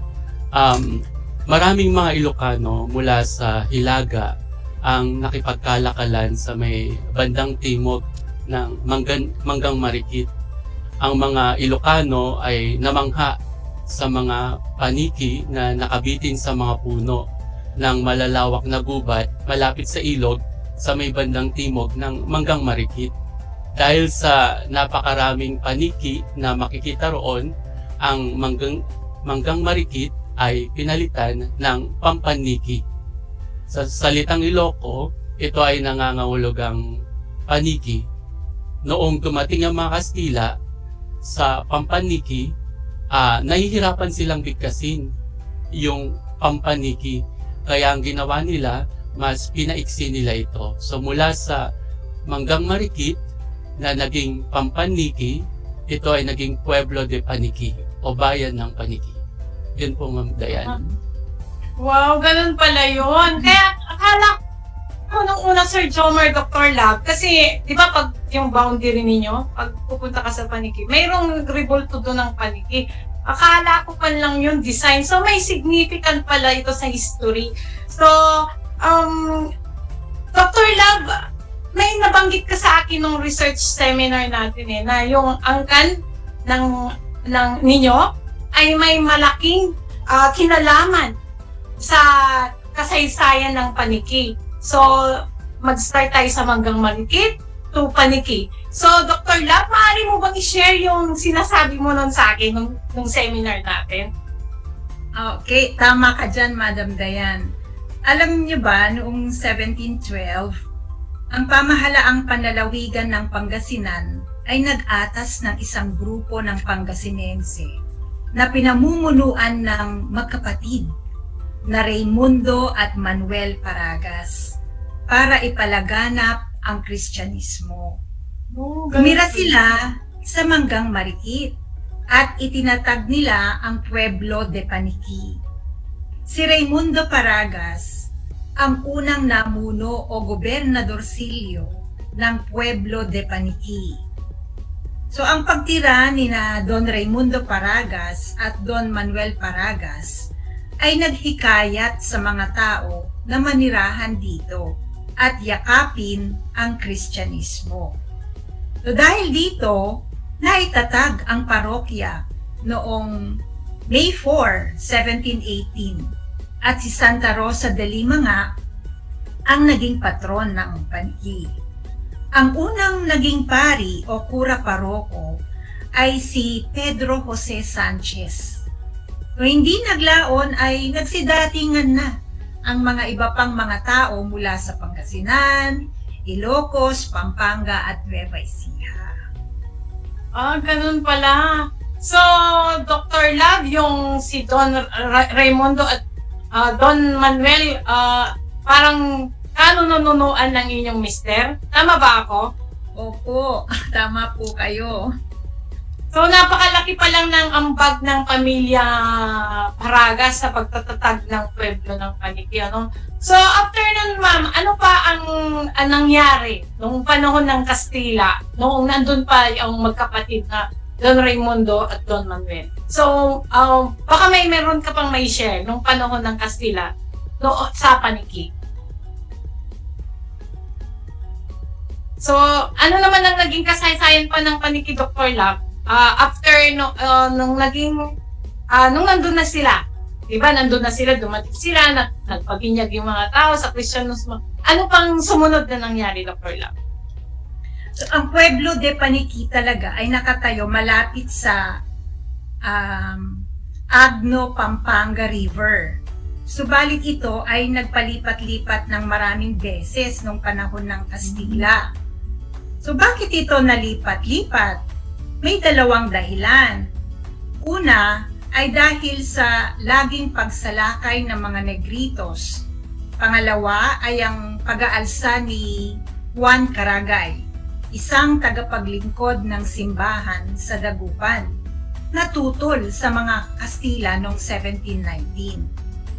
So sa pag-aalala na baka pumunta sa Pueblo de Paniki si Caragay at doon magtago, si Don Raimundo Paragas at ang kanyang mga tao ay lumipat pakanluran ng Tarlac River at nakarating nga sila sa lugar na kung tawagin ngayon ay Nagmisaan. So ang Nagmisaan noon ay lugar na tahimik, mainam para sa agrikultura, subalit malayo ito sa komersyo at kapitolyo ng Lingayen. Kaya si Don Raimundo at ang mga tao ay hindi nagtagal doon. So muling lumipat ang grupo ni Don Raimundo Paragas mula sa Nagmisaan papuntang silangang bahagi at nakarating nga sa Akukulaw. So ang lugar na ito ay may magandang lupa, maraming puno, maraming fruit bats o paniki. Ang Pueblo de Paniki ay may 35 na barangay. 76 na barangay noon. No? Ang Pueblo de Paniki, ang pinakamalaking sitio ay ang mga sumusunod. Halimbawa, yung San Isidro, na siya ngayong Kuyapo. Ang Barog, na siya ngayong bayan ng Laguna. Ang San Jose de Camiling, na siya ngayong Camiling. Ang Bani, na siya ngayong bayan ng Ramos. San Ramon, na siya ngayong bayan ng Bungada. San Jose de Anao, na siya ngayong bayan ng Anao. No? De Villa, na siya ngayong bayan ng Pura, at Binaca o Santa Ignacia. So sa panahong ito, naging makasaysayan lalo na ang Paniki sapagkat may isang prinsipe sa katauhan ni Sultan Alimuddin ng Holosulu ang nabautismuhan noong April 29, 1750 ni Padre Enrique Martin sa lugar nga ng Akukulaw. Kaya maging ang mga anak ni Alimuddin na sina Israel at Fatima ay nahikayat din sa Kristyanismo. Kaya doon nakuha ang pagdiriwang na Binyagan Festival. So, oo nga pala, Dr. Lab. Ano yung Binyagang Festival na yan? Alalang-alala ko kasi grade 4 ako noon. Talagang pag ganong buwan na April, pupunta na kami sa Paniki noon. Alam nyo, ang alalang-alala ko yung mga karosa, mga float, tapos ang mga tao nakadamit pang Muslim. Tapos, anong pangalan nito? May mga nagre-reenactment ng pagbibinyagan. So, sana, Ma'am Lab, magkaroon sana ng marker man lang na at this area, nagkaroon ng binyagan. Siya ang kauna-unang Muslim na nag-convert sa Kristyanismo sa Pilipinas. Kasi nung kausap ko si Dr. Lino Dizon, sabi niya, Doc, kailangan bang gunitain yung Binyagan Festival? Sabi ko, anong significant nun? Sabi ko. Sabi niya, actually malaking pan yan, malaking ambag sa kasaysayan yan. Kasi ano pong prueba, sabi ko, alam mo bang binabanggit yan aside from sa kasaysayan natin, binabanggit yan lagi sa pasyon. O, di ba? Sana yung mga kabataan ngayon, Dr. Laban at saka Sir Jomar, yung maalala nila at magkaroon man lang ng marker na sa Akukulaw, minsan naging parang sentro ng komersyo ng Paniki noong unang panahon.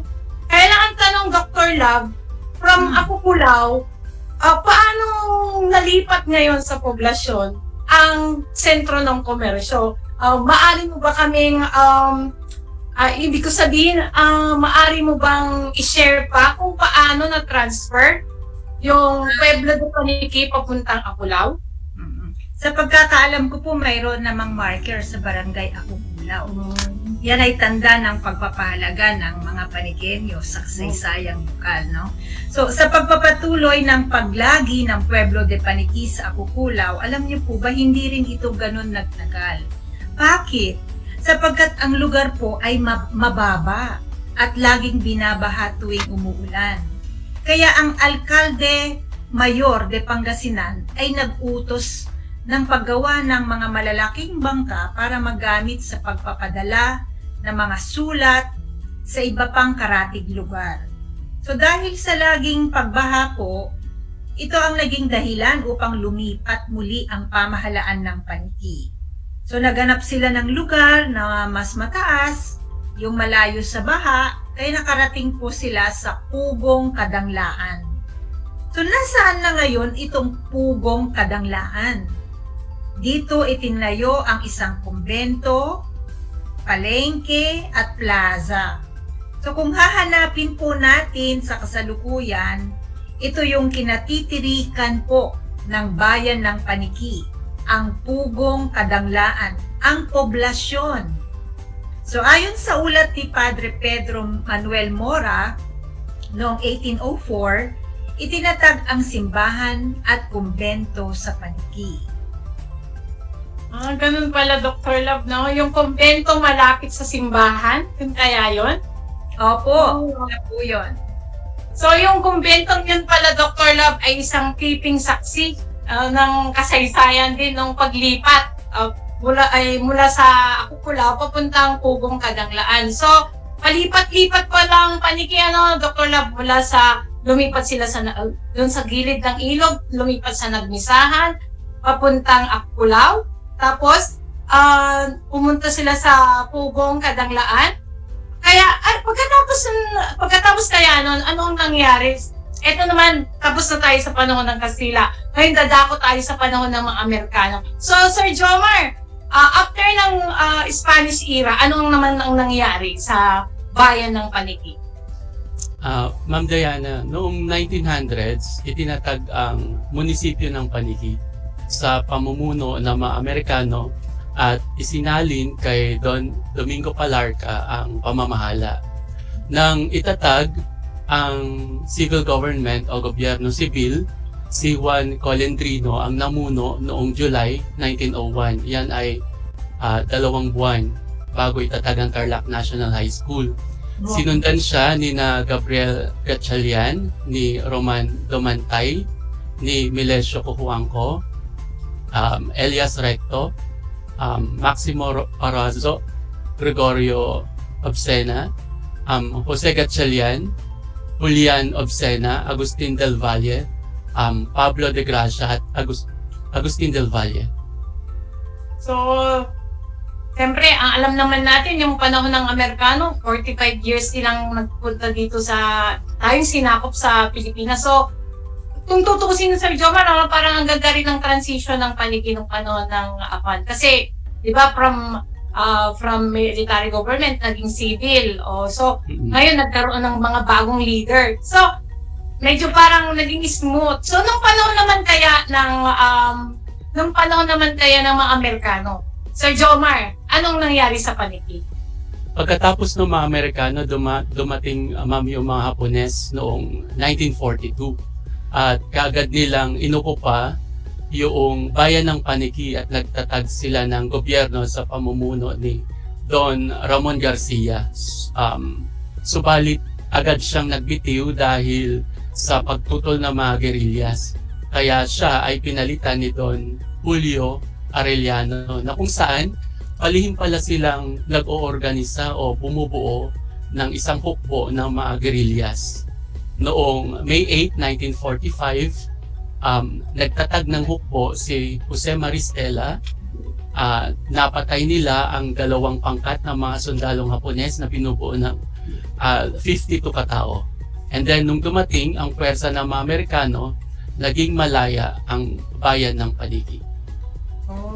So yun yung transition, Sir Jomar, nung bumalik ang pwersa nila Douglas MacArthur, okay, isa rin sa mga napalayang lugar ay ang Paniki. So, Dr. Lab, mayroon kang isi-share na trivia, di ba?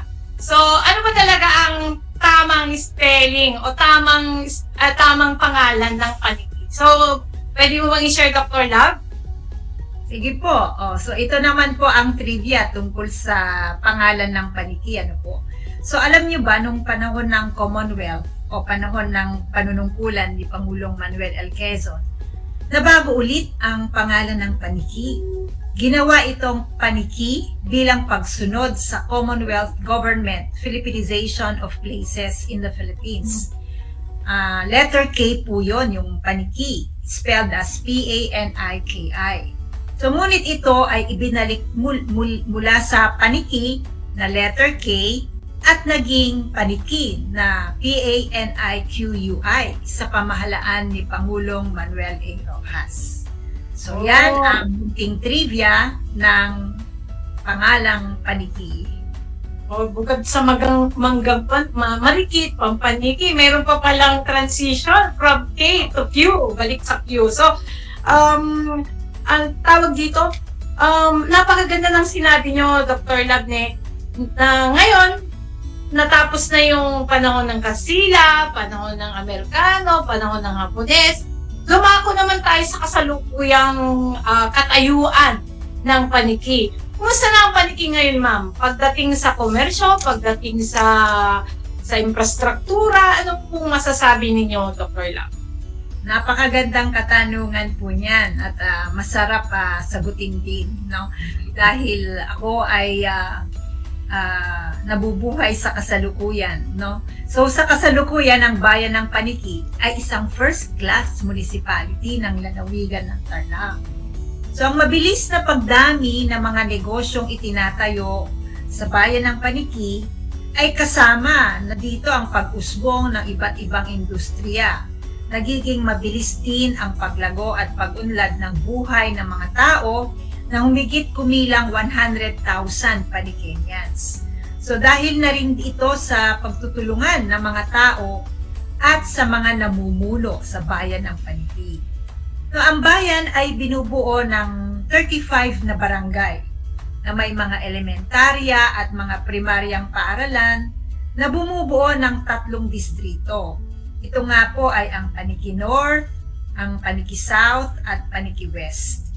So may mga pribadong paaralan din tulad ng CIT Colleges, St. Rose Catholic School, Pio Domingo Montessori, Paniki Christian School, St. Vincent School Foundation, Central Luzon High School at iba pa. So may mga pampublikong pang-sekundaryang paaralan din tulad ng Eduardo Cojuangco National Vocational High School, ang Balawang National High School, at ang Ventimiglia High School. So mayroon ding mga kolehiyo sa ating bayan, no? Nandiyan dyan ang CIT Colleges, ICF Colleges, at St. Paul Colleges. Isa na palang first-class municipality ang Paniki. Ito ay nangangahulugan lang na maunlad na talaga at patuloy pa itong umaangat. Sa pangkalatan, ano po ba ang karaniwang kinabubuhay ng ating kababayan, Dr. Lam? Ano yung mga source of income nila? Okay po. Ayon sa datos, pagsasaka pa rin ang pangunahing ikinabubuhay ng mga tao sa Paniki, no? Pangunahing tanim pa rin ang palay, mais, tubo, singkamas, kamote at iba pang mga gulay. Pero bukod dito, marami na ring mga industriya po ang umusbong sa bayan ng Paniki tulad ng mga naglalakihang mga establishmento o mga mall, no? Marami ring mga profesional na Panikenyo ang naghahanap buhay sa mga opisina, sa bangko, paaralan, at ang iba naman ay sa pagnenegosyo. Tulad naman ng itlog, pagkain, lumber and hardware, at pag-aangkat ng mga pangunahing materyales sa mga pangunahing pangangailangan.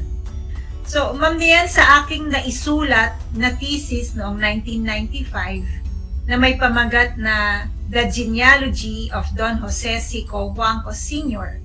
and its Legacy to the Province of Tarlac, ay nakasulat po ang malaking ambag ng pamilya Cojuangco sa kabuhayan at pag-unlad ng bayang Paniki, no? Sa larangan ng pagsasaka at pagbibigay ng mga trabaho, hindi lang sa mga Panikenyo, kundi maging sa mga Tarlakenyo. Wow! Dr. Lam, pabasa mo rin sa akin yung sulat mo, ha? Nakapagsulat na po pala kayo ng lokal na kasaysayan ng Paniki. So sana, Dr. Jomar, no? Sir Jomar, mabigyan tayo ni Dr. Lam ng copy na yon. So, kailangan natin copy na yan, ma'am. Opo, pwede. Nandito, nakatago pa. So kung titignan mo nga naman kasi sa mga bayan ng Tarlac, talagang isa ang Paniki sa mga mauunlad na. So, pagdating sa agrikultura, pagdating sa industrialisasyon, maraming pabrika, maraming mall na ngayon sa Paniki. So, maliban pa doon, ano pa kaya ang maari nating tanungin o malaman sa Paniki? May mga sikat ba mga personalidad o mga may mga tao na mayroong kinalaman sa kasaysayan na pwede nating i-claim na from Paniki ang mga taong ito? Sir Jomar, baka may pwede kang i-share? Sige, Ma'am Diana. Ang Paniki ay tahanan ng mga sikat na tao tulad ng pamilya Cojuangco sa pamumuno ni Ingkong Jose Cojuangco at ang kanyang pamilya. Ang kanyang anak na si Doña Isidra Cojuangco ang nagtatag ng paniki sugar mills noong 1928 at ang pamilya rin nila ang nagtatag ng Philippine Bank of Commerce. Sa paniki rin ipinanganak ang kauna-unahang babaeng Pangulo ng Pilipinas, ang dating Pangulong Corazon C. Aquino. Dito rin nagmula ang namayapang ambassador at ang ating minamahal na si Eduardo Danding Cojuangco Jr. Siya yung nanguna sa Project Free o yung flagship to reach educational excellence. At ito ay libreng pag-aaral ng mga guro sa postgraduate studies. At syempre, ang minamahal din natin ang namayapang Congressman Charlie Cojuangco na siyang tumulong sa Schools Division of Tarlac Province para mabuo natin itong Project Shine, Aral TarlakHenyo. So, hindi lang pala ko yung mga, ibig sabihin, hindi lang yung pangalan ang maganda, hindi lang yung pangalan ang makasaysayan, kundi yung pamilya, yung angkan, at mga personalidad. Imaginin mo, ang kauna-unahang pangulong babae ng Pilipinas ay pinanganak pala sa paniki. Akala ko naman sa Luisita siya pinanganak, pala sa paniki. So, ganun din ang ating minamahal na si Ambassador Danding Cojuangco. Okay, na tutusin, ako ay produkto ng Project Free. Ako rin naman.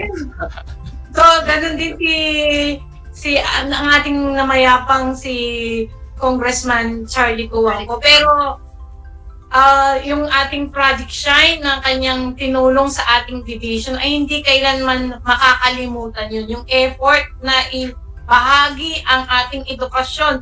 Bagamat sa panahon ng pandemya, naisip nilang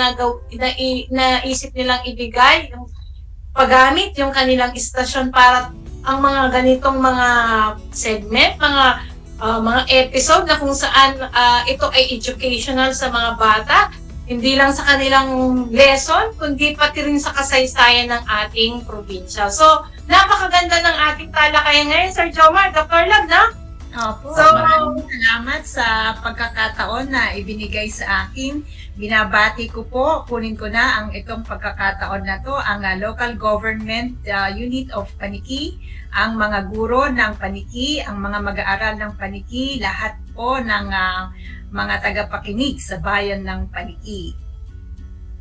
Sana po nakapagbahagi kami ng kaunting kaalaman sa inyo sa larangan ng kasaysayan ng Paniki. Gayon din po ang aking PSDS, kung siya man po ay nakikinig. Pagbati po sa inyo, Madam. Sir Jomar? Maraming salamat po sa pagbibigay ng pagkakataon ngayon na ma-share ang aming kaalaman sa kasaysayan ng Paniki. Sir Lambert, salamat po sa mga kasamahan namin sa Schools Division of Tarlac Province. Maraming salamat po.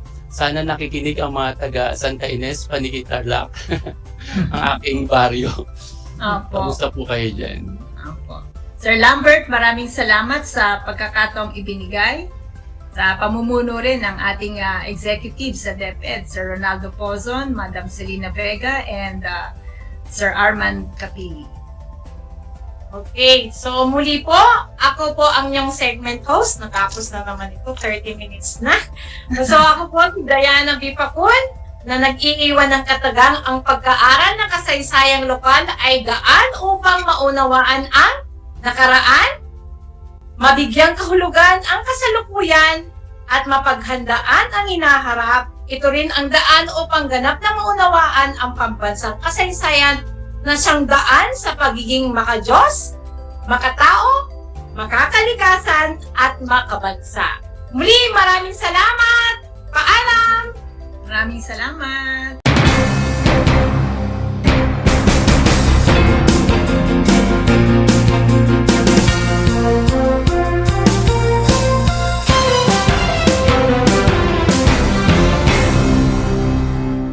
Alam niyo ba na ang gitnang Luzon ay tinaguri ang banga ng bigas ng bayan at kamalig ng palay ng Pilipinas? Dahil dito nagbumula